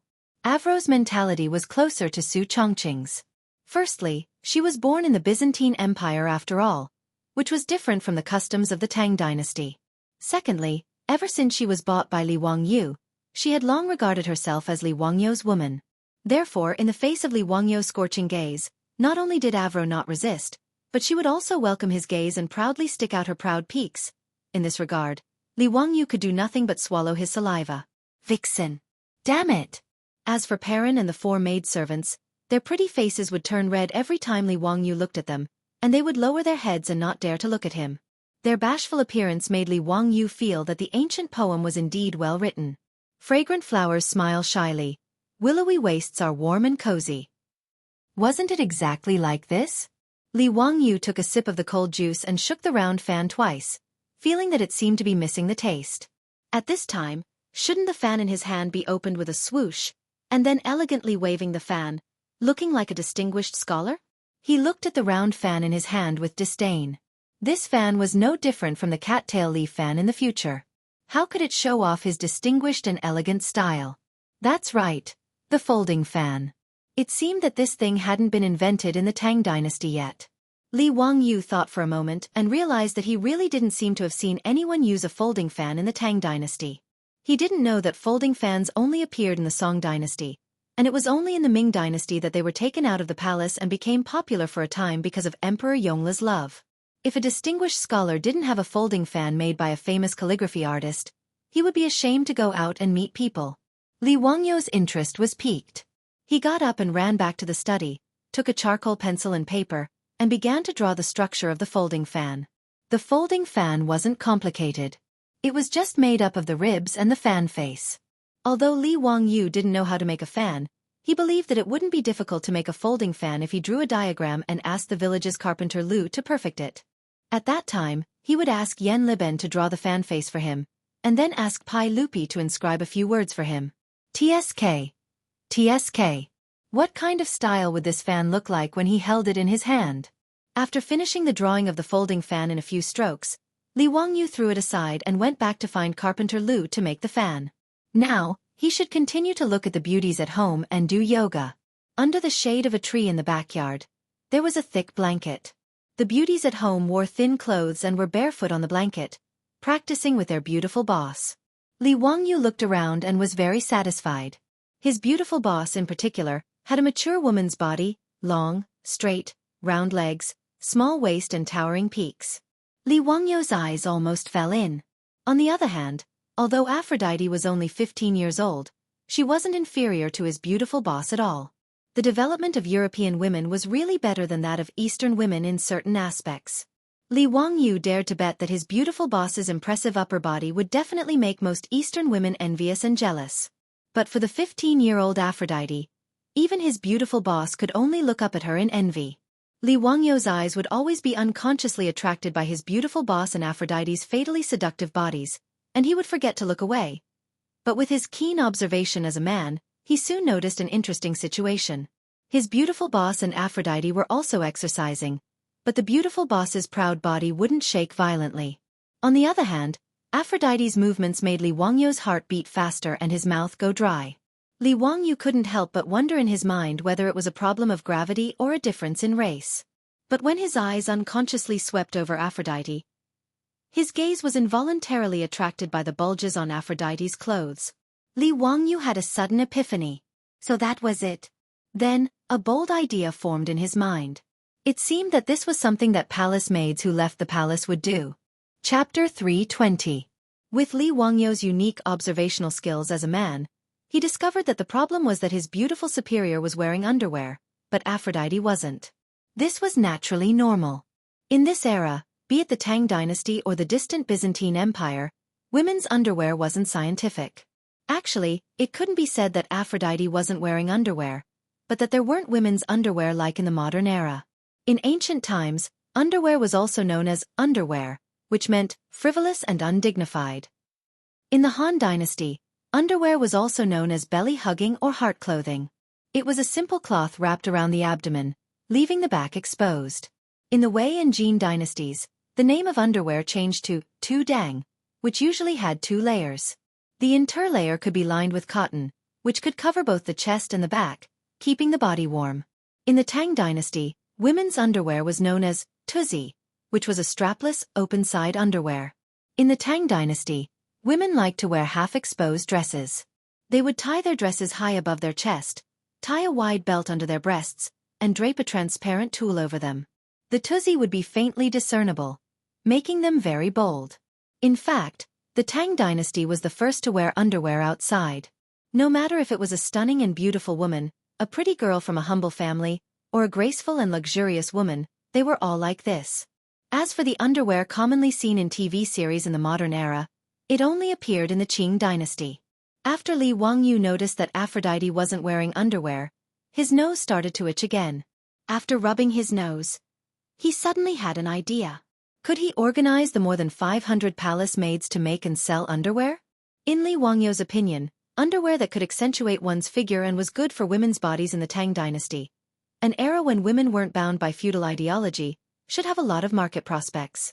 In the prosperous Tang dynasty, women didn't wrap themselves up tightly like in the Ming and Qing dynasties. Instead, they boldly revealed their bodies just like in the modern era. Moreover, the more noble a woman was, the more revealing her clothes were. Revealing, and plump were the fashion trends of those noble ladies. This had long been confirmed by later generations of historians, and the paintings of princesses and noble ladies on various murals of the Tang dynasty had also shown this point to later generations after thousands of years of time. However, Li Wangyu was very lucky to be able to witness this scene with his own eyes. In his opinion, those sexy female stars in the various movie award ceremonies of later generations may not be comparable to the noble ladies of the Tang dynasty. Revealing a bottomless cleavage was definitely a scene in the Tang dynasty. Old Mao Zi's movie, Curse of the Golden Flower, was once ridiculed because the cleavage on the screen was too plump. In fact, old Schemer had been wronged. The women of the Tang dynasty really took the fair and plump cleavage as their beauty, and they were not stingy in showing it. When Li Wangyu was in the Taiji Palace, he saw that the palace maid's attire was no less reserved than in the movies. In fact, it was even bolder. Not only in the palace, but also among the commoners. Ouyang Sun once wrote a poem that went like this: 28 flower ornaments, chest like snow, face like flowers. What he meant was that a 16-year-old girl with a large area of her fair and tender skin was exposed. Tescaske, she was really an old hooligan. During the Tang dynasty, there were quite a few such wretched and weird uncles. The Tang dynasty poet Zhou Yi wrote a poem called Meet the Girl Next Door, because of the beauty of the girl next door. When the sun is high, the girl next door meets with a smile, slowly binding her skirt and half revealing her chest. Not to the autumn pond, but to the green water, the difference shames by Fu Rong. What was slowly binding her skirt and half revealing her chest? What was shaming by Fu Rong? The old driver Li Wangyu expressed that he did not understand. He was very simple. The complete Tang dynasty poems contained countless poems about the beauty of the chest. Even Bai Ju Yi was not exempt from this. He also wrote a poem like, half revealing the chest like snow, slanting her face like a wave. In short, the Tang people were very tolerant and appreciative of the way women showed off their cleavage. This strengthened Li Wangyu's confidence in developing the underwear industry. Li Wangyu naturally did not know how to make underwear. He was not a pervert who would spend his free time studying the structure of women's underwear. But it did not matter if he did not know how. His beautiful superior understood. Moreover, she still had the leopard print underwear that she had transmigrated to the Tang dynasty. It could be used as a sample. Pulling his beautiful superior to the side, he quietly told her about his genius idea. The beautiful superior could not help but shyly reach out and fiercely pinch Li Wangyu's waist. Damn pervert. You can even think of this sort of thing? It hurts, let go. Quickly let go. How am I a pervert? Am I not just thinking for the sake of those palace maids? Also, this is killing many birds with one stone. The women of the Tang dynasty will be grateful to you. Bah, damn pervert. The beautiful superior's face was bright red. She let go of the fingers that were pinching Li Wangyu's waist. Li Wangyu chuckled. Besides, aren't I doing this for your sake? Hee hee, when you fell into my bathtub, you should only have a set of underwear on you, right? You're still saying it. The beautiful superior's face was distressed. She used her fist to repeatedly hit Li Wangyu's shoulder. Okay, I won't say it. What do you think of this matter? Can you do it? The beautiful superior slightly nodded. I will go to Empress Zhong's son for this matter. You are not allowed to intervene. How can that be? Hee hee, I have to check for you. Otherwise, how do you know the effect of the underwear on the body? This underwear needs to be examined by a man's eyes, right? Li Wangyu was not willing to let go. This was a rare benefit. When he thought of the famous underwear shows in the future, such as Victoria's Secret, and the appearance of those supermodels wearing sexy underwear on the catwalk, Li Wangyu could not help but swallow. Moreover, Li Wangyu heard that when those supermodels changed backstage, they did not avoid the male designers or staff. Thinking about it, it was really a happy industry.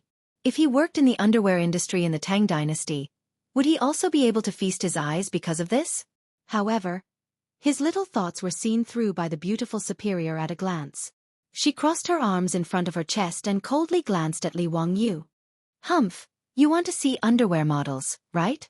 Let me tell you, don't even think about it. I was the one who came up with this idea. Li Wangyu argued for his rights. The beautiful superior once again issued a cold snort from her nostrils. So what? You really don't want me to participate? Humph, pervert. Facing the beautiful superior who did not give in at all, Li Wangyu could only retreat in defeat and obediently give up the underwear industry with both hands. No matter how much he opposed, the beautiful superior would not give him the opportunity to touch the underwear industry. This made Li Wangyu very depressed. In this regard, Li Wangyu deeply regretted and strongly condemned Su Chongqing's action of burning the bridge after crossing the river. However, it seemed that the Li residents would have another business that would bring in large amounts of money every day. This made him feel slightly gratified. Chapter 321. His beautiful boss did not allow Li Wangyu to meddle in the underwear industry, which saved him a lot of trouble. Apart from Su Chongqing himself, the women in the family, including Afro, all had a pair of skillful hands and were good at needlework. Even the two new daughters-in-law of the Niu brothers were the same. As for the beautiful boss, there was no need to count on her. In the future, she did not even know how to use an electric sewing machine, let alone sewing clothes with a needle and thread. It was indeed too difficult for a white-collar beauty who was used to using a keyboard and mouse to learn needlework. The beautiful boss also pulled the two new daughters-in-law of the Niu family to the back residence. Now, Su Qiao should be called Niu Su Su, while Niu Wu's beautiful daughter-in-law should be called Niu Su Xie. After marriage, a woman would take her husband's surname. This was a tradition since ancient times in Huaxia. Even in the future, Hong Kong and other regions had such a custom. Naturally, Niu Su Su and Niu Su Xie were also good at needlework. The beautiful boss naturally trusted the daughters-in-law of her troops, so she asked them to start sewing underwear together with Perrin and the others. With the underwear that Su Chongqing had worn when he had transmigrated as a sample, in the backyard, a few clever women quickly used needles and silk to sew a few sets of underwear of different sizes. The freshly made underwear gave these women of the Tang dynasty a great surprise. Under the guidance of Su Chongqing, they all eagerly and shyly went to their rooms to change into their underwear. The unprecedented comfort of being wrapped up made this group of women fall madly in love with these underwear. It only took a moment for them to go from feeling shy about wearing such things to not wearing them after putting them on and feeling like they were running naked. Seeing that all the women in the residence loved the underwear so much, the beautiful boss naturally knew that it was a success. She took several sets of newly sewn silk underwear and went to Taiji Palace in Chang'an to meet Empress Zhang's son. This kind of profitable industry would make money from the noble women of the Tang dynasty. Moreover, it was to settle the palace maids out of the palace, so she naturally had to pull Empress Zhang's son along to make a fortune. The beautiful boss had an idea and pulled Empress Zhang's son to invest in the carriage business. She had already tasted the sweetness of cooperation with the royal family. It could be said that with the Li family's businesses, nothing was taboo. No one dared to interfere, and no one dared to obstruct the Li family's businesses.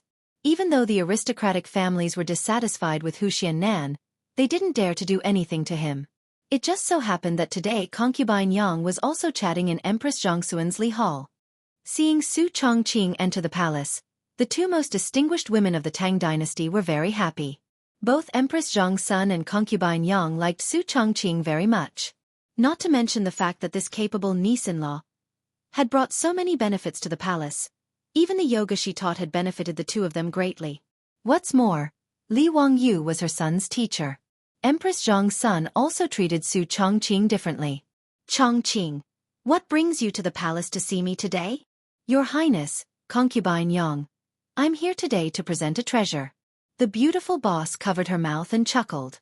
She took out several silk undergarments. Empress Zhang's son and concubine Yang reached out to take them and looked at them curiously. What are these? They seem to be a bit like plum. But why is the style so strange? Why are there so few materials? These are undergarments. Su Chongqing lowered his voice and explained to the two of them while gesturing. These undergarments are interesting. I'll try them on. Hearing that these were women's undergarments, concubine Yang was also interested. She took one and asked the palace maid to go to the inner hall to help her change and try it on. Su Chongqing quickly followed and showed concubine Yang how to wear it. Not long after, concubine Yang came out of the inner hall again, but Empress Zhang's son was slightly surprised. Sister, your figure seems to be a bit different. Empress Zhang's son stared at concubine Yang's chest and asked uncertainly. Concubine Yang was now the mother of 2 children. She and Pai Lupi gave birth to the 5th prince, Prince Qi Liu, and just gave birth to the 6th prince, Prince Liang Liu. Her body naturally had the plump of a mature wife. At this time, concubine Yang's chest was more and more towering, and her cleavage was deep. Empress Zhang's son, who was used to seeing her, was a little stunned. How could concubine Yang change so much in a moment? Were these clothes called undergarments really so magical? With concubine Yang as a precedent, Empress Zhang's son didn't care that she was pregnant. She let the palace maid help her to the inner hall to change clothes. Sure enough, after wearing the undergarments, the comfortable clothes-fitting feeling of being tightly wrapped made Empress Zhang's son feel extremely satisfied, not to mention the body-shaping effect it brought. Chongqing, your undergarments are really magical. I like it very much. Later, you have to send more to me. Seeing the excellent effect of the sample sent, Su Chongqing couldn't help but cover his mouth and chuckle. Your Highness, I want to partner with you in this undergarments business today. Do you think it's possible? If this undergarments are sold, is there anyone willing to buy it? Yes, of course it's possible. I think that this thing will make those women break their heads to buy it. Chongqing, you're really as smart as the men of your household. Reminded by her beautiful superior, Empress Zhang's son also reacted and repeatedly applauded. Then we'll follow the model of the carriage and winery. What do you think? Su Chongqing shook his head. Your Highness, I'm afraid this matter has to be handled in a different way. Why is that? Empress Zhang's son asked puzzledly. Su Chongqing explained the matter of the 500 or so palace maids in full detail. He wanted to use this undergarments business to let the 500 or so palace maids have a stable livelihood. Empress Zhang's son heard this and sighed for a long time. Hi, this is my and Erlang's fault. You and Zio thought it through. So we'll do as you say. I agree. Your Highness, what are you saying? It's you and His Majesty who are merciful and can't bear to see those palace maids suffer. The matter of opening an undergarment shop with the palace maids and making and selling undergarments was settled in a few words by the two of them. Empress Zhang's son invested 50,000 strings of cash to buy shops in the east and west markets, occupying 40% of the undergarments shop. The Li family of Huxian took 30%, investing in technology and management. The remaining 30% was divided among the 500 or so palace maids. However, these palace maids also needed to each take out 100 strings of cash as capital to invest. Originally, Empress Zhang's son didn't want to take the palace maids' money, but her beautiful superior insisted. In her words, if the palace maids didn't contribute, they wouldn't necessarily cherish this business. Therefore, it was very appropriate to let the palace maids use the 100 strings of cash that the palace gave out as a settlement allowance to invest. Empress Zhang's son thought for a while and nodded in agreement. She ordered people to go to Yeding Palace to pass on the message that the 500 or so palace maids who were willing to pay could become one of the owners of the undergarments shop. This caused quite a stir in Yeding Palace. Chapter 322. Giving up 100 strings of cash to get out of the palace in exchange for an unknown underwear shop caused a lot of waves in the Yeding Palace. No one knew what an underwear shop was. How much could the shop make in the future? No one knew. This made the palace maids talk about it, not knowing where to go. 100 strings of cash was not a lot, but it was not a small amount either. If it was the salary of a 7th grade official in the Tang dynasty, it would be about 50 months, which was about 4 years of salary. The average monthly income of an ordinary person in Chang was about 100 strings of cash. 100 strings of cash was equivalent to 8 years of income of an ordinary person. This made the palace maids hesitate, not knowing if they should invest. Some palace maids were hesitant, but there were also people who understood. As soon as the news came to the Yeding Palace, some palace maids signed up without hesitation. Many palace maids who were familiar with these bold palace maids could not help but persuade them. Ronyang, it's 100 strings of cash. Are you going to give it up? Is it worth it? I don't know what an underwear shop does. Jade Mother, you have to trust me. Go and sign up. If you miss this opportunity, you won't get another one. The palace maid called Ronyang smiled sweetly and persuaded her. But, no buts. Think about it. The underwear shop is the business of Her Highness and Huxian Man. Who is Huxian Man?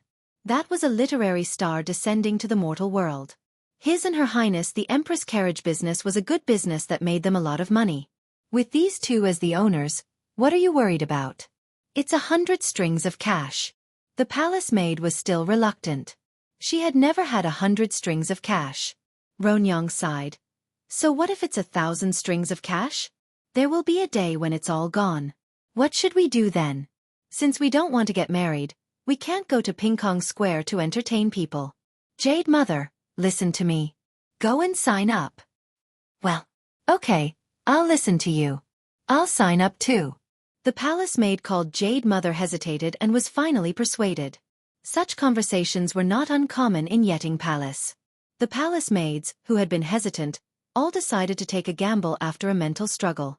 They would use the settlement fee in exchange for a stable business. If these palace maids knew what underwear was, if they knew that after Pai Lupi saw Yang Fei wearing underwear, he was amazed by the changes in his wife's body and had a night of plum blossoms, perhaps they wouldn't be so worried. Of course, the palace maids didn't know that after a few years, there would be more than 500 rich ladies in Chang'an. She was beautiful and wealthy, which attracted the attention of many people in Chang'an, but also caused a lot of trouble. These were all things that would happen later.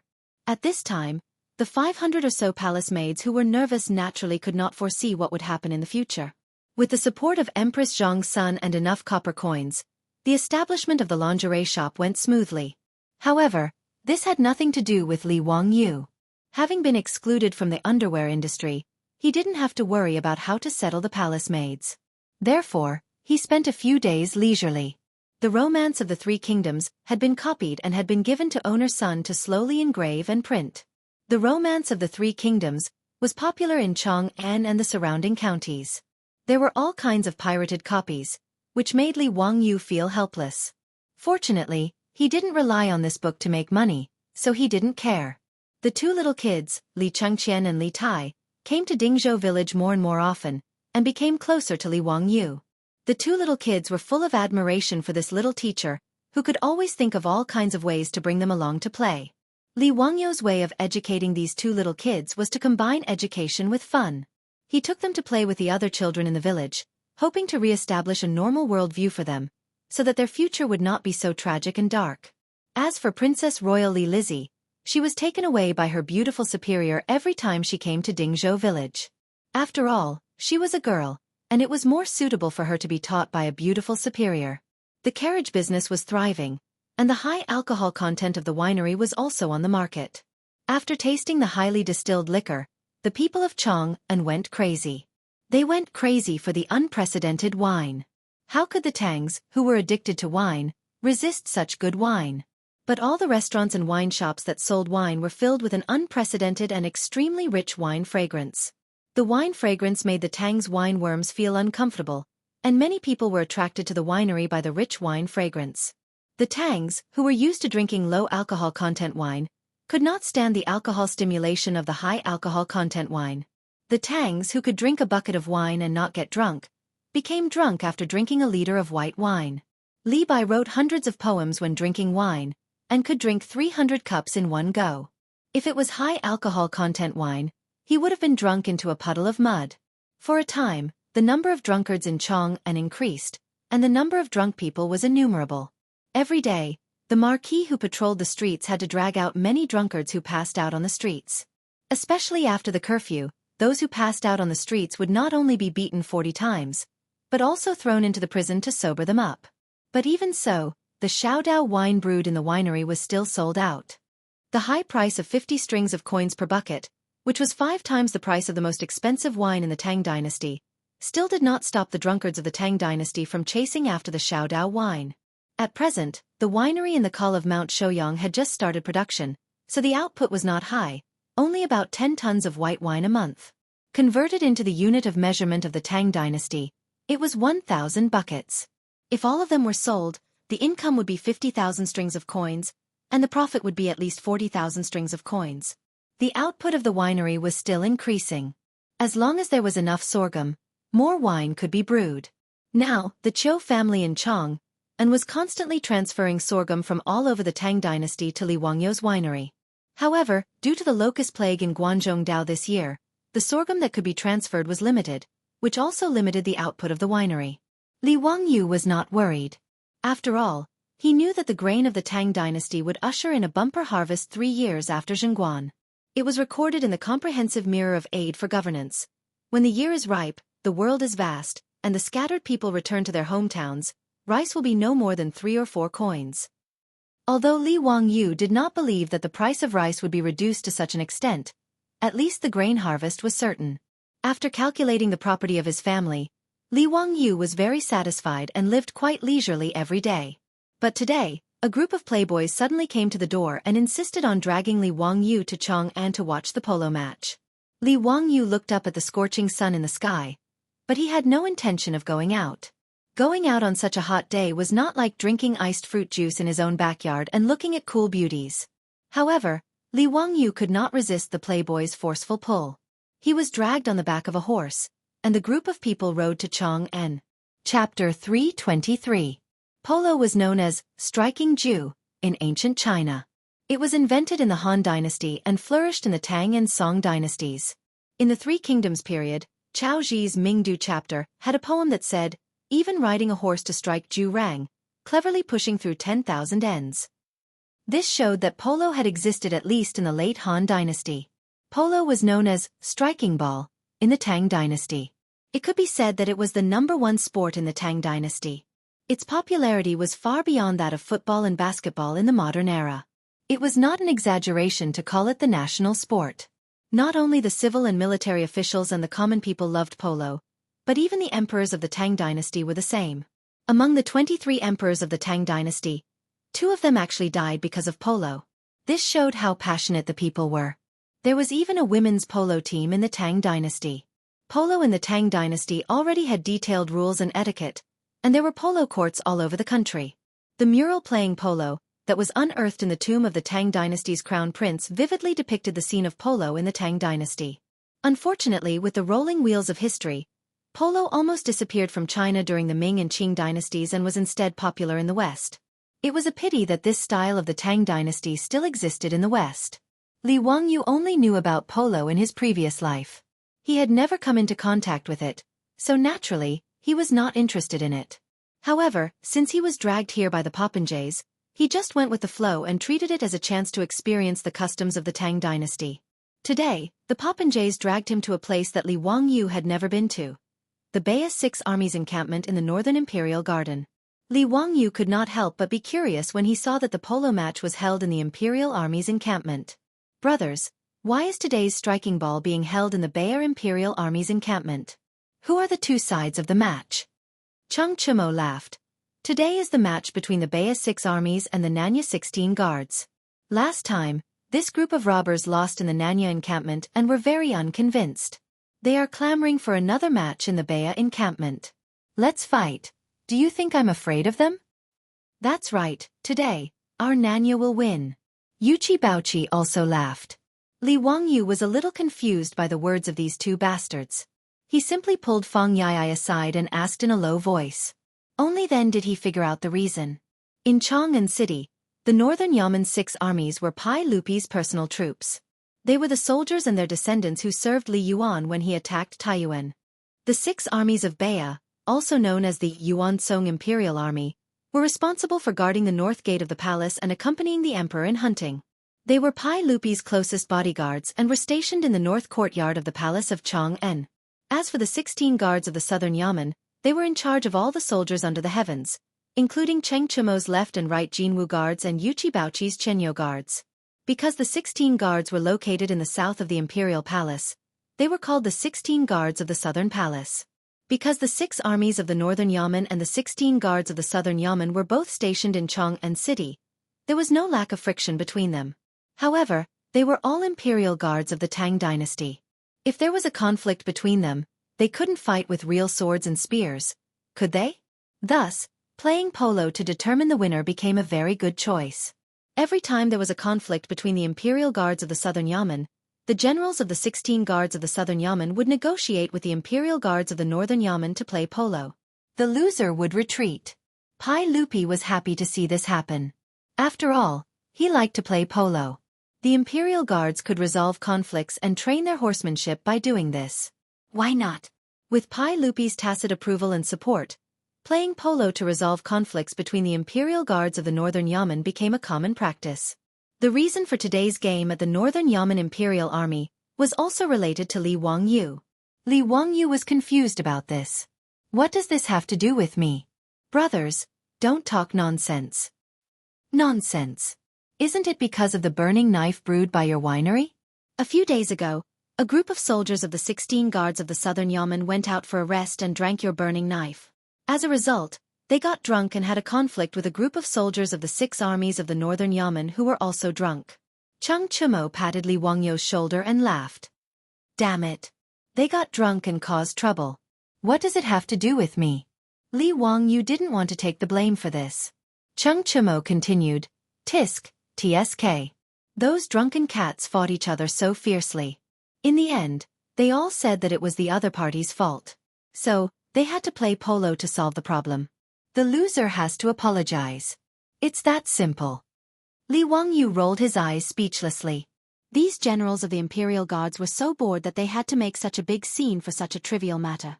He felt that it was most likely Chang Yaojin and Yuqi Jingda, these old bastards, who were so bored that they let the Imperial Guards play polo to pass the time.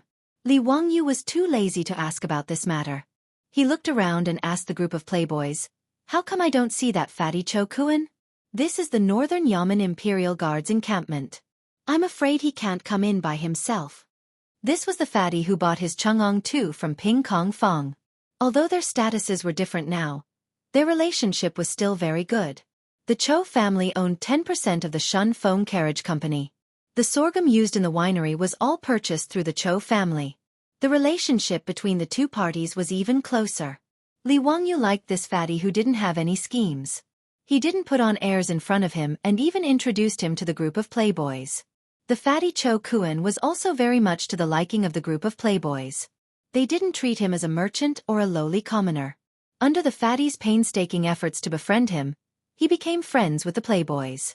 They often met up to drink and have fun together.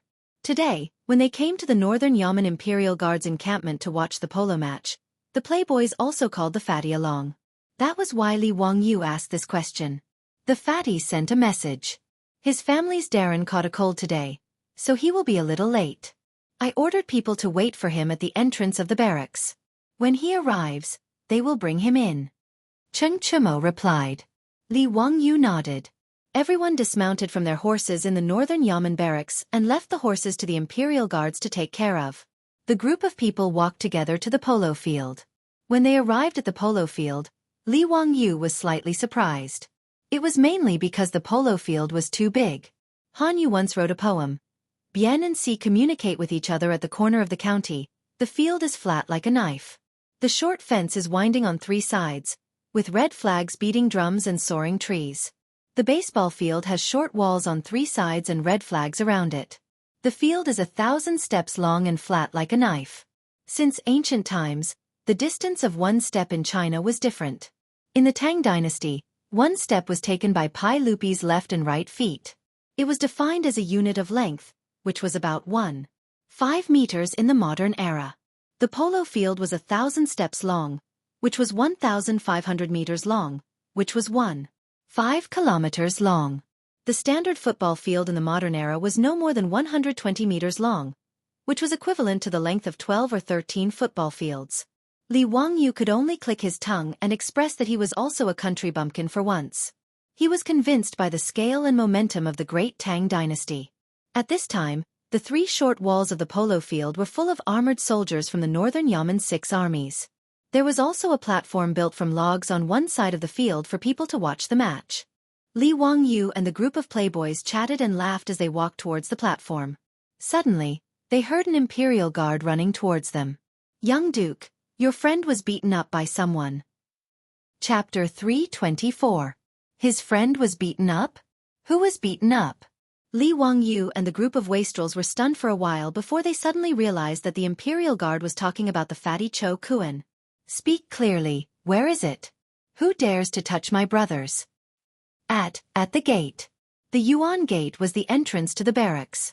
The foppish lords looked at each other and rushed towards the Northern Yamen Imperial Army barracks with angry faces. Li Wangyu followed closely behind them. However, this group of wastrels was a group of animals and disappeared in a few seconds. Poor Li Wangyu, who was 16 years old and still very thin and weak, how could he catch up with them? The encampment of the Imperial Guards was terrifyingly big. If it weren't for the fact that horses were not allowed in the camp, Li Wangyu would have wanted to find a horse to ride.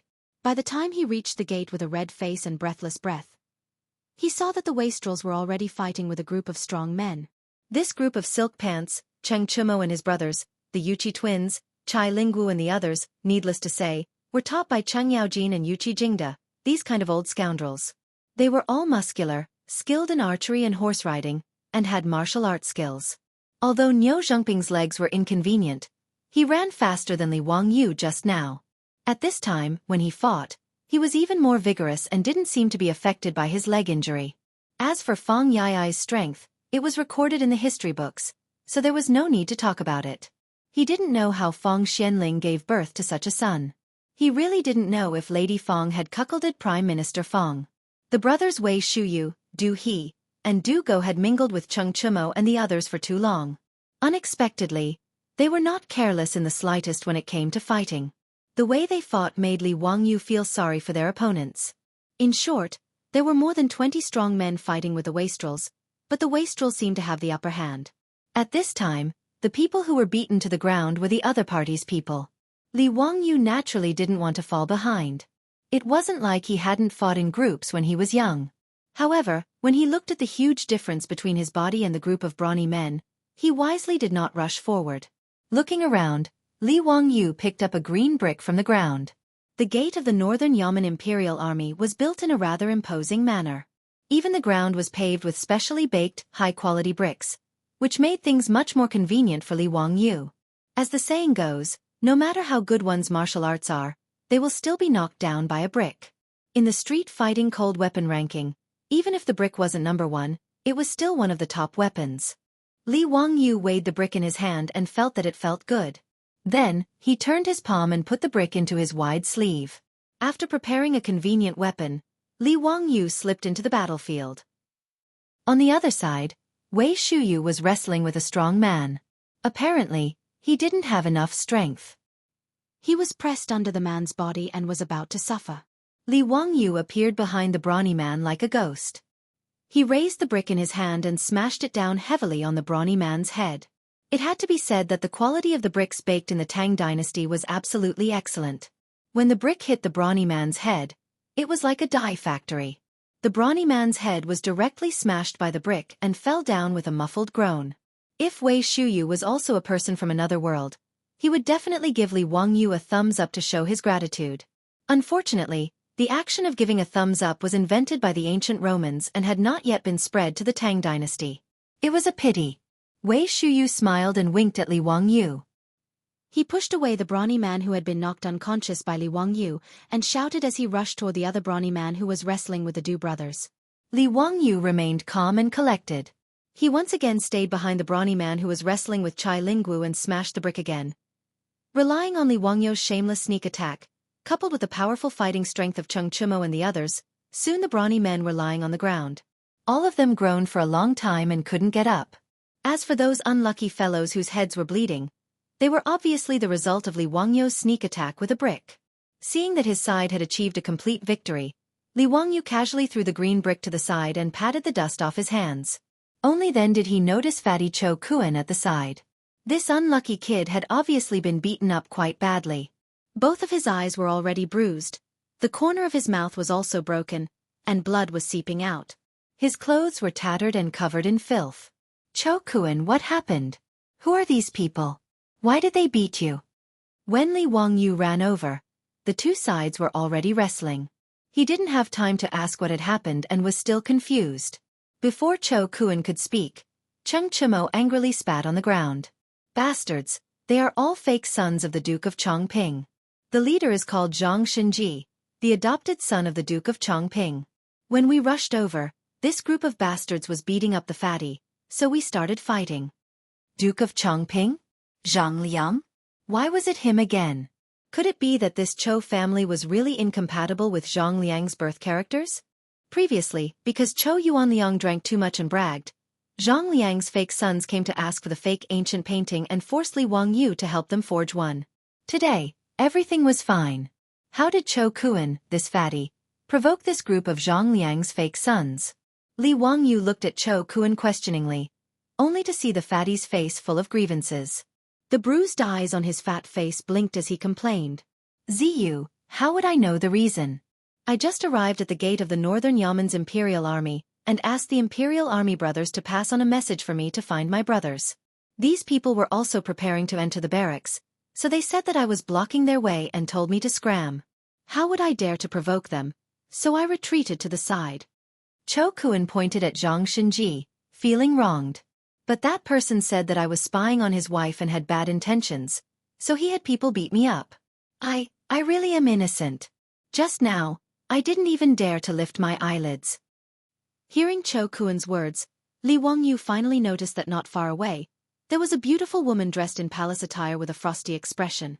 Behind her were several servant girls. This woman was beautiful, but her pair of peach blossom eyes and the mole at the corner of her mouth made Li Wangyu feel that this woman in palace attire had a flirtatious and seductive aura. That is the Duke of Chongping's new wife, the Li clan. This woman is really something. Fang Yai suddenly lowered his voice and winked at Li Wangyu. Obviously, there was a hidden meaning in his words. Seeing that Li Wangyu still didn't understand, the group of silk pants immediately became interested. Ignoring the madam of Commandery Duke Chongping, who was staring at them coldly from not far away, she began to talk about the rumors between Commandery Duke Chongping and the Li clan. As the saying goes, Taiji gives birth to yin and yang give birth to the four symbols, and the four symbols give birth to the 8 trigrams. A group of gossipy top playboys of the Tang dynasty told the story of Zhang Liang and the Li clan in a few words, but Li Wangyu was dumbfounded. Talent, this is what a real talent is. He looked at Fang Yai, who was spitting saliva everywhere, with a complicated expression. Beloved brother, I was wrong. The cuckold of the Tang dynasty is not you, but Chongping Commandery Duke Zhang Liang. Chapter 325. The Duke of Chongping, Zhang Liang, came from a poor background. His greatest ability was his good luck, which allowed him to hug the right thigh. This was because of Pai Lupi's contributions during the Xuanwu Gate incident. As a result, after Pai Lupi ascended the throne, Zhang Liang was given the title of General of the Right Guard, Governor of Huai Province, and Duke of Chongping for his contributions. However, after Zhang Liang rose to power, he despised his wife, who was born a peasant, and divorced her to take a new wife, Li clan's wife. Although Li clan's wife was young and beautiful, she wasn't easy to deal with. This woman was as fickle as water, and went around seducing young and handsome men, making Zhang Liang wear many green hats. However, what Li Wangyu found hard to understand was that not only did Zhang Liang not divorce his wife, but because he couldn't bear to part with Li clan's beauty, he allowed her to do as she pleased. The one that made Li Wangyu speechless the most was Zhang Liang's adopted son, Zhang Xinji. This person was originally a male actor who was good at music, and Li clan took a liking to him. In the end, when the two were having an affair in the manor, Zhang Liang discovered them. From Li Wangyu's perspective, in the normal version of the script, Chongping County would draw his sword out of anger and chop this adulterous couple into pieces. However, it was clear that the script in Zhang Liang's hands was a blackened version. Not only did Zhang Liang not draw his sword to kill, he even adopted the male lead as his son and gave him the name Zhang Xinji. He allowed him to freely enter and leave the mansion, and from then on, there was no need to avoid taboos. Alright, Li Wangyu could only say that the circle of nobles was really messy. Admirable, admirable. Naturally, he couldn't be bothered with what this cuckold Zhang Liang was thinking. However, Chou Kuan had been beaten for no reason, and this matter had to be explained. Although the silk pants had beaten up Zhang Xinji, as well as Zhang Liang's adopted sons, this matter wasn't over yet. Li Wangyu didn't pay any attention to Li clan's wife, and walked over to Zhang Xinji and Li clan's side. This Zhang Shen was born as a male actor. He was not like Zhang Liang's fake actors who were strong and strong. He was thin and weak like a pretty boy. Just now, when he was fighting with the debauches, he didn't participate. Instead, he stood on the side with Li Clan and watched coldly. Seeing Zhang Liang's fake sons being knocked to the ground by the silk pants and Li Wangyu, he did not care. He only laughed coldly. Li Wangyu saw that this man's face was fair without any beard. He was actually born with good looks. No wonder he was able to seduce the Li clan to have an affair with him. Li Wangyu frowned and asked coldly, "Your name is Zhang Xinji? Let me ask you, did you order people to beat up that fatty? Why did you order people to commit murder and beat people up for no reason?" Zhang Shen had a disdainful expression on his face. He tidied up his clothes and pretended to be cool as he said, "He's just a lowly merchant." "So what if I beat him up? What do you want? Did my brother offend you? Humph, so what if there is? So what if he didn't? Was there a need for a reason to beat a lowly merchant like him? You really don't know what you're talking about. But you Qiu Ba, how dare you beat up the fake sons of Royal Duke Chongping? Do you know that a great disaster is imminent?" Zhang Xinji spoke casually as he looked at Li Wangyu and the others with eyes full of disdain. Behind him, Li Clan also had a mocking expression on his face, saying that they had caused a great disaster and were about to be finished. Li Wangyu was stunned when he heard this. Did water get into this guy's head while he was bathing? It was fine if he didn't recognize him. Today, Li Wangyu was habitually wearing the white clothes of a commoner. It was normal that he didn't recognize him. But in Noda's Chang'an, the number of noble families and officials who didn't recognize Cheng Chumo's group of silk pants could be counted on one hand. Was this Zhang Xinji crazy? He dared to call the silk pants Qiu Ba. He really had guts. Li Wangyu silently gave Zhang Xinji a thumbs up in his heart. Respect to you for being a man. In reality, Li Wangyu had misunderstood Zhang Xinji. He was originally a male actor with a lowly status. How could he have come into contact with the nobility of the Tang dynasty? Naturally, he didn't recognize Cheng Chumo, the top silk pants of the Tang dynasty. Zhang Liang's fake sons, however, did recognize some silk pants. But when the silk pants rushed over and saw the fatty being beaten up, they didn't say anything and directly attacked. Since the two sides were fighting, they naturally didn't have time to tell the Li clan and Zhang Xinji about the silk pants' identities. At this time, when they heard Zhang Xinji's arrogant words, one of the fake sons of Zhang Liang lying on the ground groaning, wanted to speak up to stop him. But that person hesitated for a moment and swallowed his words, continuing to lie on the ground and play dead. Zhang Xinji was Zhang Liang's adopted son, while they were just fake sons. Their status wasn't much different from the troops, so there was a big difference in status. This Zhang Xinji suddenly changed from a male actor to Zhang Liang's adopted son. Relying on the Li clan's favor, he was usually very arrogant. Even Zhang Liang's fake sons were often angered by this guy. Everyone didn't like him. So at this time, no one spoke up to remind Zhang Xinji. They just let him continue to talk nonsense, hoping that he would be unlucky. As for Madame Li, she also did not recognize Li Wangyu and the debauches. Because she saw the debauches rushing out of the Northern Yaman's gate, she, like Zhang Xinji, mistook the debauches for the Northern Yaman's imperial guards and a group of vulgar bandits. The reason why Zhang Xinji and the Li clan had such a misunderstanding was also related to the clothes Cheng Chumo and the others wore today. Today was the battle between the Northern Yaman's 6 armies and the Southern Yaman's 16 guards. Cheng Chumo and the others naturally had to support the Southern Yaman's 16 guards. So everyone, including Wei Shuyu and Fang Yai, wore the robes of the Southern Yaman's imperial army to show their support. This was the same reason that fans in the future would wear the uniform of the team they supported when they watched a football match. But they didn't expect that the robes of the Southern Yaman's imperial army would cause Zhang Xinji and the Li clan to misunderstand and treat the silk pants as imperial army soldiers. The Li clan maintained his status. He only had a gloomy face and didn't say a word. She was waiting for her husband to come and deal with this group of lawless imperial army soldiers. If he didn't make this group of lawless imperial army soldiers peel off a layer of skin today, the anger in Li clan's heart would be hard to vent. Li Wangyu couldn't help but laugh at Zhang Xinji's arrogant words. The group of silk pants also laughed.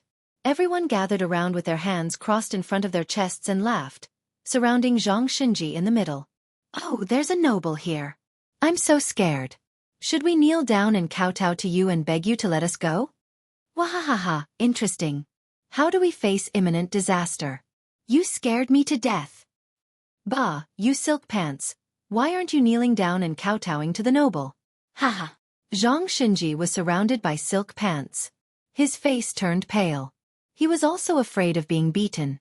But he still stubbornly said, "You scoundrels, why aren't you backing down? I'm the adopted son of the Duke of Chongping. As Imperial Army soldiers, how dare you be so impudent? Do you still have any respect for your superiors?"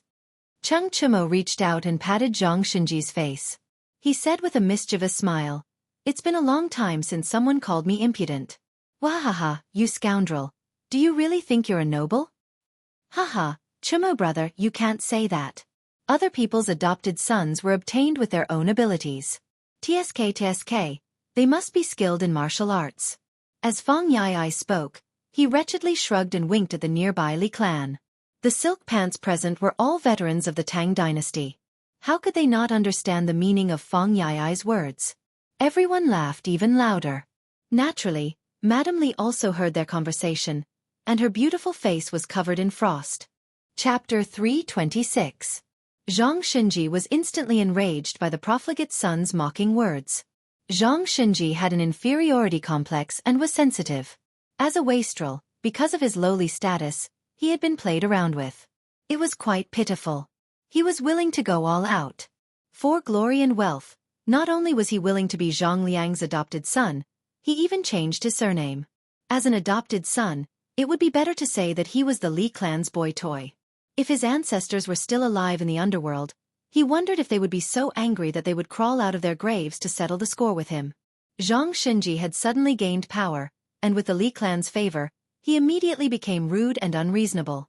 Today, he accompanied the Li clan and led Zhang Liang's fake sons to watch the polo match. When he saw the black-clothed Cho Kuan at the gate of the Northern Yamen's imperial army, he was unhappy and purposely went up to find trouble. When he was a wastrel, he was often played around by those rich and powerful families. Now he still had to humbly serve those nobles, but merchants like Cho Kuan, who had money but no status, had become the target of his resentment. After becoming the adopted son of Zhang Liang, Chang'an's many merchants had been humiliated by Zhang Xinji using Zhang Liang's name.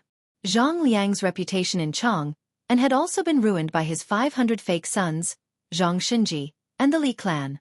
Zhang Xinji now hated it when others talked about his original identity. After being mocked by the wastrels, he ignored everything and cursed at Cheng Chumo and the others.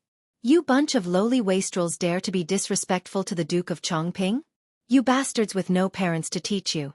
Today, I will let you know the power of the Duke of Chongping." He then turned his head and roared at Zhang Liang's fake son, who was lying on the ground. "Are you all King dead? If you can breathe, get up and ride a horse to the manor to invite His Excellency. How dare they? I'm going to skin these bastards alive today."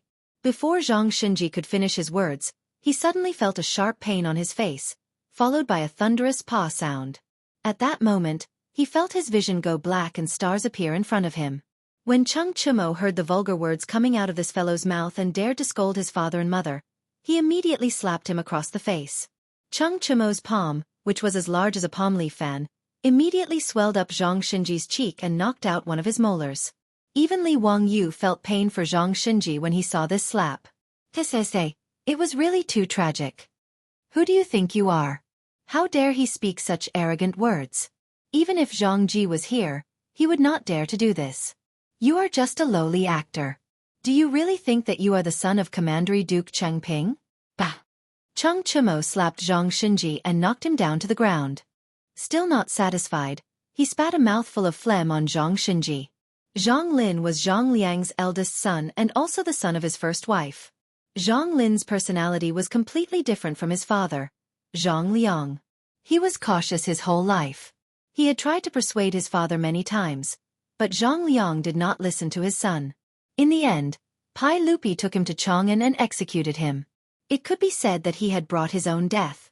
Fang Yai and the others naturally did not dare to show weakness. Including Li Wangyu, the group of people surrounded Zhang Xinji, who had been beaten to the ground, and kicked him. Zhang Xinji, who had been arrogant just now, could only hold his head with his hands and curl up like a shrimp, wailing loudly. Seeing his beloved adopted son being beaten, Li Clan, who had been watching coldly from the sidelines and was certain that this group of soldiers would not dare to be presumptuous, immediately went crazy. She let out an ear-piercing scream and waved her hands wildly as she threw herself at the group of wastrels. The graceful and luxurious appearance of a noblewoman was completely gone. She was no different from a shrew in the marketplace. "You dare to beat my son? I will fight with you. You bunch of bastards. Kill. I will let my husband chop off your heads and use them as chamber pots." Seeing that Madame Li had suddenly rushed over like a madwoman, the debauches naturally dispersed with laughter and ran towards the Yuan gate. No matter how unbearable this Li clan was, she was still the wife of Princess Chongping.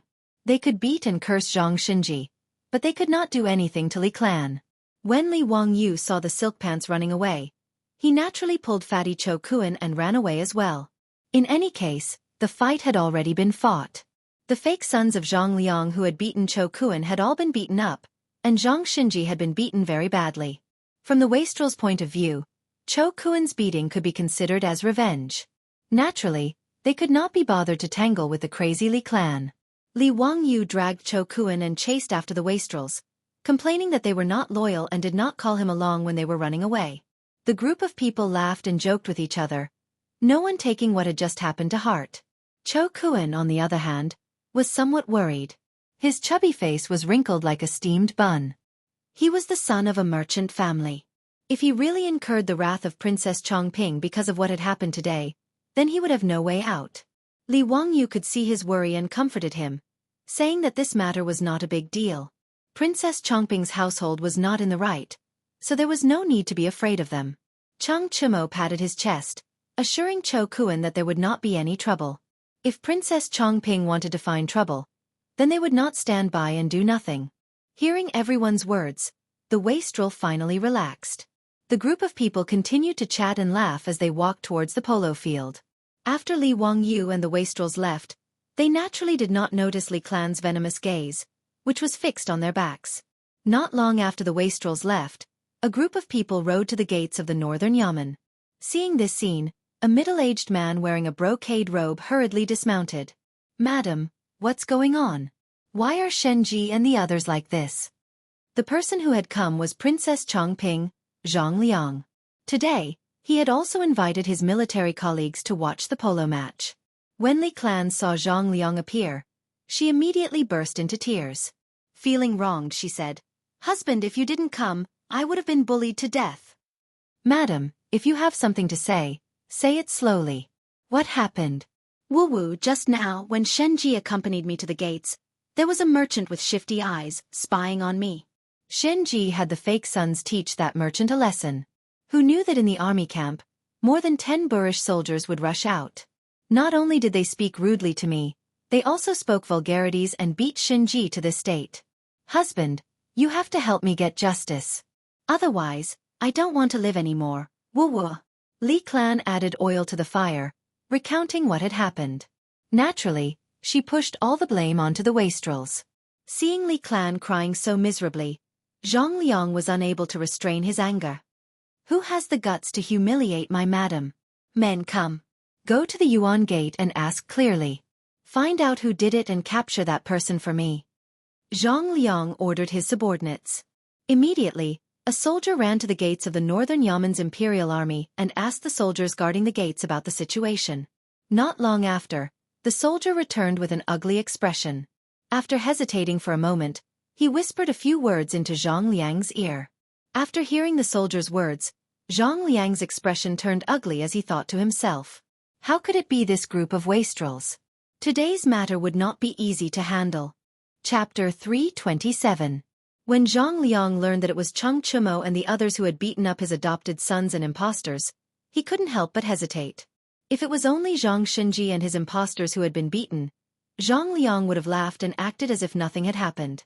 But his beloved wife was crying in front of him, putting him in a difficult position. If he gave up just like that, he would lose all face in front of Madame Li. But if he really wanted to investigate, not to mention whether the truth was as Li clan said, even if it was, what could he do to this group of debauches? Moreover, the sage's favorite son, Hu Xiannan, was also involved. So Zhang Liang didn't want to get involved.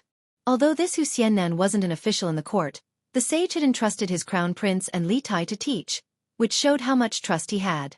Moreover, Zhang Liang knew that the Wang clan of Taiyuan and the other 5 surnames and 7 princes had a dirty relationship with this Hu Xiannan, but they still couldn't do anything and even seemed to have suffered a loss.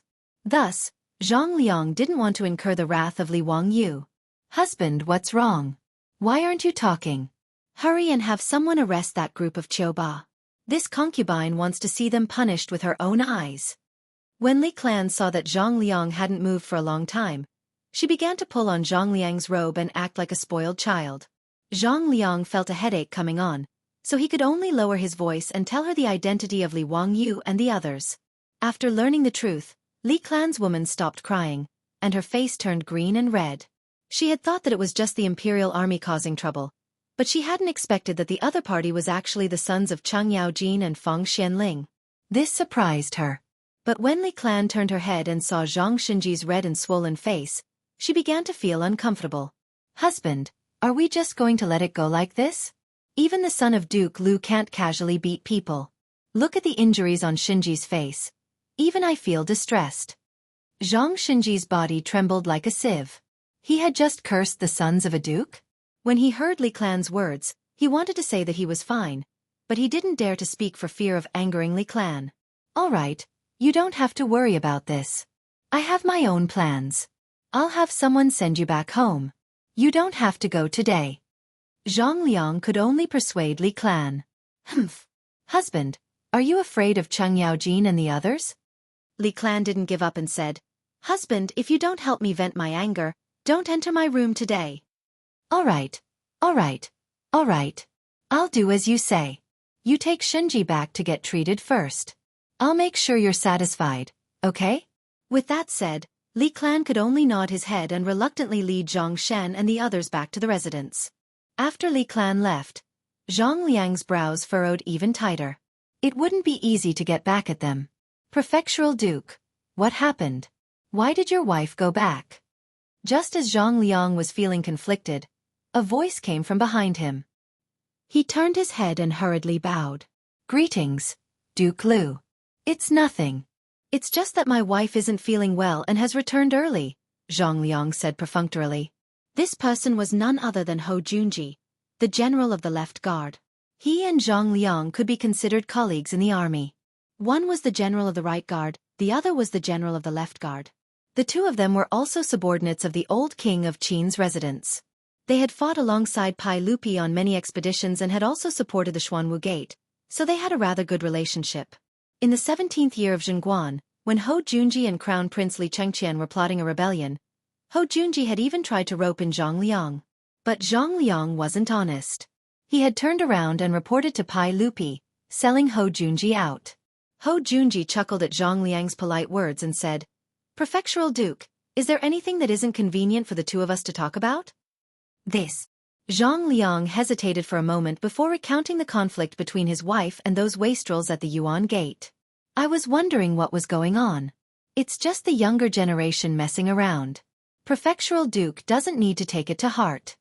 Hou Junji didn't take the matter to heart.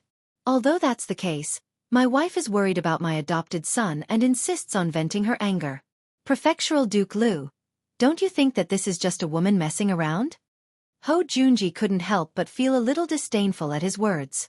The Li clan's so-called adopted son had already been treated as a joke among the nobles of Chang'an, and Zhang Liang still had the nerve to speak of it. But because Hou Junji didn't have a good relationship with Cheng Yaojin and the others, he didn't mind egging Zhang Liang on and causing trouble for them. "Haha, Prefectural Duke, what's so difficult about this? Haha, have you forgotten why we're here today?" Hou Junji said with a hearty laugh. Zhang Liang was taken aback. "What does Prefectural Duke Lu mean?" Hou Junji used his horsewhip to point in the direction of the Baya military camp's racetrack. "Prefectural Duke, you just want your wife to vent her anger. It's simple. Just invite that county man for a round of batting." Hou Junji's words made Zhang Liang's eyes light up. This was a good idea. In the Tang dynasty, it was extremely common for the nobles to settle their conflicts through batting. As long as he won the batting match, he would be able to vent Li clan's anger without offending Cheng Yaojin and the others. Of his 500 adopted sons, there were quite a few experts in batting. Zhang Liang loved to play polo, and he had even taken in many adopted sons just to play with him for fun. "Haha, Prefectural Duke Lu is indeed wise. Let's go to the racetrack and not delay the match today." Zhang Liang laughed heartily as he invited Ho Junji into the Yuanmen Gate. Li Wangyu and the other scions had returned to the Baya Imperial Army racetrack, and they were watching the batters warm up on the field with great interest. There were already quite a few people gathered around the racetrack, and the wooden platform used for watching the match was also filled with nobles and officials. As expected, the Tang people loved polo. Even the match between the Baya 6 armies and the Nanya 16 guards attracted many spectators. Not long after, drums sounded around the racetrack, signaling that the match was about to begin. Then the sharp voice of an eunuch could be heard. "The sage has arrived." Li Wangyu turned his head and saw Pai Lupi strolling to the racetrack under the protection of the Imperial Army. Behind him were Zhang Sun Wuji, Fang Xianling, and the other big shots. Clearly, the polo fans of the Tang dynasty were all round, from top to bottom. Around the racetrack, the nobles and officials who had come to watch the match bowed to Pai Lupi. "Everyone, there's no need to be so polite. We're also here to watch the batting match and enjoy the match with everyone." Pai Lupi smiled and waved his hand to the crowd, indicating for them to rise. He then saw Li Wangyu and the others, and he smiled and waved at them, indicating for them to come over. Fatty Cho Kuan had never expected to see Pai Lupi, and he was still kneeling on the ground, not daring to get up. Li Wangyu was too lazy to pay attention to this coward, and he followed the other playboys to Pai Lupi's side. "Zio, do you also like to watch the batting match?" Pai Lupi asked. Li Wangyu shook his head. "Uncle, this is my first time watching the batting match. It was Chung Chumo and the others who insisted on bringing me here." "Haha, Chumo and the others did the right thing. Who in the Tang dynasty doesn't like to watch the batting match? Zio, you'll like it." Li Wangyu could only shrug his shoulders at Pai Lupi's words. "You're the boss, so you have the final say." At this time, the sun was gradually rising, and the temperature was rising. It was slightly hot. Li Wangyu then took out an item from his bosom and shook it in a carefree manner. With a swish sound, it attracted everyone's attention. Chapter 328. Li Wangyu took out a folding fan. A few days ago, when he was looking at a beautiful woman enjoying the cool air in his backyard, he suddenly thought of this item. He drew a rough outline of the folding fan and handed it to Carpenter Lu and his family to figure it out. Carpenter Lu was indeed skillful. In less than 2 days, he made the folding fan that Li Wangyu wanted out of bamboo. Moreover, the bamboo was processed by Carpenter Lu and his family. After polishing, painting, and carving, the folding fan in Li Wangyu's hand was actually golden yellow in color and felt as smooth as jade. Li Wangyu was naturally overjoyed. He did not expect Carpenter Lu's craftsmanship to be so exquisite. His beautiful superior also liked it when she saw it and asked Carpenter Lu to make her a few more folding fans for women. After the fan ribs were made, the fan needed to be framed. His beautiful superior's folding fan for women was simple. She just needed to choose silk with beautiful patterns. It was beautiful and convenient. However, the paper fan that Li Wangyu wanted still took him a bit of effort. In the end, with the help of owner Sun, he found a skilled framer from Chang'an City. He used thin rice paper to frame 7 layers of the fan before it was completed. Li Wangyu excitedly ran to find Yen Liben to draw a fan for him after he had finished pasting the face of the fan. In the end, Yen Liben also loved this fan so much that he asked Li Wangyu, his teacher, to give him one. When Ma Zhou found out, he did not show any weakness. He rode to Dingzhou village and begged for the folding fan. Sure enough, folding fans were the best tool for scholars to show off. When Li Wangyu saw Yen Liben and Ma Zhou's reaction, he could not help but feel a little smug. Anything that I produce must be of high quality. Today, Li Wangyu shook out his folding fan again at the side of the polo field.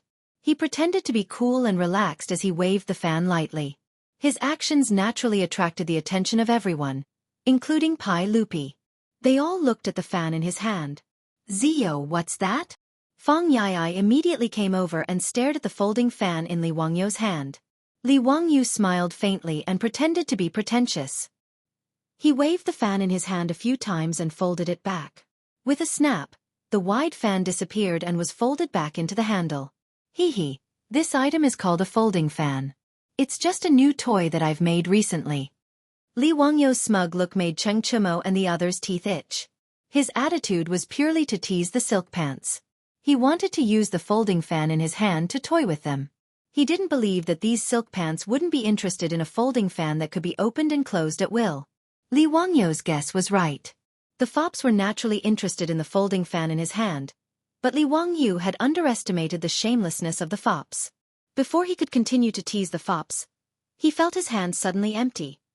The folding fan in his hand had been snatched away by Cheng Chumo. Zio, you're not being kind. If you had such a fun toy, why didn't you take it out earlier? Cheng Chumo was fiddling with the stolen goods he snatched while scolding Li Wangyu. He almost angered him to death.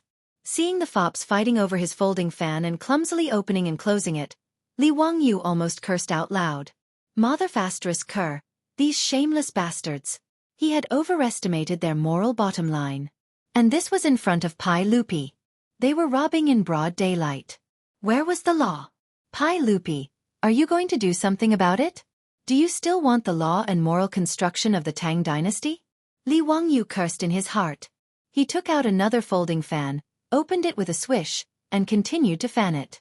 Fortunately, this lord had great foresight and had already calculated the shamelessness of these fops. Wahahaha! Li Wangyu was secretly pleased. He had more than one folding fan on him. However, this folding fan didn't last long in his hand. Feng Ai snatched it away again.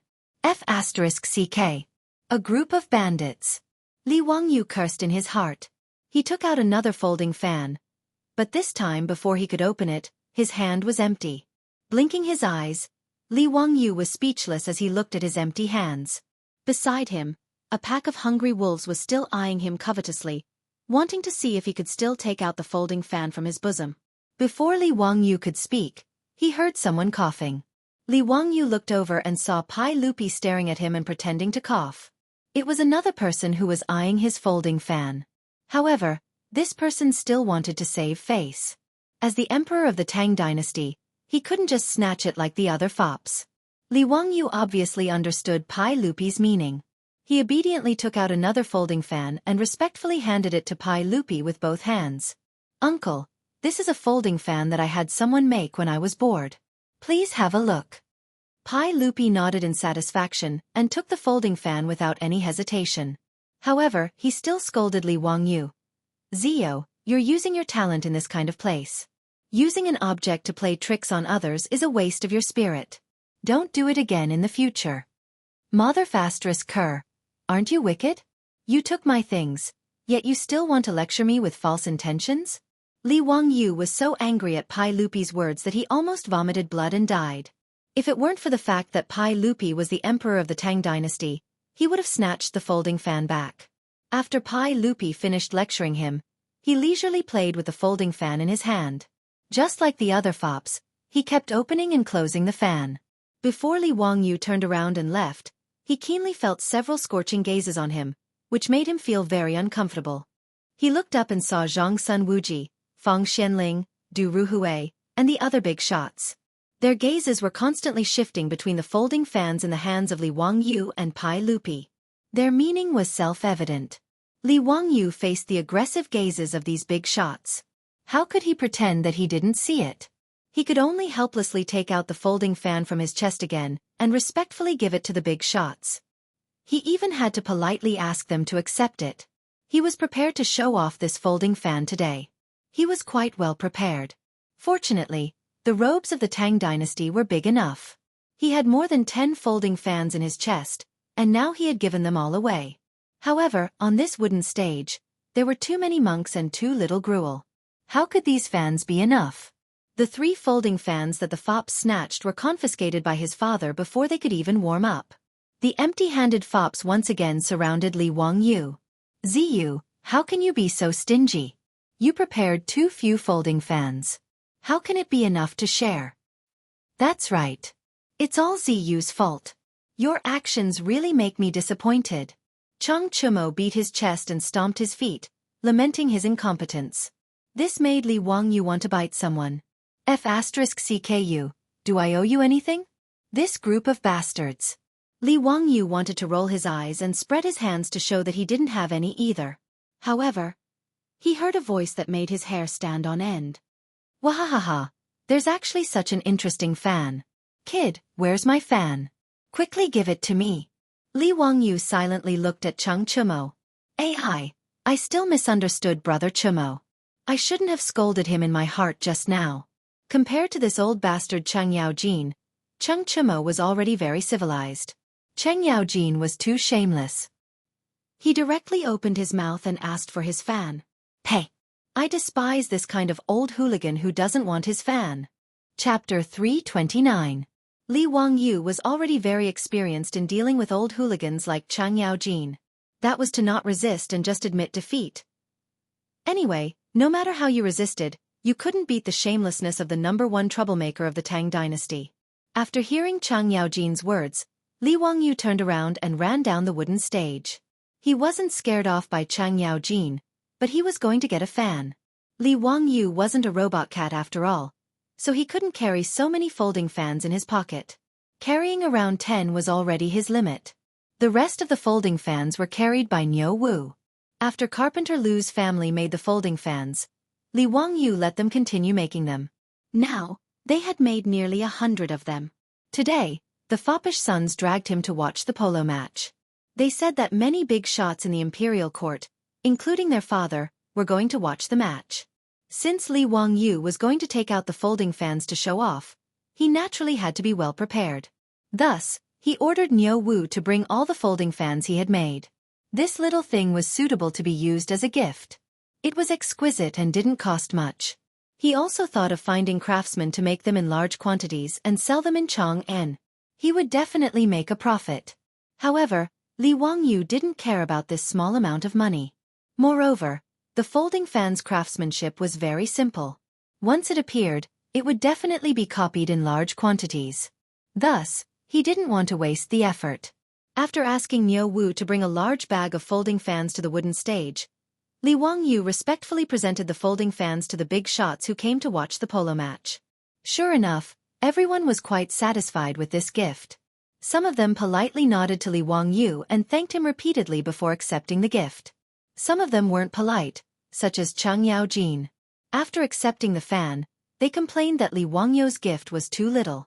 Moreover, there was no painting on the fan and it was too plain. As for the latter, Li Wangyu could only pretend that he didn't hear it. Apart from the few that were snatched away by the foppish sons, the rest of the fans he gave out didn't have any painting on them. Firstly, he was too lazy to find someone to draw so many fan faces. If Yen Liben were to draw more than 100 fan faces, he would probably vomit blood from exhaustion. Secondly, apart from Cheng Yaojin and the other generals, these big shots of the imperial court were all skilled in calligraphy and painting. It would be more appropriate to give them a blank fan and let them draw the fan themselves. For a moment, the wooden stands of Noda beside the polo field were filled with the sound of rustling. Everyone was constantly opening and closing their folding fans. It was very lively. Li Wangyu slightly flapped the butterfly wings of history. The folding fan could be considered to have been invented more than 100 years earlier. It had become a necessary artifact for Chinese scholars to flirt with girls. While everyone was playing with their folding fans in high spirits, they heard the sound of Kyuka-style drum music coming from the side of the polo field. It was the drummers of the guys department of the musical house of the Tang dynasty. They began to beat the drums, and the polo match was about to begin. The leaders of the Northern Yamen 6 armies and the Southern Yamen 16 guards came to invite Pai Lupi to kick off. This was also the ceremony of the polo match. Pai Lupi happily mounted the horse, took the stick, and galloped to the center of the field. Before the official kickoff, Pai Lupi had to give a lecture. He talked a lot of nonsense to the 20 polo players of both sides.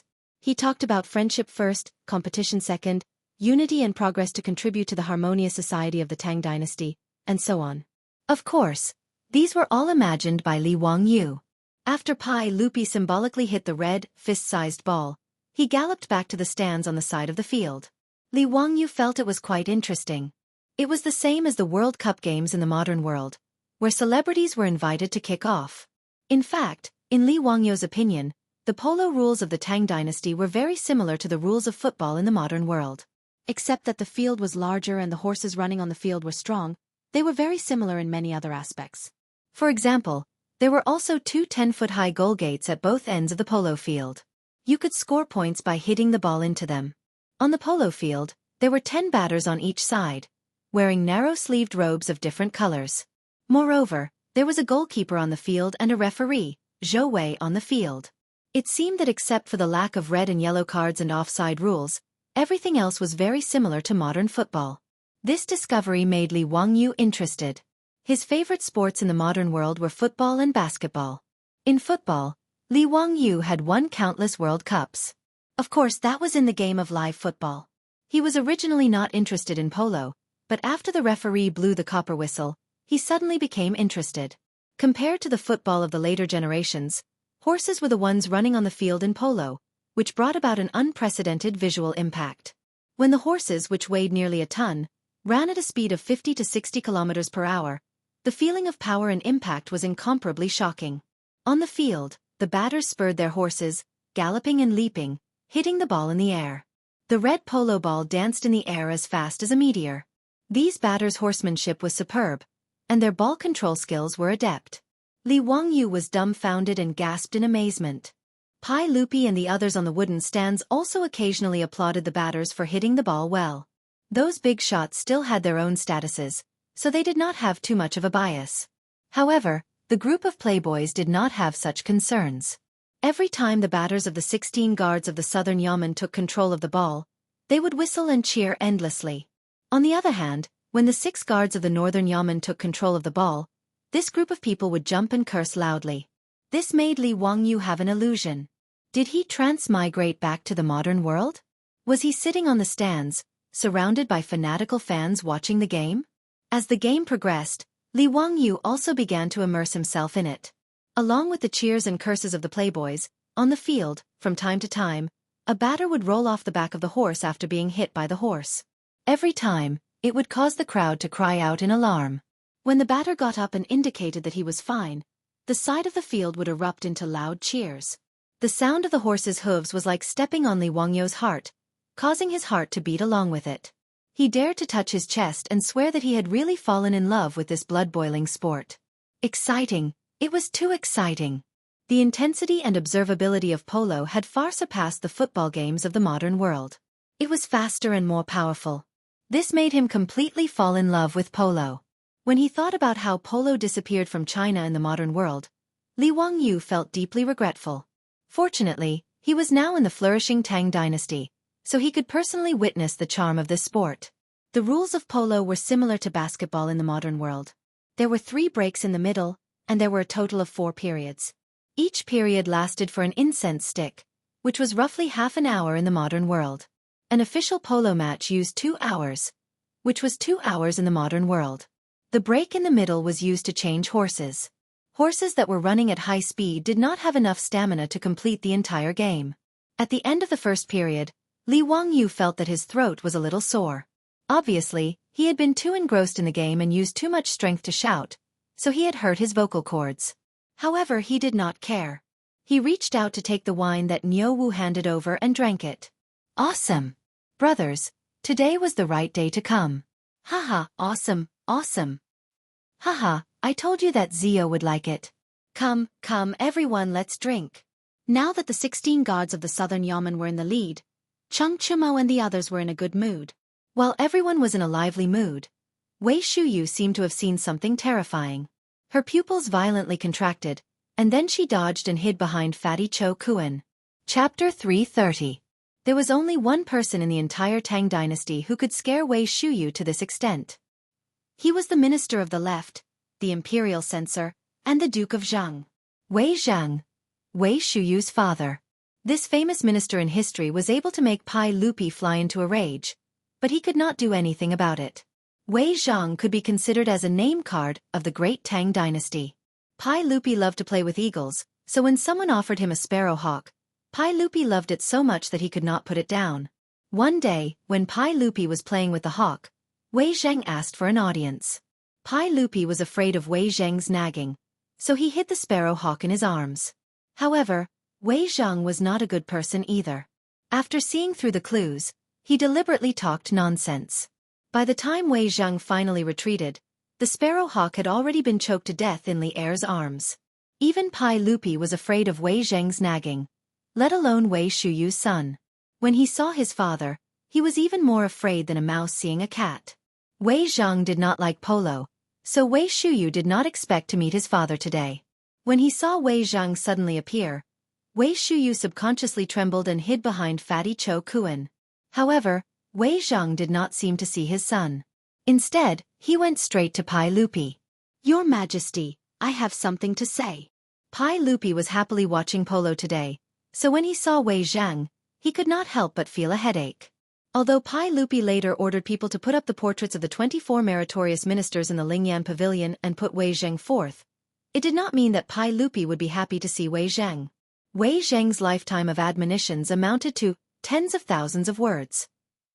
The number of times he spoke, the intensity of his words, and the firmness of his attitude made him the leader of all the ministers in the court. Although Pai Lupi could not leave him, he still felt a headache. This was also human nature. No one could stand someone nagging in their ears every day. No matter how accurate the words were, they couldn't stand it. Pai Lupi even gave Wei Zhang a nickname, Goat-Nosed Duke. This was also the only nickname that Pai Lupi had given to anyone in his life. It meant that the old man with the goat nose was as aggressive as a goat. Stubborn and unyielding. As for Wei Zhang, Pai Lupi hated him, but at the same time, he couldn't leave him. It was very distressing. Seeing that Wei Zhang had something to say again, he couldn't help but frown. He reached out and rubbed his temples. Duke Wei, if you have something to say, can we talk about it after this match? Your Majesty, you mustn't. I came here to ask you to stop this match. Wei Zhang didn't give Pai Lupi any face and directly retorted. Pai Lupi was taken aback. Stop hitting? Why is that? Because of horses. Horses? Pai Lupi was confused by Wei Zhang's words. The conversation between the monarch and his minister naturally reached the ears of everyone present. Everyone present was also baffled by Wei Zhang's words. Why did this ball strike provoke the goat-nosed duke out of the blue? Your Majesty, do you know how much it cost to buy 2 Jue-dun horses in the Tang dynasty? Wei Zhang asked with a straight face. Pai Lupi pondered for a moment. Between 50 to 100 strings of coins per horse. That's right. Last year, the Tang dynasty bought 3,000 horses from various countries in the western regions. The total cost was more than 200,000 strings of coins, which was more than 35,000 taels of gold. Does your Majesty know how many Tujue horses were eliminated last year? Wei Zhang continued to ask. This. Pai Lupi seemed to know what Wei Zhang was going to say. His face became a bit ugly. Wei Zhang didn't wait for Pai Lupi to answer. He continued, last year, more than 4,600 horses were eliminated because their hooves were damaged and they couldn't bear weight. He pointed to the polo field and continued, Your Majesty, Tujue horses are precious. How can they be used for playing? It's not easy to buy and train war horses. How can they be used so recklessly? I ask your Majesty to quickly issue an edict to ban hitting in the military. After Wei Zhang finished speaking, Pai Lupi and the other generals who were originally very dissatisfied with his words fell silent. They had to admit that this goat-nosed duke was right. The Tang dynasty didn't lack horses, but not all horses could be used as war horses. In the era of cold weapons, cavalry was the most powerful army. Therefore, the source and breeding of war horses was very important. Most of the horses in the Central Plains were relatively short and not suitable to be used as war horses. The best war horses were Tujue horses. After the Li Tang dynasty established the country, Pai Lupi personally ordered the selection of 2,000 Tujue horses and 3,000 surplus horses from the Sui dynasty's official horse farm to be used for grazing in Longyu. The purpose was to breed excellent war horses. Even so, the Tang dynasty still needed to buy a large number of Tujue horses from the western regions every year to make up for the shortage of war horses. The horses used for the races on the racecourse were the best horses that had been carefully selected. Wei Zhang naturally couldn't bear to see Pai Lupi and the nobles of the Tang dynasty use these precious war horses to play polo. This would only increase the number of horses that were damaged. This was simply a wasteful behavior. Pai Lupi, who felt that he was in the wrong, and the generals of the Northern Yamen 6 armies and the Southern Yamen 16 guards all fell silent. Even Chang Yaojin, who was always noisy, shut his mouth tightly and didn't say a word. Wei Zhang, the goat-nosed duke, was naturally right. However, whether it was Pai Lupi or these generals, they were unwilling to let Pai Lupi issue an edict forbidding polo. The scene became quite awkward for a while. Li Wangyu heard the conversation clearly from the side, but he was somewhat confused. In his opinion, polo was a very good sport. Although it required the horses to run, it shouldn't be as serious as Wei Zheng said, right? How could the warhorses become useless after a few more matches of polo? This wasn't a joke, was it? However, looking at the serious faces of the people around him, he was somewhat uncertain. Was there some secret that he didn't know? Li Wangyu moved closer to Feng Yai's ear and asked in a low voice, "Brother Yai, why did Duke Wei say that polo would hurt the horses? What could happen if the horses run more?" His question made Feng Yai look at him strangely, as if he was looking at a fool. "Zio, don't you know that horses' hooves can't withstand wear and tear?" Duke Wei meant that if the war horses were to use the polo, it would be a loss if the horses' hooves were worn out. Wear out the horses' hooves? What did that mean? Li Wangyu blinked and still didn't understand. Feng Yai could only continue to explain to him that the horses' hooves were similar to a human's fingernails. As the war horses needed to run a long distance, it was very easy for them to bump or step on stones or other things. The horny layer on the horse's hooves could easily split open. Once the horse's hooves split open or were severely worn out, the warhorse would be useless and would no longer be able to run at a high speed. It could only be withdrawn from the army and used as a draw horse. This was also the reason why Wei Zhang wanted to stop the polo competition. After hearing Feng Yai's words, Li Wangyu sighed deeply. So it was like this. He had just started to like this sport. If it was to be banned because of Wei Zheng's words, that would be too regretful.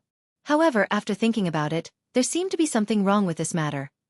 He couldn't help but think of an English folk song that he saw on the internet in his future life. Losing a nail meant losing a horseshoe. Losing a horseshoe meant losing a war horse. Losing a war horse meant losing a war horse. Losing a war horse meant losing a war horse. Losing a war horse meant losing a country. A horseshoe. Chapter 331. That's right, it was a horseshoe. Li Wangyu could not help but pat his head. How could he have forgotten about this transmigration benefit? A horseshoe was also called a horseshoe. This item was extremely simple. It was a U-shaped piece of metal about the size of a horse's hoof. Using a nail to nail the horse's hoof, it could protect the horse's hoof. Li Wangyu had read many transmigration novels, and this horseshoe was a godly item for showing off and slapping people's faces. In the future, Li Wangyu was so bored that he argued with people on the internet about when horseshoes appeared in China. Although there was a saying in the future that horseshoes appeared before the Sui dynasty, the evidence was a mural in the Dunhuang Mogao grottos that depicted a horseshoe. However, Li Wangyu had seen that mural on the internet, and he could not tell that it was a horseshoe. Moreover, there were no horseshoes, and it looked more like it was a treatment for the horse's hoof. Moreover, there was a clear record in the history books. In the 5 dynasties and 10 kingdoms, Gao Juhui, a diplomat from the Jin dynasty, was sent to the western region's Yuqian kingdom, where he saw horseshoe technology from the Uyghur people. However, China did use bamboo, rattan, and leather to make simple shoes to protect the horse's hoof. However, they were more of a decoration than actual protection, and these things would be easily damaged when the horse ran at high speeds. In history, Wei Qing and Hua Tsubing led an army to attack the Xiongnu people. When they set out, they had 140,000 horses, but when they returned, they only had 30,000 left. Most of the horses that were worn out were because they did not have horseshoes. After running for such a long distance, they had no choice but to give up. Li Wangyu thought about how such a simple U-shaped piece of metal could solve the problem. But it caused Wei Zheng and Pai Lupi to confront each other, and he could not help but laugh out loud. His laugh was not a big deal, but it attracted everyone's attention. At this moment, on the wooden stage, Wei Zheng, Pai Lupi, and the other big shots were at each other. Everyone stared at each other in silence, and the atmosphere became tense. At this moment, Li Wangyu laughed out loud, and Wei Zheng could not help but stare at him. "Huxian man, why are you laughing? Is what this old man said funny?" Li Wangyu felt a chill run down his spine. He hurriedly waved his hands and said, No, Wei Gong, you're right." Wei Zheng glanced at him, then turned to Pai Lupi. "Your Majesty, hitting the ball will hurt the horse. You must not continue. Your Majesty, please grant this official's request to cease the practice of batting." Pai Lupi was forced into a corner by Wei Zheng's words. He could neither agree nor disagree. This goat-nosed duke was so stubborn that it made people uncomfortable. When Li Wangyu saw this, he hesitated for a moment, but still braced himself and stood up. Your Majesty, Eunuch Wei, there is actually a way to satisfy both sides. You don't have to stop batting, and you can also protect the horses. Pai Lupi's eyes lit up, but before he could say anything, Wei Zhang began to glare at him again. His words were quite rude. Hu Xianman, don't mess around. This matter concerns the integrity of the country. How can it be treated as a joke? This old man sees that you are young and have gained the trust of His Majesty. You should be careful with your words and actions. Don't be like those traitorous officials and act recklessly. Wei Zhang actually didn't have any ill feelings towards Li Wangyu. Li Wangyu's water wheel, saline alkali soil management, and four-wheeled carriage were all good tools that benefited the country and the people. Wei Zhang greatly admired them. The old man was also a fan of the Three Kingdoms. When he had nothing to do, he would hold the romance of the Three Kingdoms and carefully study it. Wei Zhang loved Li Wangyu. No matter if it was his poems or essays, he loved them to the extreme. Wei Zhang also knew that his son, Wei Shuyu, had a close relationship with this Hu Xianman. The old man became more and more impolite. He completely treated Li Wangyu as his own nephew and taught him a lesson. In the old man's opinion, his son and you are brothers, so he should control you and prevent you from being arrogant and unrestrained. Wei Zhang's words had good intentions, but it was hard to listen to. Li Wangyu's nose was about to become crooked from anger. What do you mean by child's play? What do you mean by acting recklessly? When Wei Zhang said this, his stubborn donkey temper came out. He straightened his neck and said, "This matter is unnecessary trouble. If the war horse's hooves are worn out, then think of a way to protect the horse's hooves. Who would stop the war horse from running just to protect the horse's hooves? Do our Tang cavalry have to be careful when fighting and not let the war horse run? What nonsense are you spouting? How can these two be compared? This is a matter of the country. Hu Xianman, don't treat it as child's play." When the goat-nosed elder heard Li Wangyu's words, he also lost his temper. Li Wangyu was choked by the old man's words. He simply ignored him and cupped his hands towards Pai Lupi. "Your Majesty, I have a way to make the horse's hooves not wear out when running. It is very simple." Without waiting for Pai Lupi to speak, Wei Zhang refuted, "Nonsense. Who has heard of horses running without wearing out their hooves? Which ancient book has such a record? Bola Sutra of Horse Identification, Essential Techniques of Chi People, See Mu Anji Collection. I have read these books several times. How can there be a way to make the horse's hooves not wear out?" Li Wangyu rolled his eyes at the old man. "If Wei Gong doesn't believe me, why don't we make a bet?" When he heard Li Wangyu mention a bet, Wei Zhang's face couldn't help but twitch a few times. "Hu Xianman, don't make trouble. This matter concerns the horse administration of the Tang dynasty. How can you use a bet as child's play?" Li Wangyu simply looked at Pai Lupi. "Your Majesty, do you believe what I said just now?" This. Pai Lupi didn't know how to answer. Li Wangyu often exceeded his expectations, but he didn't believe that he could make the horse's hooves not wear out. As the horse emperor, Pai Lupi's understanding of horses was no less than those who raised horses. He naturally knew the nature of horses very well. In his opinion, it was natural for horses to wear out their hooves when they ran. What if it could be reversed by human power? But in the face of Wei Zhang's aggressiveness, Pai Lupi couldn't say that he didn't believe him. Wouldn't he have to let the sheep-nosed duke force him to issue an edict forbidding polo? As a fanatical polo enthusiast, it was too difficult for him to issue an edict. However, Pai Lupi also knew that Wei Zhang was right. Nowadays, among the nobles of the Tang dynasty, playing polo was a trend. In Chang'an, almost every noble had a group of polo players. 1 or 2 games of polo didn't wear out the horses much, but over time, the number of horses lost every year was considerable. Seeing Pai Lupi like this, Li Wangyu was a little depressed. He simply raised his voice. "Your Majesty, I have something to report." "Report it." "Your Majesty, please build a large polo field in Chang'an. Pile up soil slopes around the field and set up benches to accommodate tens of thousands of people in Chang'an to watch the game. Playing polo can train the military's horsemanship, and also let the people of Chang'an and the vassal states know the military power of the Tang dynasty and the national prestige of the Tang dynasty. Your Majesty, please make a decision." Li Wangyu's words were simply going against the old man, Wei Zhang. Not only were Li Er and the other big shots dumbfounded, but even the foppish young masters were dumbfounded. Wei Shuyu, who was hiding behind Cho Kuan, couldn't help but poke her head out. She wanted to see if Li Wangyu was crazy. Where did he get the courage to challenge her father? Chapter 332. Li Wangyu's words shocked everyone to the point of being tongue-tied, but he still felt that it wasn't enough. When he was watching the polo game, he was wondering why the Tang dynasty didn't promote polo to the common people since there was such a lack of entertainment. Even if not everyone would be able to play polo, at least they would be able to watch polo. For example, today's game between the 6 armies of the Northern Army and the 16 guards of the Southern Army only had less than 100 spectators. It was really a waste. Since the rules of polo were similar to football in the future, why not set up a polo league in the Tang dynasty? Wouldn't it be faster? Originally, this was just a fantasy in his heart. But now that he was rebuked by old man Wei Zhang, he didn't care anymore. He poured out all his immature thoughts cleanly and neatly. Your Majesty, I would like to present a memorial to ask Your Majesty to set up a royal polo league in the Tang dynasty. Li Wangyu raised his voice. Wei Zhang's face was as black as the bottom of a pot. He glared at Li Wangyu as if he was looking at a traitor. Pai Lupi felt a headache coming on, but he couldn't help but ask, what is a league? The 6 armies of the Northern Army and the 16 guards of the Southern Army can form their own teams. A total of 22 teams can compete against each other.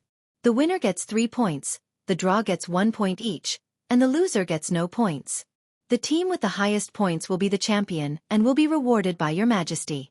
Li Wangyu directly copied the rules of the Football League in the future, but the eyes of Pai Lupi and Cheng Yaojin lit up. What kind of league is this? It sounds very interesting. Bravery will lead to the champion, and power will shock the enemy. The champion will be ranked at the top of the army. Good, good. Pai Lupi was very happy and clapped his hands. His words made Wei Zhang's face even darker. If his eyes could kill, Li Wangyu would have been riddled with holes by now. Your Majesty, you can't do this. Huxianen's words are full of evil intentions. He wants to ruin the horse policy of the Tang dynasty. In the long run, the army's excellent horses will be exhausted. Don't tell me that we are going to let the generals and soldiers ride horses to kill the enemy? Wei Zhang then pointed at Li Wangyu. His eyes were about to spit fire. Huxian man, I only thought you were a mischievous youth. I didn't expect you to come up with such a disastrous idea for His Majesty just to please His Majesty. You are truly a sycophantic minister. I'll beat you to death, you filthy bastard. After saying that, Wei Zhang grabbed the imperial sword from the waist of the guard behind Pai Lupi and pulled it out. He raised the shining imperial sword and began to chase after Li Wangyu. The old man's actions scared Li Wangyu so much that he broke out in cold sweat. This goat-nosed old man was too scary. He couldn't win in a verbal argument, so he drew his sword and slashed at him. He was already so old, yet he was so agitated. Wasn't he afraid of a heart attack? Li Wangyu was so scared that he ran away. He jumped off the wooden stands and ran into the polo field. Behind him, Wei Zhang was still panting as he chased after him. In reality, Li Wangyu didn't know that the imperial sword hanging from the waist of Pai Lupi's imperial guard was only a ceremonial sword. It wasn't sharpened at all, but it looked bright and scary. Most of the imperial guards by the emperor's side carried weapons like this. This sudden turn of events stunned Pai Lupi and the other leaders. When they saw Li Wangyu being chased by the old man, Wei Zhang, they couldn't help but laugh.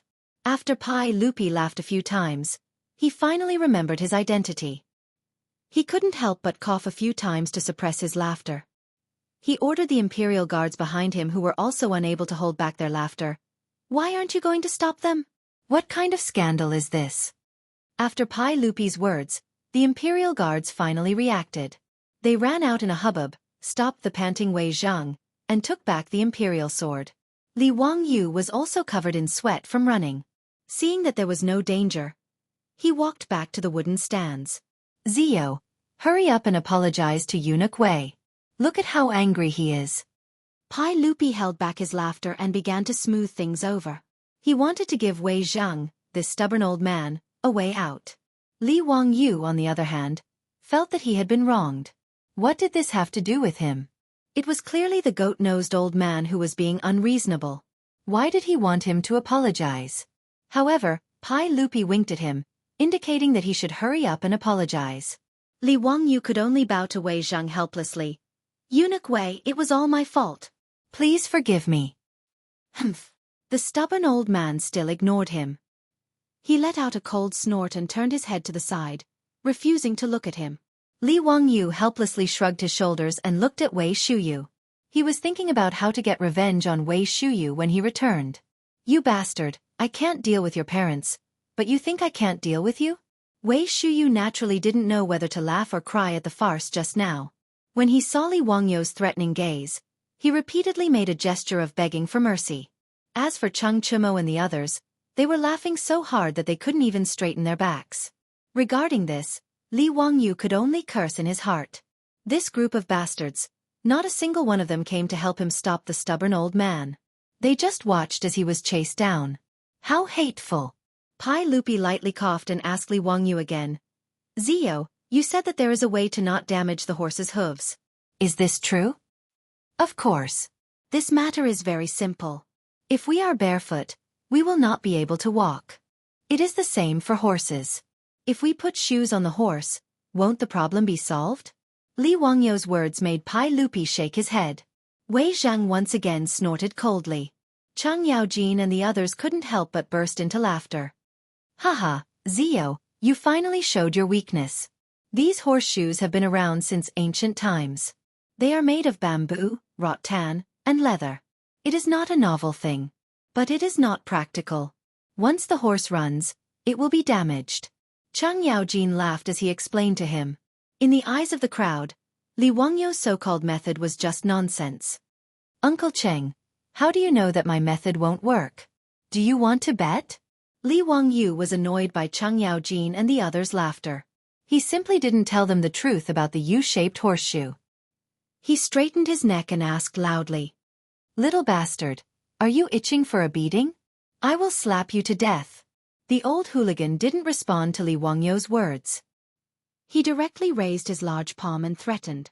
Li Wangyu was speechless. What kind of people were these? If they didn't want to pull out a knife and cut someone, they would want to hit someone. Rude. Barbaric. Despising them. Pai Lupi shook his head.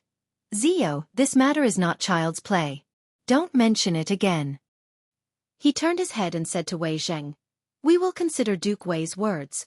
We will discuss this matter another day. How about it?" "No."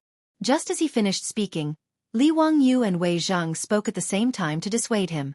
This made Pai Lupi so angry that his teeth itched. He couldn't say anything to Wei Zhang, but he wasn't so polite to Li Wangyu. He glared at him. "Zio, if you say any more, we will have someone kick you out." Li Wangyu's temper also flared up. He ignored Pai Lupi's threat and loudly said, "Since your majesty does not believe me, how about we have a match in 3 days to verify my words?" "Your majesty, please allow it." Before Pai Lupi could speak, he heard someone say, "Your majesty, I am willing to have a match with Huxian Man in 3 days. Chapter 333. At this time, someone actually jumped out to support Li Wangyu. Was he not afraid of being spat to death by Wei Zhang? Everyone turned to look. It was Zhang Liang, the Duke of Chongping. What did Zhang Liang mean by this? Including Pai Lupi, no one understood. Only Li Wangyu and the other wastrels looked at each other, as if they had guessed what the Duke of Chongping was thinking. Today, they had a conflict with his wife and adopted son at the gate of the northern Yamen. Could it be that the Duke of Chongping wanted to use this opportunity to take revenge? Li Wangyu's guess was correct. Zhang Liang had been urged by Li Wangyu to use this game of polo to give the wastrels and Li Wangyu a little bit of trouble, so as to vent his anger for his wife, Li Wangyu.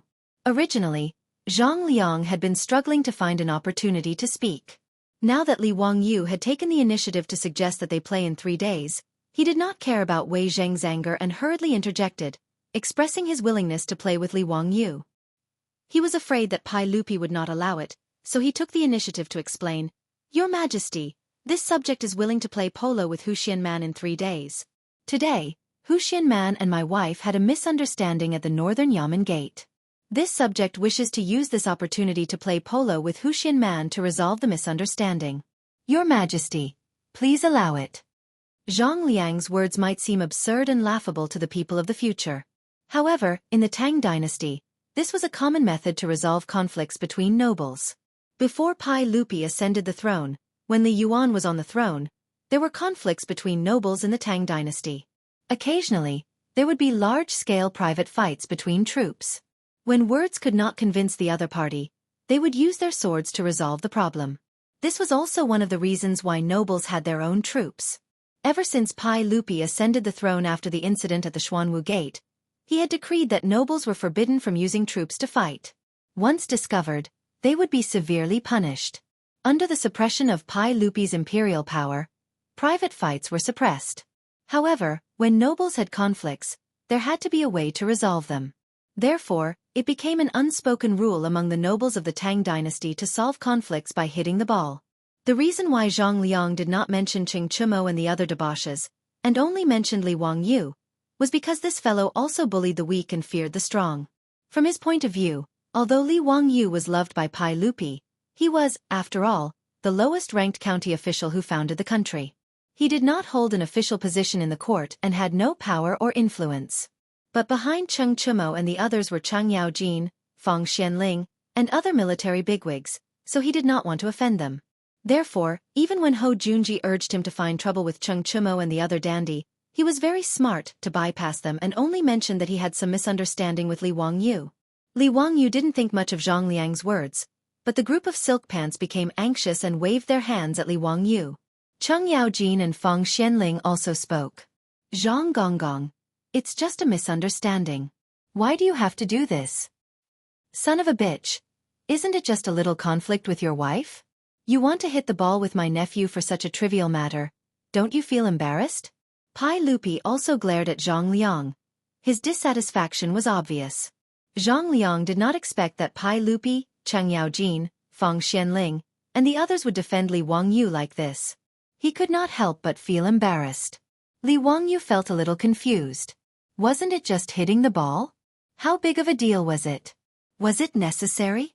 Anyway, he wanted to show Pai Lupi and the stubborn old man Wei Zhang 3 days later. What difference did it make who he played with? He did not pay attention to the dissuading eyes of the silk pants and nodded his head casually. Mr. Zhang, if His Majesty agrees, then you and I will hit the ball 3 days later. After he said this, the wooden platform suddenly became silent. Even Wei Zhang, who had been glaring at him, looked at him like he was a fool. The silk pants were even more speechless. They covered their faces with their sleeves and did not want to look at him. Pai Lupi was also stunned. Ziyu, you really want to hit the ball with Mr. Zhang? Li Wangyu saw everyone's reaction and finally began to realize that there seemed to be something that he did not know. He asked weakly, Your Majesty, if I say no now, is it too late? Pai Lupi did not speak, but Cheng Yaojin scolded. Nonsense, how can a man's words not count? Li Wangyu rolled his eyes. Old hooligan, it's okay for others to say this, but you have *Kingomi copper coins for playing mahjong before saying this. Li Wangyu knew that there must be something wrong with everyone's reaction. He quickly asked the silk pants in a low voice. The answer he received made him break out in a cold sweat. *CK, what kind of stupid rule was this? As long as he agreed to Zhang Liang's suggestion, Li Wangyu, as the head of the family, had to play the game. Zhang Liang naturally had to play as well. But could he compete with Zhang Liang? Although Zhang Liang did not have any great skills, he was still a veteran of the battlefield. Playing polo was a piece of cake for him. However, Li Wangyu had only learned how to ride a horse for 2 months. He barely knew how to ride a horse, so how could he be considered skillful? With his thin and weak body, if he really fell off the horse, wouldn't his head bleed and even break his bones? Playing polo in the Tang dynasty was really too dangerous. In today's polo, the players did not have any protective measures and were very easy to get injured. Han Yu said in the second book of Shangzhang Pu Shi, small injuries to the face, large injuries to the body. During the Tang dynasty, there were many examples of people getting injured or even dying from playing polo. During the Tang dynasty, Li Heng fell off the horse and died from a stroke. During the Tang dynasty, General Zhou Bao was blinded in one eye. At the end of the Tang dynasty, General Zhu Quanzhong's son played polo with Tang Xiaozong. Unfortunately, he fell to the ground and died on the spot. In short, it was a very dangerous sport. Li Wangyu was dumbfounded. How was it possible for him to play polo? Before he could change his mind, he heard Pai Lupi stand up and announce, Since Chongping County Duke and Huxian County Duke have agreed to this, then 3 days later, we will have a match at Taiji Palace's Wuda Hall to test Huxian County Duke's words. Were they really going to play? It was as if Li Wangyu could already see himself rolling off the horse's back. His flesh lacerated and his flesh mangled. His back was soaked in cold sweat. In the face of the pressure of survival, Li Wangyu's thoughts were as fast as lightning. He came up with an idea. "Your Majesty, I have something to say," Li Wangyu hurriedly shouted. "Speak. Since 3 days later, you want to test whether my method of protecting the horse's hooves is feasible. Then I will be responsible for setting up the polo field. Is that okay?" Zhang Liang didn't have any objections to this. Pai Lupi thought for a moment, then nodded in agreement. The matter was settled. Even the stubborn old man Wei Zhang didn't say anything. Everything would be decided in 3 days' time. After Wei Zhang's disturbance, today's polo match couldn't continue. Pai Lupi directly stopped the match and prepared to return to the palace. Li Wangyu hurriedly ran after him. Pai Lupi turned his head in confusion. "Zio, is there something else?" Li Wangyu rubbed his hands and laughed. "Uncle Hehe, there is something else." What is it?" Borrow a horse. Chapter 334. In the Tang dynasty, 10 people were required to play in a regular cricket match. Li Wangyu currently had neither men nor horses, so he naturally had to ask Pai Lupi for them. Horses were easy to get. Pai Lupi might not have anything else, but he had plenty of fine horses in the palace. Among them, there were 10 Turkic horses, which were named by Pai Lupi as the 10G horses. They were all first-class horses. Pai Lupi was naturally reluctant to lend the 10G horses to Li Wangyu to play polo, but he could choose the other horses. In a polo match, the horses had to be changed 3 times. 30 horses were enough. After solving the problem of horses, Li Wangyu still wanted to borrow people. His Li family was small in number, so he couldn't drag the old housekeeper Li Heng, his beautiful boss, Aphrodite, Perrin, and the 4 maidservants into the match, right? However, Pai Lupi shook his head and refused. "Zio, the cricket match in 3 days is between you and Zhang Liang. It's not convenient for me to lend you a batter from the palace." Li Wangyu pondered for a moment and understood Pai Lupi's meaning. As the emperor of the Tang dynasty, he naturally had to be impartial. Although Li Wangyu was now his nephew, he still couldn't be biased. If he lent a batter, it would show his bias, and it would easily cause the court to criticize him. After sending off Pai Lupi, Li Wangyu began to think hard about where he could find a batter. Niu Wu and the other old soldiers were all skilled in archery and horse riding, but how could they know how to play polo? Just as he was feeling distressed, a group of playboys gathered around. "Zio, if you don't bring us brothers to the cricket match in 3 days, we'll cut ties with you." Cheng Chumo patted Li Wangyu's shoulder and said, "That's right, us brothers also want to play." The Yuchi twins also expressed their stance. Fang Yai cracked his knuckles and said with a smile, "Haha, how can you not count me in for this kind of thing?" Even Niu Zhengping, whose leg was inconvenient, was the same. "I'm lame, but I have no problem hitting the ball. Zio, don't forget about your brother." "Haha, after beating up the young one today, I'll teach the old one a lesson in 3 days. What's there to be afraid of? Ziyu, there's no need to worry. We beat him up together. If the prefectural Duke Chongping is unhappy, we brothers will take it on together." "Yes." 3 days later, "I'll kill that old bastard Zhang Liang." The silk pants words made Li Wangyu's nose tingle. These bastards were really interesting. This was something that he couldn't avoid, but this group of silk pants actually wanted to step in personally. He had to remember this favor. He would forgive Wei Shuyu and this group of bastards for not saving him when he was in danger. Li Wangyu nodded gratefully at the foppish young masters and sat down in a circle. "Brothers, many thanks." Cho Kun stood to the side and said sadly, "Ziyu, this whole thing happened because of me. If there's anything I can do, I won't refuse." Of those who wanted to hit the ball, only Fatty Cho Kun didn't say anything. It wasn't that he didn't want to, but that with his size, it was too difficult to find a horse that could carry him. Li Wangyu laughed and patted his belly, which looked like it was 4 months pregnant. "Stop talking nonsense. If you continue to be so pretentious, I'll beat you up." The silk pants also laughed and stepped forward to trample on Fatty Cho Kuen's body of fat, laughing and joking. This made Cho Kun feel less guilty. Ching Chumo laughed. Ziyu, you still don't know how to hit the ball, right? Let's go. Brother will take you to practice. The silk pants also became interested. Knowing that Li Wangyu had borrowed a horse from Pai Lupi, they all clamored to ride the palace's imperial horses. Li Wangyu hurriedly stopped them. Brothers, please wait. There's no hurry to hit the ball. The most important thing right now is to make the horse's shoes. Have you all forgotten the reason why I'm hitting the ball with the prefectural Duke Chongping in 3 days? What's a horse's shoe? Ziyu, do you really have a way to reduce the wear and tear on the horse's hooves? Horseshoes aren't reliable. I think Ziyu can definitely do it. Ever since Li Wangyu's amazing performance at the Jia Temple, Fang Yai had 100% trust in Li Wangyu. Wei Shuyu also nodded. I think my family's lord is going to fall this time.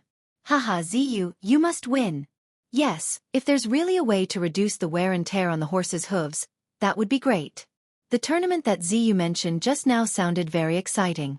Not to mention the baseball field that can seat tens of thousands of people. Just thinking about it makes me excited. Ziyu, what method do you have? Hurry up and tell us. We brothers will help you plan it out. Li Wangyu smiled mysteriously. Hee, I'll keep it a secret for now. You all follow me. All right, does anyone know a good blacksmith? I need to make a batch of things. Fatty Cho Kun hurriedly said, I know. Xieji blacksmith shop in the east. My family's rice business needs ironware and they make it there. Let's go quickly. Li Wangyu pushed Fatty Cho Kun and ran out of the barracks. The group of debauches looked at each other and chased after them with a smile. In the East Market Xieji blacksmith shop, shopkeeper Xie saw Cho Kun leading a group of people and quickly came out to greet them. Lang Jun, do you need to make ironware today? Cho Kun nodded and pointed at Li Wangyu. This is Hu Xian Man. He needs to make some things. Shopkeeper Xie, let the blacksmith work hard. There can't be any delays. Shopkeeper Xie quickly went forward to greet the young man in front of him when he heard that the young man in front of him was Hu Xian Man. When he found out the identity of these debauches, he became even more unwell. He couldn't even speak clearly. I can't walk downstairs. I didn't know you were here. I'm sorry for the neglect. Please wait for a moment. I'll call the blacksmith over immediately. After saying that, shopkeeper Xie turned around and ran into the shop. After a while, he came out with a middle-aged man. This is the best craftsman in my shop. If you have any requests, please do not hesitate to ask him. I'm not bragging, but our Xieji blacksmith shop is one of the best blacksmiths in Chang'an City. I'm sure you'll be satisfied. Li Wangyu nodded, but he didn't rush to say what he needed to make. Instead, he asked Chung Chumo to bring a horse over. Chung Chumo was confused by him, but he still followed his orders and brought the horse over. Li Wangyu asked shopkeeper Xie to bring a brush, ink, and paper. He spread the paper on the ground and asked the debauches to help him make the horse's hooves stand on the paper and not move. He took the brush and sketched the outline of the horse's hooves. Zio, what are you doing? The debauches couldn't understand what he was trying to do. Hee, don't worry. You'll know in a while. Li Wangyu took the paper with the outline of the horse's hooves. He compared the size of the horse's hooves and drew a U-shaped pattern.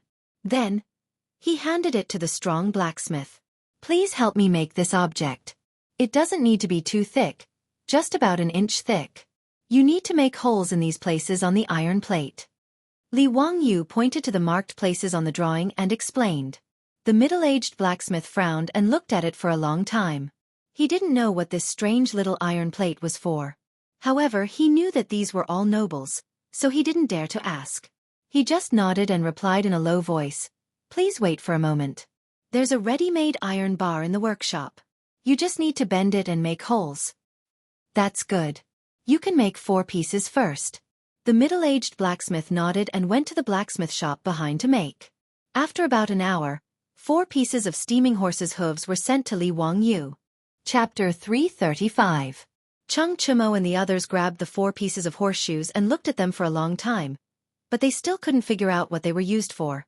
Ziyu, is this the horseshoes you were talking about? How do you use this?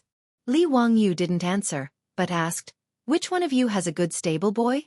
Let me borrow it. and you will know the use of this horseshoes. Duke Lu's residence was not far from the East Market.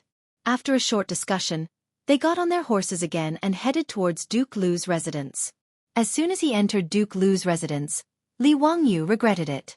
He actually forgot that the old hooligan, Chang Yaojin, also returned home after the polo tournament was cancelled. Miscalculation, it was really a miscalculation. He turned his head and glared at Chang Chumo. You did it on purpose, didn't you? The three brothers of the Cheng family had been with Li Wangyu for a long time now, so they also learned his movements. They shrugged their shoulders at Li Wangyu, meaning that it was none of their business. Wahaha boy, quickly come and tell me clearly, what method do you have to prevent the horse's hooves from being worn down? If you can't do it, if you can't hold the tournament, I will beat you up. Chang Yaojin waved the folding fan Li Wangyu gave him. His attitude was very arrogant.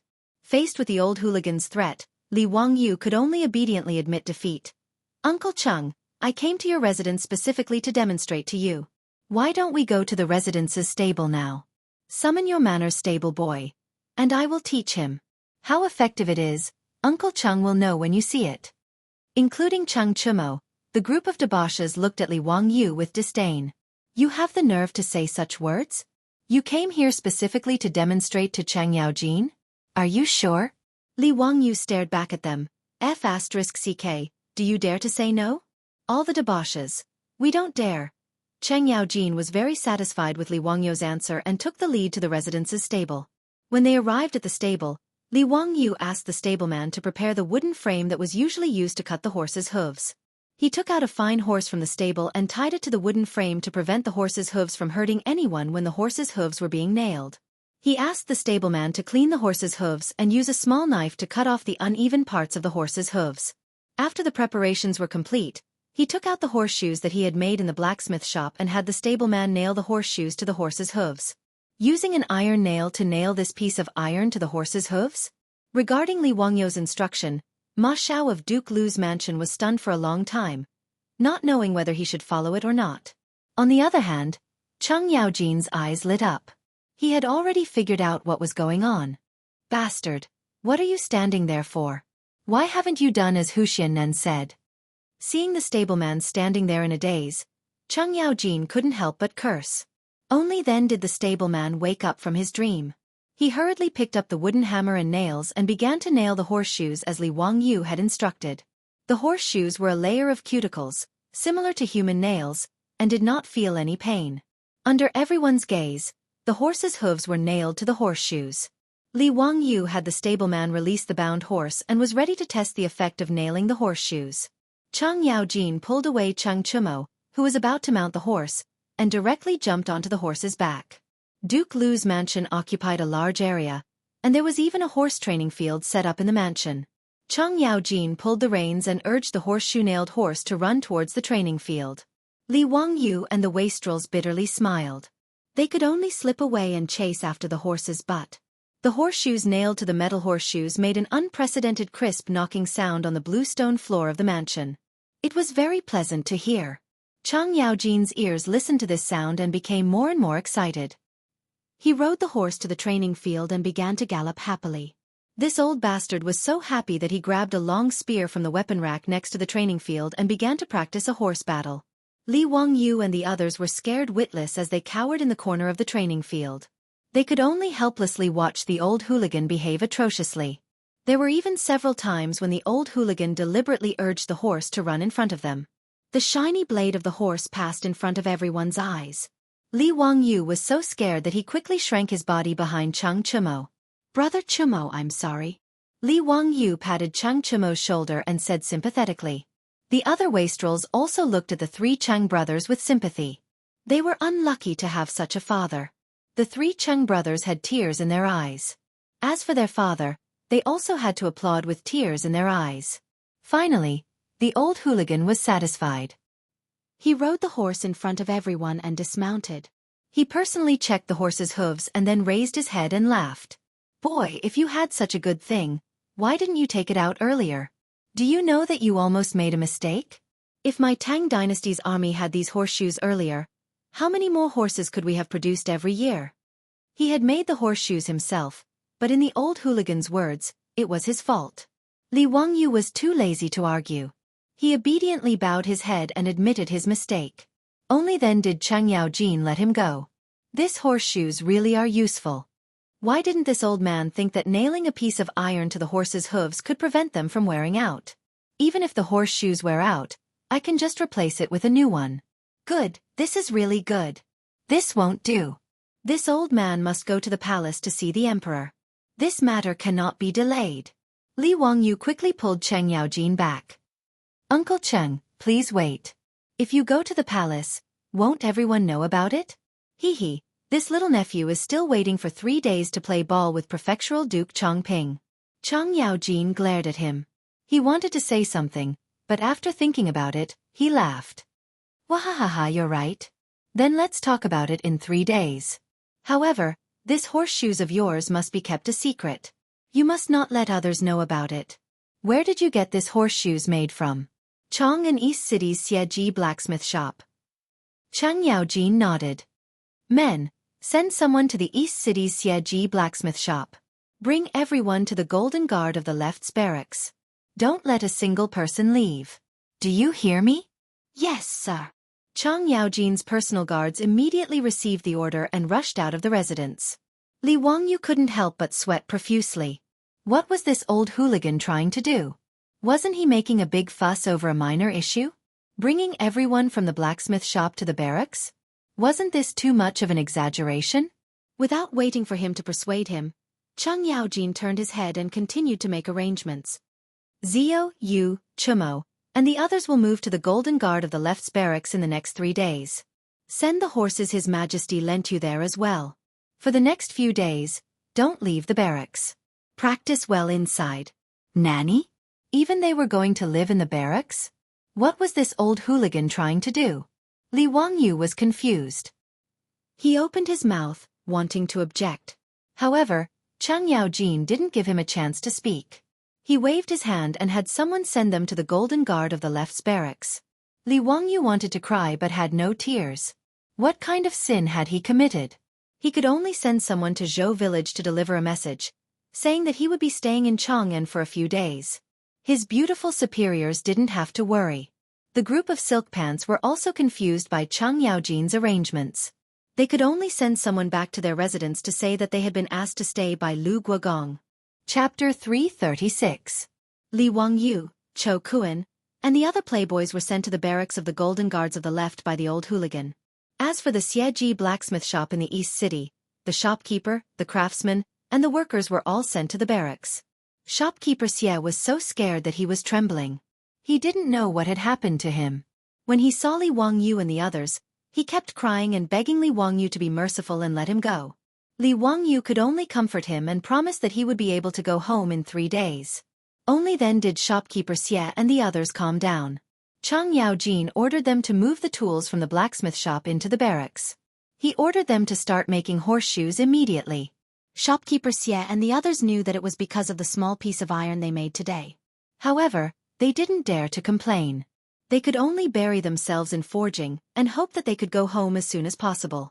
They didn't know that the small piece of iron they made could solve the problem that troubled the dynasties of China. It was really a divine tool. It could be said that the Xieji blacksmith shop had opened a new era of cavalry.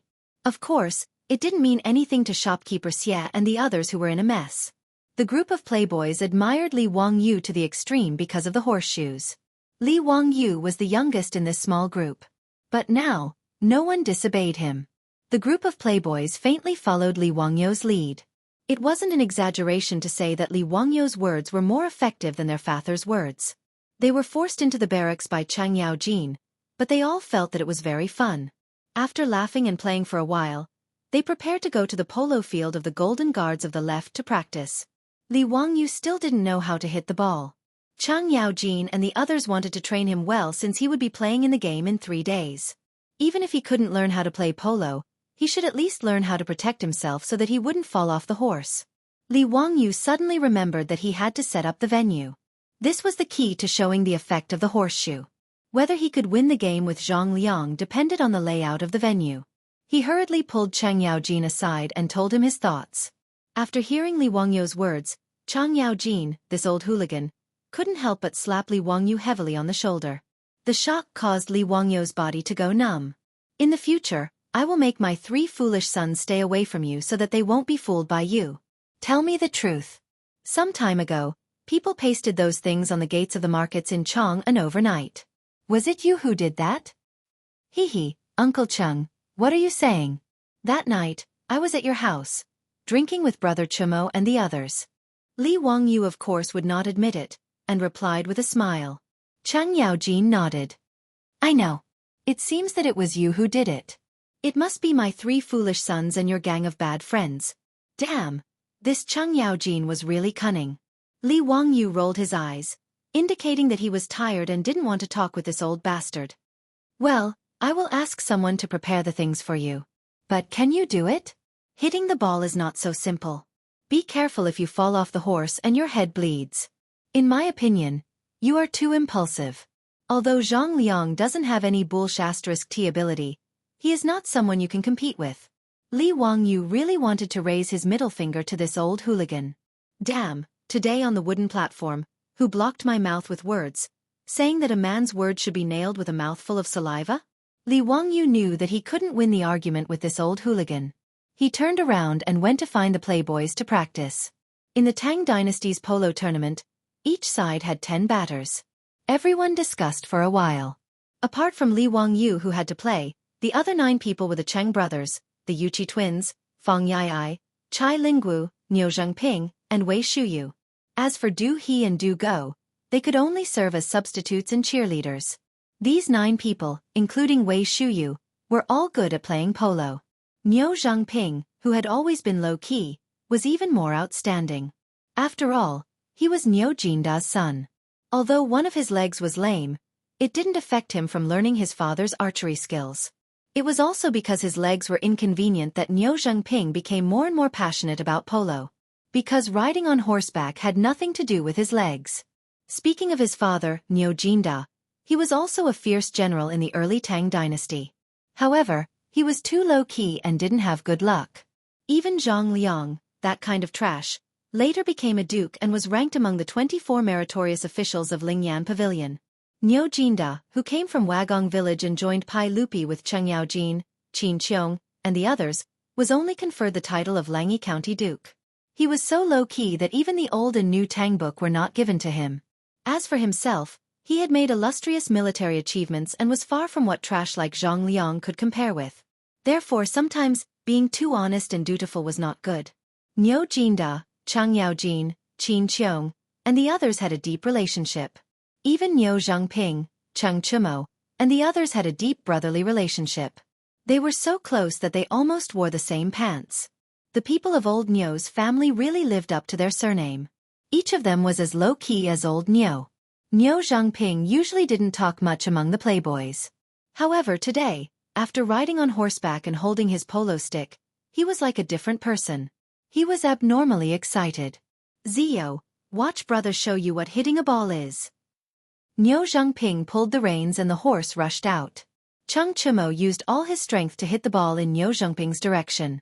However, Niu Zhengping did not wait for the ball to hit the ground and directly hit the ball in the air. The ball was 70 to 80 feet away from the goal. The red polo ball was like a meteor. It flew straight to the goal and accurately drilled into the goal like a guided missile. Li Wangyu and the other playboys applauded and cheered. Niu Zhengping's play was really wonderful. It was not inferior to the batters they saw in the Northern Imperial Army field today. In order to practice, Chang Yaojin even arranged opponents for the playboys. The left Imperial Guard's batters would practice with them. Li Wangyu temporarily stayed on the sidelines and watched. He planned to familiarize himself with the rules first. However, after watching the playboys practice for a while, he frowned. There seemed to be something wrong with the polo of the Tang dynasty. Looking at the scene of 20 people chasing the red polo ball in Noda's polo field, Li Wangyu hugged his elbow with one hand and supported his chin with the other. He started to think. Why did he feel that there was something wrong? At this time on the field, Fang Yai had just intercepted the opponent's attack and hit the ball forward. The 20 horses turned their heads and chased the ball again. Li Wangyu suddenly clapped his hands, startling Cho Kuan, who was next to him. That's right, that's it. I know. Li Wangyu didn't care about anything else. He quickly blew the copper whistle and stopped the game. Chapter 337. Although polo in the Tang dynasty was prosperous, in Li Wangyou's eyes, it was still very rough. In his opinion, including the playboys, whether it was horsemanship or batting skills, they could be called perfect. It was a personal skill that the stuntmen in the movies of later generations could not show. But these batsmen of the Tang dynasty mostly used cavalry formations when playing polo. Out of the 10 batters, other than one goalkeeper, the remaining 9 were in a cavalry triangular charging formation, with 3 men in a team cooperating with each other. There was no distinction between forwards, midfielders, and defenders on the field. As a result, the originally spacious polo field was not effectively used. In Li Wangyou's eyes, it was wonderful and lively, but there were no skills or tactics in it. He was used to playing live football games in later generations, so he was familiar with football tactics like 3-4-3 and 4-4-2. Why couldn't it be the same in polo? Chung Chumo and the others were playing happily, but the game was stopped by the whistle. They looked depressed. Zio, what's wrong? Why did you whistle?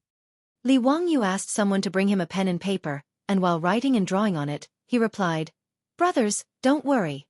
I have some ideas to discuss with you." Zio, you also know batting tactics? Hey, wait for me to draw it for you. You'll know when you see it. Li Wangyou drew a diagram of the polo field on the paper, picked up a handful of stones from the ground, and put 2 of them on it. Brothers, please look. These 2 stones represent 2 batsmen. He pointed to Niu Zhangping and Chung Chumo.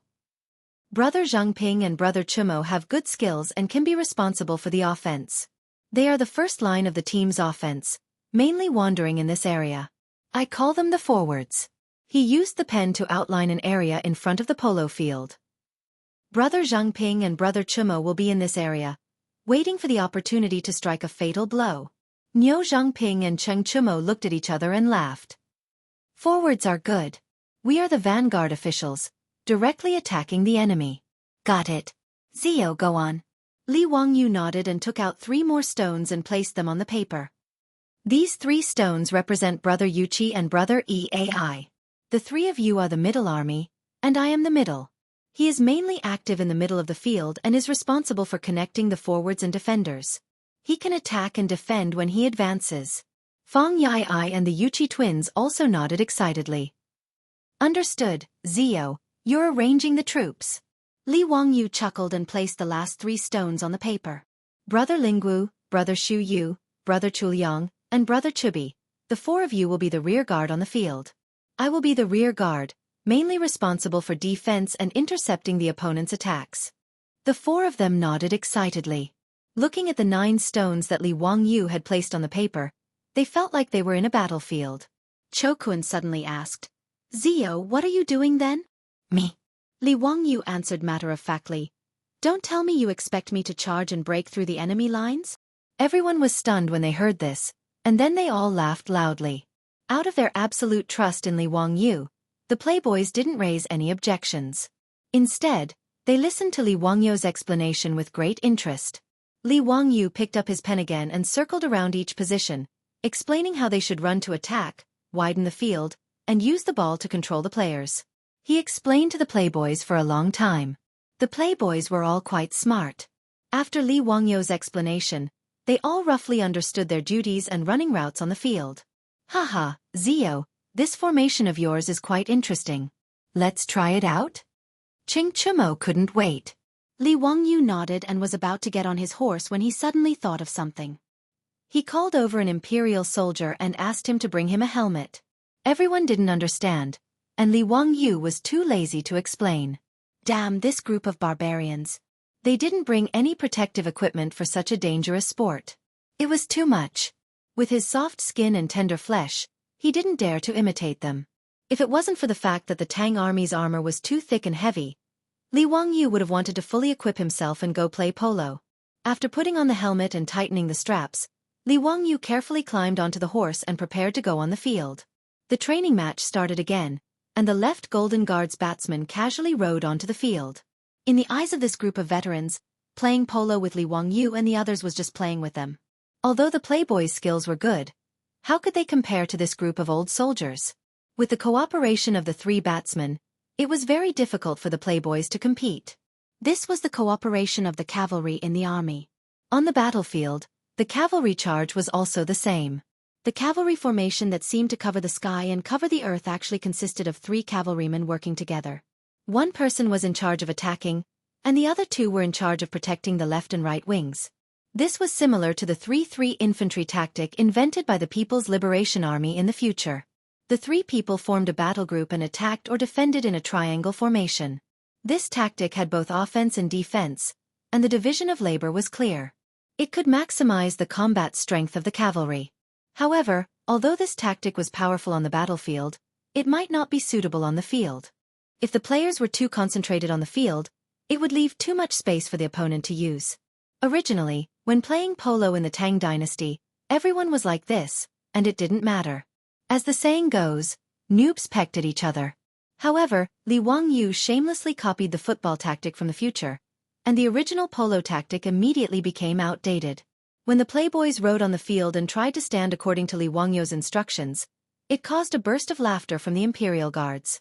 Although they were just accompanying the playboys to train, it still attracted many left Golden Guards Imperial Guards to watch from the sidelines. Many generals also ran to the sidelines to join in the fun. Seeing the playboys standing on their horses, the crowd couldn't help but laugh. Young dukes, what are you playing at? Why aren't they forming a battle formation? If they fight by themselves, won't they be tortured to death? Hee, I'm afraid that the dukes are playing some tricks.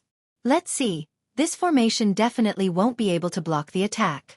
Are the dukes preparing to surrender? I bet that if the dukes use this formation, they will lose at least 5 balls. Does anyone want to bet with me? Scram to the side. Who's crazy enough to bet with you? At the corner of the field, Cheng Yaojin was surrounded by a group of left Golden Guards as he watched the playboys train. Seeing the situation on the field, the group of generals couldn't help but discuss. Great General, what are the little Gongzi and the others doing? They won't be able to win against the Duke of Chongping's batting team. It's probably that Huxian guy's idea, right? Just now, I saw him call the dukes over. That's why it's like this. This is the first time I've seen someone stand like this. Haha. It's really an eye-opener. This Huxian guy really has some ideas. Cheng Yaojin waved the horsewhip in his hand. Damn it, this group of bastards. If they make me lose face in front of the soldiers, I'll beat them to death. Without waiting for Cheng Yaojin to explode in rage, the referee blew the copper whistle and the match began. Chapter 338. Niu Zhengping casually pushed the ball to Cheng Chumo. The 3 batsmen of the left Golden Guards clamped their legs on their horses' bellies and urged their horses to rush over. Cheng Chumo was not in a hurry as he used the stick in his hand to push the ball behind him before the 3 men could surround him. The polo field was 1,000 steps long and the distance in the first half was 500 steps, which was more than 700 meters. Their horses were all military horses and could reach a speed of about 50 kilometers per hour. Even so, the horses needed nearly a minute to cross the field at full speed. In the movie One Goal to Fame, there was a classic line that went, "The football will always run faster than you, so we need to pass the ball." This sentence was even more appropriate to describe the polo field. Although the speed of the horses was much faster than the running speed of a human, the polo field was much wider. The red polo ball under the stick flew much faster than the football. Although the playboys were not adept at standing on the field and their horses were very immature, they perfectly utilized the width and length of the polo ball. The moment the match started, the laughter of the Imperial Army soldiers on the sidelines became softer and softer and was replaced by gasps. The generals beside Cheng Yaojin were also shocked by the scene on the field.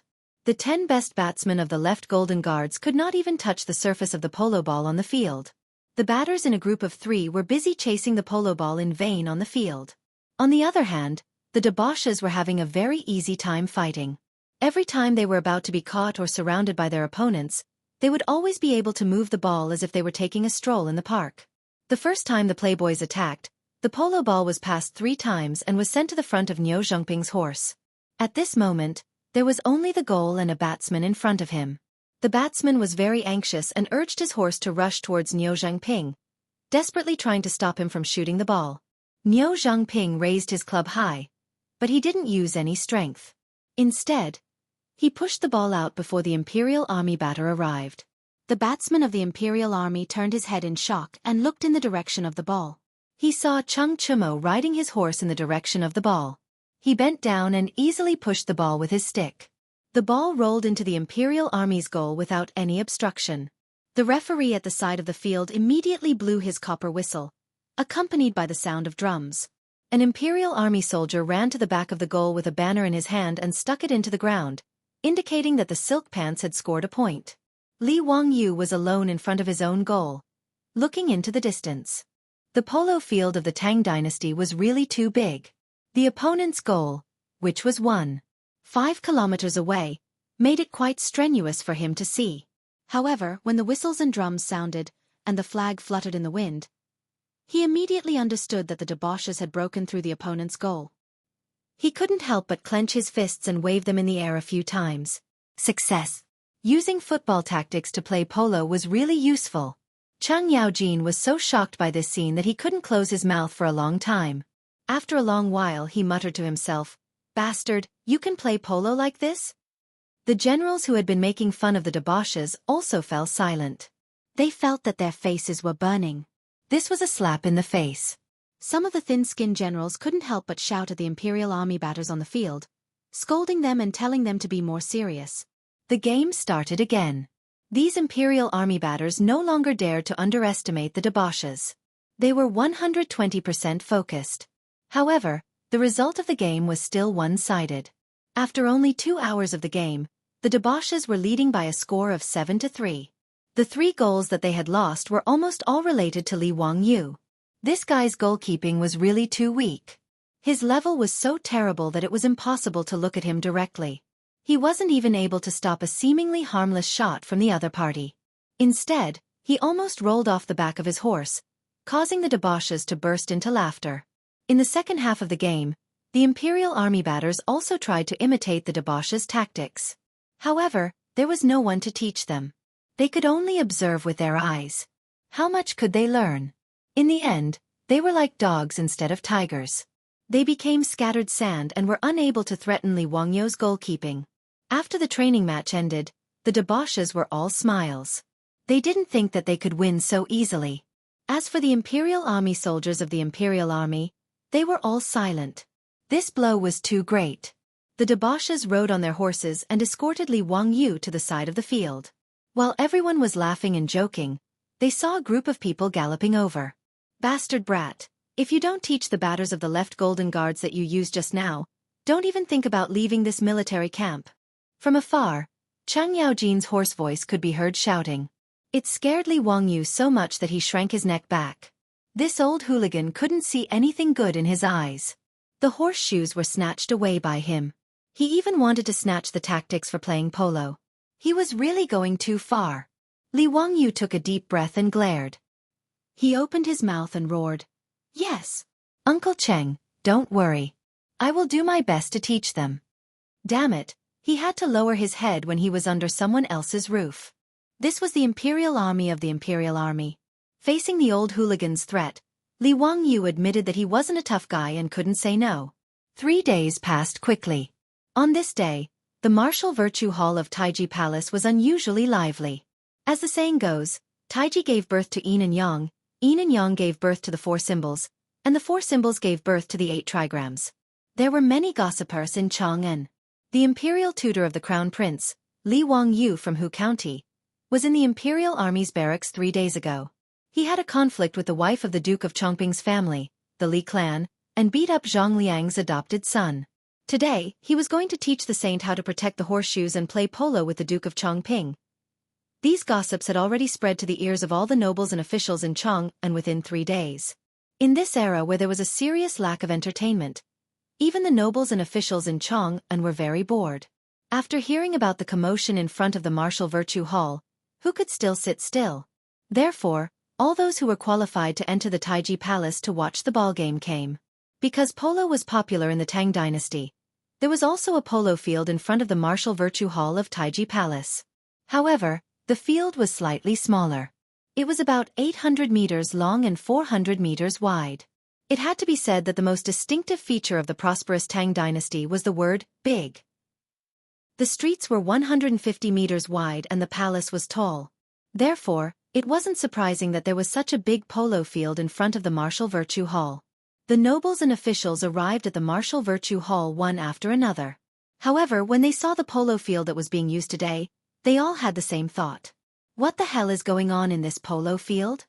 Chapter 339.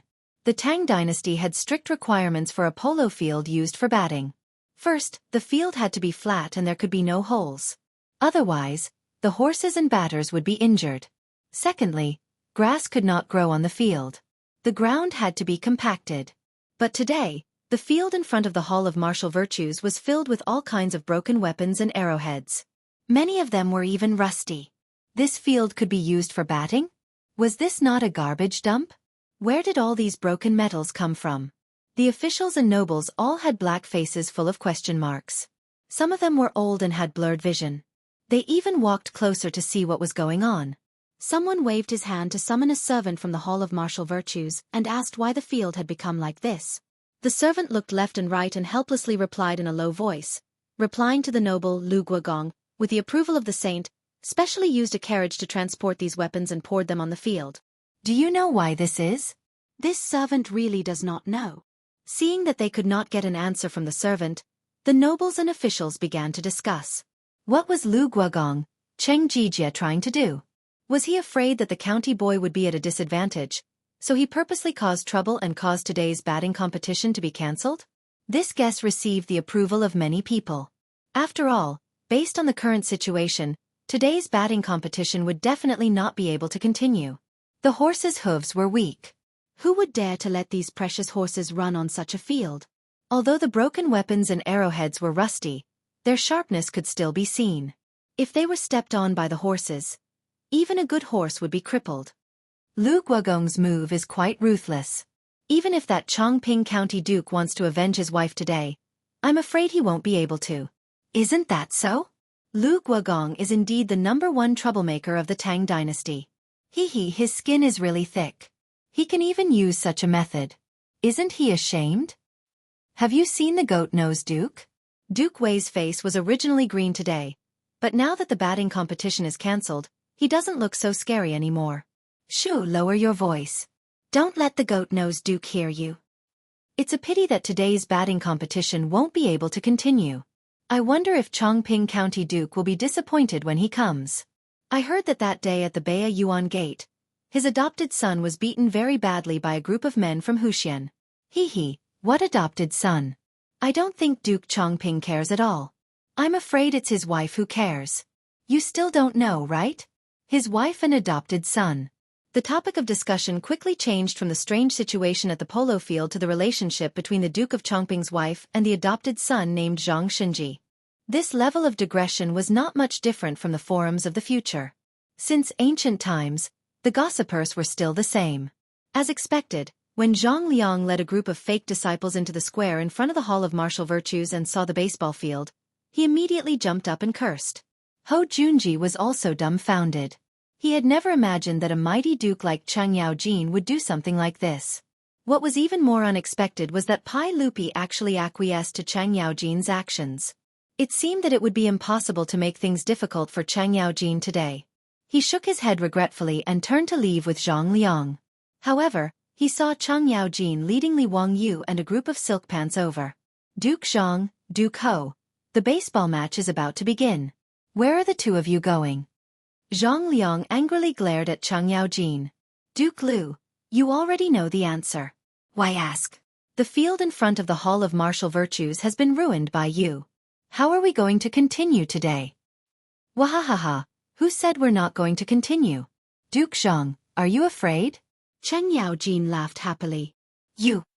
Zhang Liang was so angry that he was speechless. How could there be such a shameless person? Chang Yaojin ignored him and strode to the front of the Hall of Martial Virtues.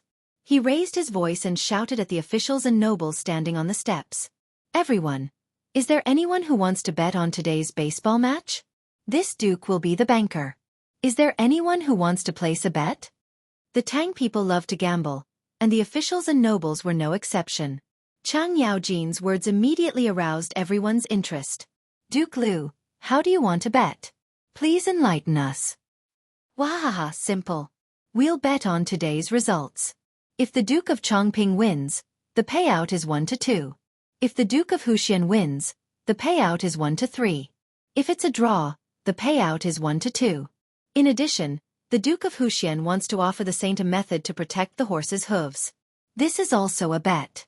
If the Duke of Huxian's words are true, the payout is 1-1. If the method is not feasible, the payout is 2-1. No matter how much you bet, this Duke will accept it. Is there anyone else who is interested? In today's match, can the ball continue to be played? Cheng Yaojin laughed. Yes, why not? The Duke of Huxian will definitely go on stage. If the Duke of Chongping refuses to go on stage, then it means that the Duke of Chongping has admitted defeat.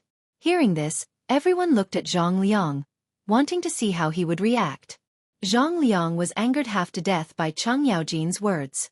Seeing the situation, he could only grit his teeth and say, as long as the Duke of Huxian dares to go on stage, this old man will naturally accompany him to the end. Wahahaha, look, isn't this settled? Today's match will definitely continue. How about it? Who wants to make a bet with this Duke? Cheng Yaojin's words aroused everyone's interest. However, someone asked, Duke of Lu, we know that the Duke of Chongping's fake sons are all good at batting. However, who are the Duke of Huxian's batters? This Duke has 3 sons. The Duke of Zheng's eldest son, the Duke of Liang's second son, the Duke of Yi's 2 sons, the Duke of Qiao's eldest son, the Duke of Langyi's eldest son, and the Duke of Huxian himself. Cheng Yaojin recited the name list of Li Wangyou's team members, but everyone shook their heads. A bunch of hedonistic sons of dukes and prefectures going to compete with the fake sons of Zhang Liang's household? Wasn't this a joke? Zhang Liang's fake sons were somewhat famous among the batters of Chang'an. Many of the nobles present had seen their matches. As for those hedonistic sons, they were not bad compared to the other sons of nobles. However, when compared to Zhang Liang's fake sons, they were nothing. In the words of the later generations, this was like a professional player against an amateur player. Did the result of this match need to be said? If a bunch of NBA players were to compete with amateurs, would anyone believe that the amateurs would win? The answer was naturally no.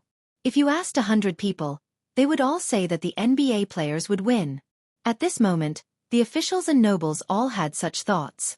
They all looked at Duke of Lu with strange expressions. Had water entered this old man's brain? Why would he make such a bet?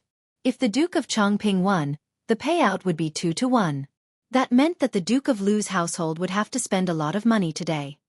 Duke of Lu, you're not joking? Then I'll bet 1,000 taels of gold that the Duke of Chongping wins. Don't worry, when have I not kept my word? If there's a bet, there's no reason to lose. As long as you dare to bet, I dare to accept it, Cheng Yaojin replied casually. Duke of Lu, if that's the case, then I'll also bet 1,000 taels of gold that the Duke of Chongping wins. I'll bet 1,500 taels of gold. I'll bet 2,000 taels of gold.